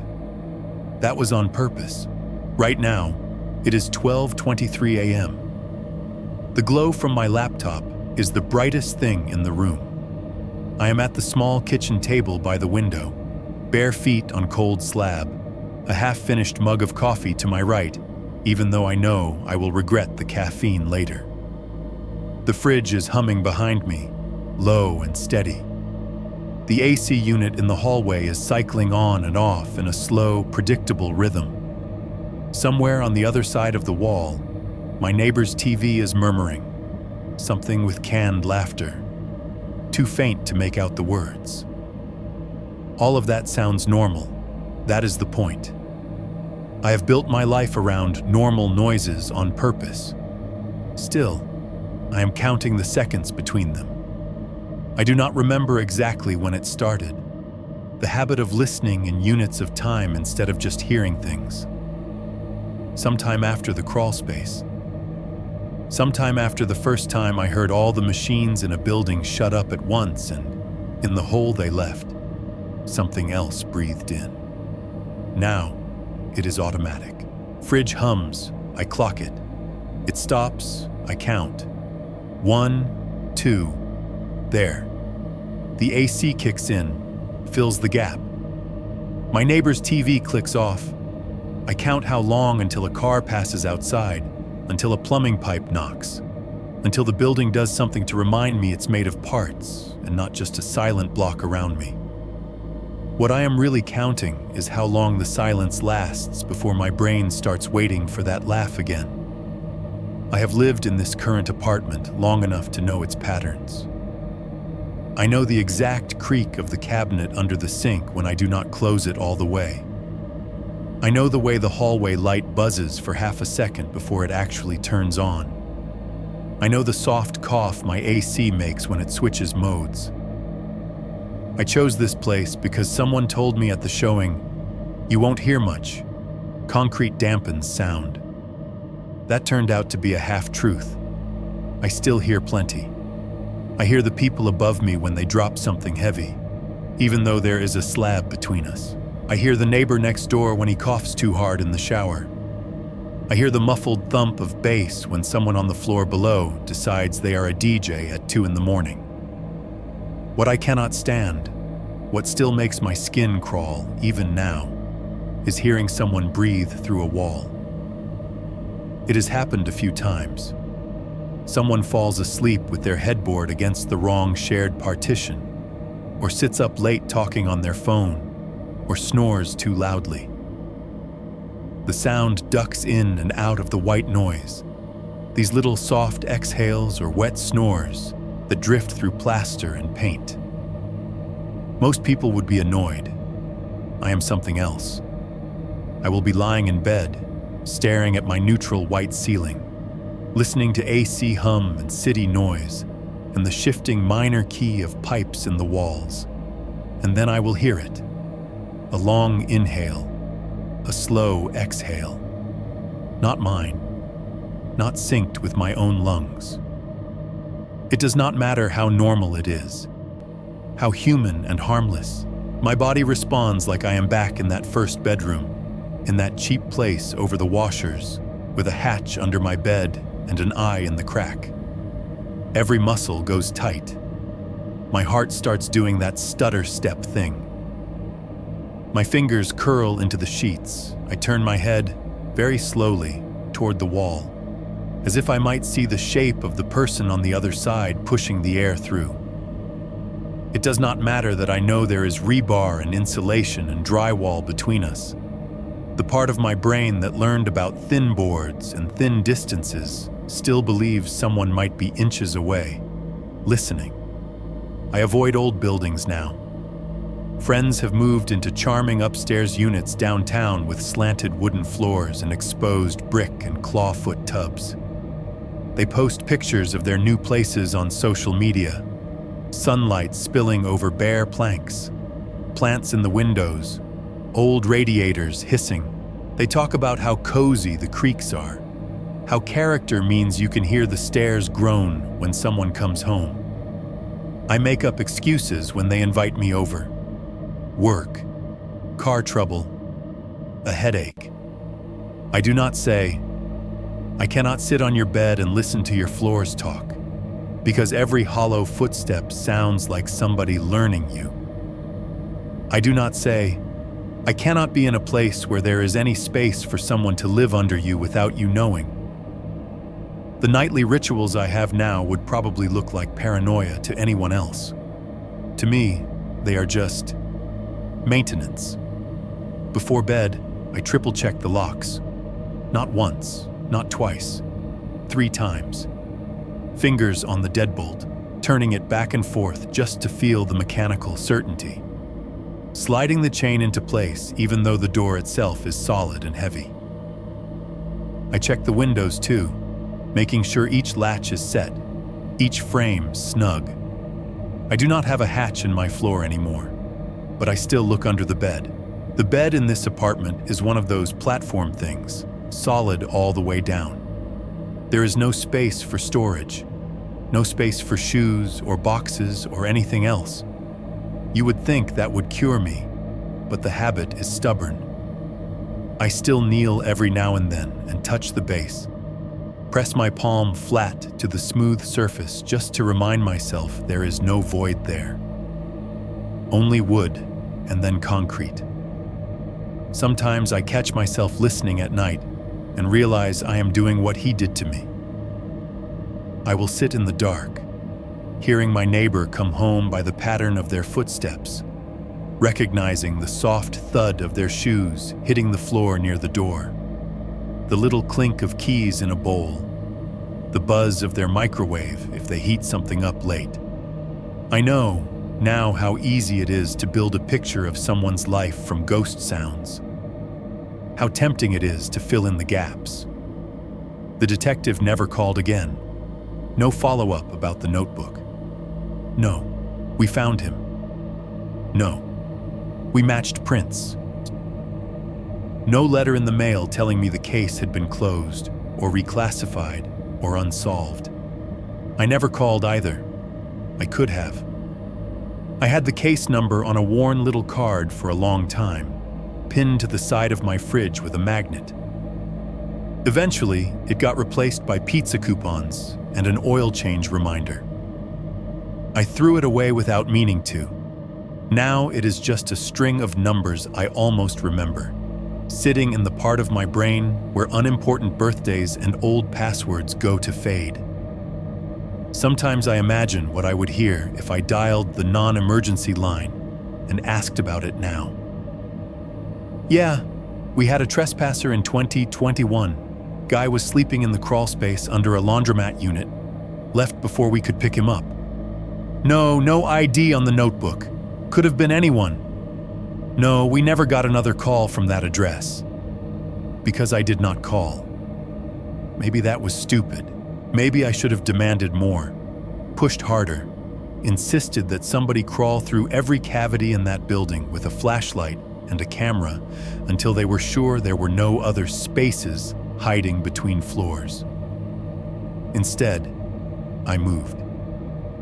I took my thin panic and my thicker shame and stacked them in boxes alongside my dishes and shirts and cheap sheets. I allowed the official version to stand. Trespasser. Vagrant. No further incident. The only version I am changing is this one. The one I am putting down now. That is what this is. This whole rambling late-night document on my kitchen table. Me trying to give myself a kind of closure the cops never mailed me. Putting the eye, the hatch, the laugh, the notebook, the arrow pointing to other spaces into some kind of order. Lining the pieces up like inventory so that for once, I am the one taking notes on him instead of the other way around. I am not a writer. The last time I wrote this much was a term paper in college. My job involves scanning barcodes and restocking coolers, not telling stories. But this has been sitting in my head for years, getting heavier. And there comes a point where you either let something crush you or you push it onto a page and hope it comes out lighter. I do not know if this will help me sleep. I do know this. Nobody ever told me what happened to the man in the crawl space. Whether he got picked up for trespassing somewhere else, whether he slipped into another building's walls, whether he overdosed in some underpass and got a toe tag with a name that was not his. For all I know, he is still out there, somewhere under somebody's bedroom, listening to the way they put their keys down and how often they laugh. The cops' closure was a report. The landlord's closure was longer screws and spray foam. This, staring at a blinking cursor at 12:23 a.m., listening to my fridge hum and my AC cycle, and counting the seconds until the next silence. This is the only closure I have. Writing it down so, maybe, I am not the only one who still hears him. 7-2. Why I am writing to you. If you have made it this far, I guess I should be honest about why I am really writing this and why I sent it to a horror channel instead of a therapist or a cop or nobody. I am writing to you. Not you as in the channel. I mean you, wherever you are right now with this playing through your headphones or your speakers. You in bed with your phone screen dimmed, one ear pressed into your pillow. AC humming against the wall. You on your couch. Lights off. TV glow painting your ceiling while your fridge rattles through another cycle in the kitchen. You sitting in your car in some half-empty parking lot, engine idling low, heater ticking, this video open on the dash while the rest of the world minds its own business. I am not trying to start some urban legend. I am not trying to convince you that my old apartment was haunted, or that there is a demon under the laundromat, or that I am cursed. What lived under my floor might have been nothing more than a desperate man who found the only warm space he could fit his body into. He might have been sick. He might have been broken in ways I will never understand. He might have been dangerous in a mundane, terrible way. Or he might have been something else entirely that my brain filed under man because the alternative is too big. I do not know.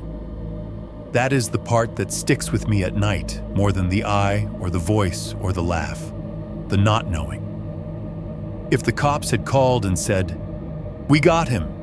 His name is this. He's done this before. He's going away for X years," I would still be shaken. But the story would have an ending. Even a bad ending is still an ending. You can build a box around it. Instead, what I have is a hatch, a notebook full of my habits, and the phrase, "He doesn't know how thin it is," written over and over in a stranger's hand. I keep thinking about that, how thin the board was between us, how thin the difference is between a person who feels safe in their home and the spaces right above or below them where someone else could be listening. You probably do not think about those spaces very much. Most people do not. You think about your rent, about the neighbors you can actually see, the guy across the hall who slams his door, the woman upstairs whose kid runs back and forth at weird hours, the couple downstairs who fight with their windows open. Those are the people you complain about, or joke about, or nod to on your way to the mailbox. You probably do not think about the inches of drywall between your bed and the next unit, about the cavity between your ceiling and the floor above, about the crawl space under your building, or the duct that runs behind your headboard, or the gap between your bathroom wall and the stairwell on the other side. I did not either, until I heard someone use those spaces like a front row seat to my life. I am not telling you this to make you paranoid for the sake of it. I am not trying to make you sleep with the lights on every night from now on. I am just asking you, once, to pay attention to your own building the way he paid attention to mine. Not right now. Wait until later, when this story is over, when you are done with whatever else you are doing. Sometime tonight, you will probably have a moment where everything in your place lines up and stops. The AC will be between cycles. The fridge will be resting. The fan, the dishwasher, the washer-dryer, whatever you have, there will be a gap. A 1-second pause where all the little mechanical noises you are used to lean out of the way at the same time. You might be brushing your teeth, or lying in bed drifting off, or scrolling on your phone, or sitting in your car with the engine off. In that 1 second of silence, I want you to notice how your home actually sounds. Maybe it will be nothing, just peace. Just the weird rush of your own blood in your ears, and the faint hiss of air through vents. And when the machines kick back in, you will forget about it and move on. Or maybe you will hear the building answer you in a way you have never picked out before. A pipe settling, a knock in a wall you always thought was solid, a noise you cannot immediately file under fridge or heater or next-door neighbor's dog. I am not saying whatever you hear is a man in your crawl space. Odds are, it is not. Odds are, it is just an old pipe or a duct expanding or someone upstairs dropping their phone. But for that 1 second, you will understand how thin it all is, how close your life is to somebody else's, separated by nothing but layers of stuff you never see. Sometimes I wonder if I am the only one telling this story. I think about Caleb, the guy on the old lease, the one Marta said had issues before he left in the middle of the night. The one whose handwriting I found in that shoebox, warning me not to talk back if I heard him under me. Did he ever write to a channel like this? Did he send something that got lost in a spam folder, or half read and dismissed as a creepypasta with too many details? Did he sit at some other kitchen table, somewhere else in Tennessee or 3 states away, trying to unload this same weight into a microphone? Or did he just leave like I did and try to build a life on top of what happened without ever putting any of it into words? I wonder about the people who came after me too. Every once in a while, when I cannot sleep, I open my laptop and type the old address into Google. Street View still shows the same cracked asphalt, the same flickering laundromat sign, the same metal stairs bolted to the side of the building.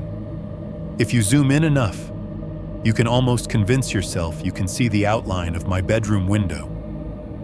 Sometimes, on rental sites, it pops up again. Cozy 1 bed above laundromat, utilities included, month to month, great for singles or couples.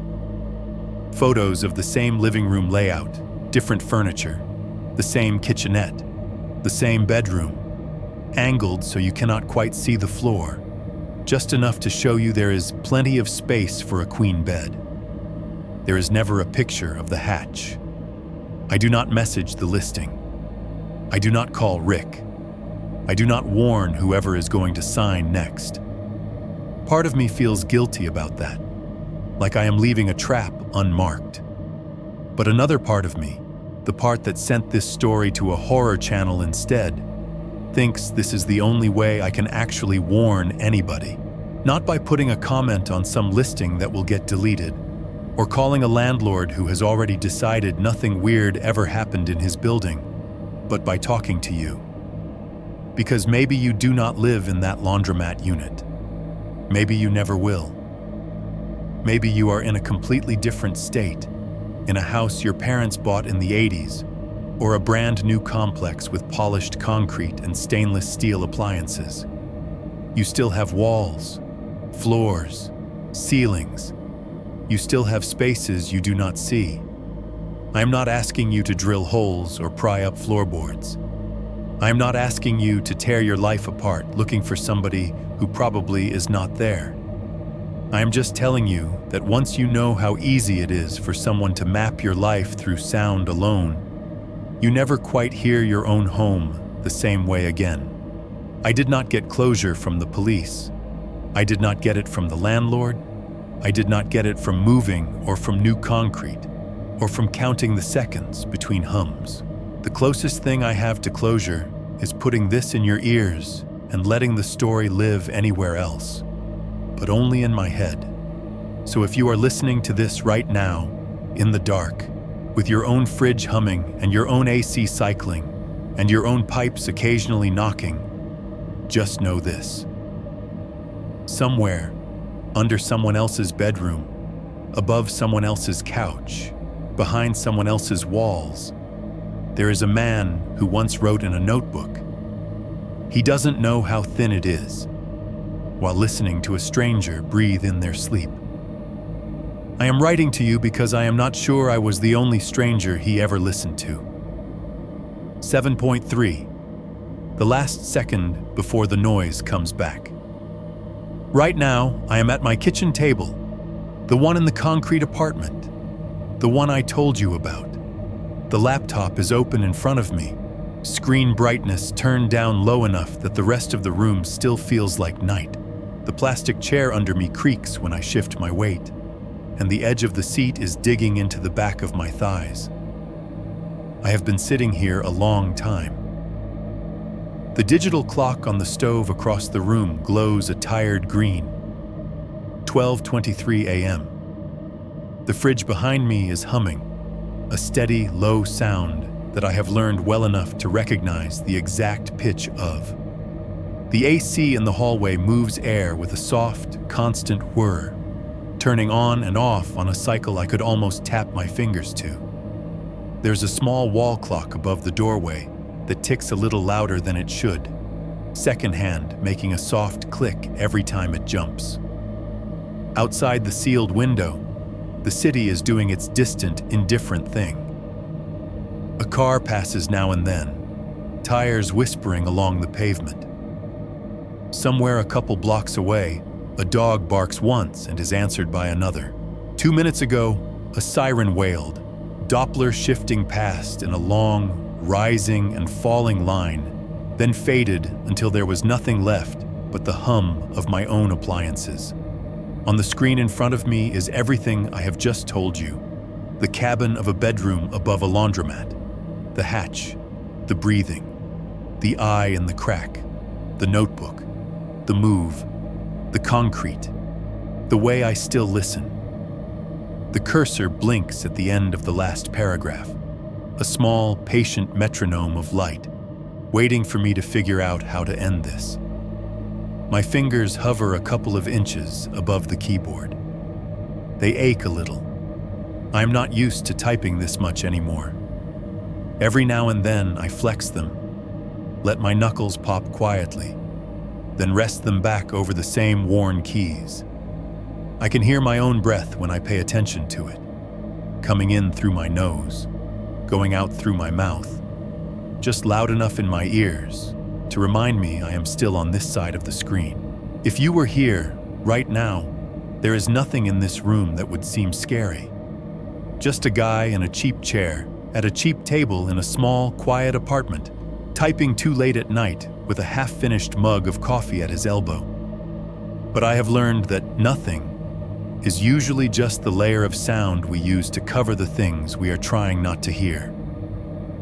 I type a couple more sentences, backspace, retype them. I am trying not to get dramatic, not to reach for some big closing line that makes this sound more like a story than what it is to me, a record.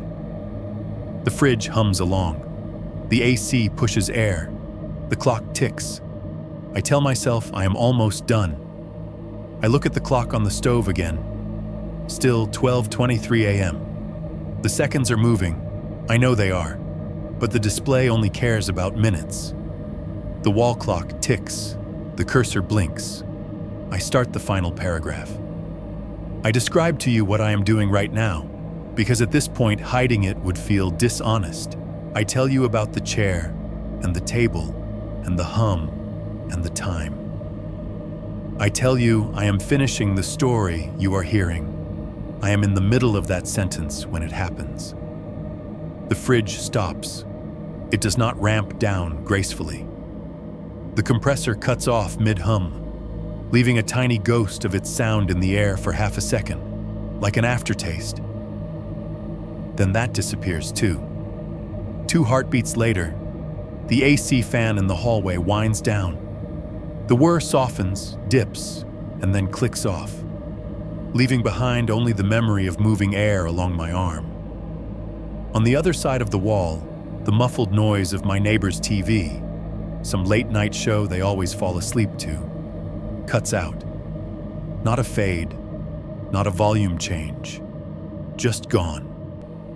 The ticking of the wall clock keeps going, but somehow, in that moment, my ears lock onto the fact that everything else has stopped. There is no fridge, no AC, no TV, no siren, no tires. At the same time, my own body decides to cooperate with the stillness. My chest forgets how to move for a second. I stop breathing without meaning to. My fingers freeze over the keyboard. The cursor blinks. The green numbers on the stove hold steady. For exactly 1 heavy second, the apartment is absolutely silent. It is the kind of silence that feels physical, thick, like the air got denser and slid into all the gaps left by the noise. In that compressed second, from somewhere under me, not under an old warped floorboard this time, but under concrete, under rebar, under whatever combination of materials this building is made of, I hear it. A single, slow inhale. It is not loud. It is not close in the way it was when I lay on that bed with only thin wood between us. But it is there, ragged at the edges, like air being pulled through a throat that has not done it in a while.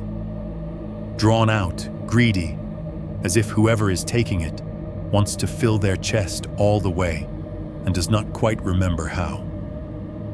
It comes from directly beneath the chair, not from the wall behind me, not from the ceiling, not from a vent.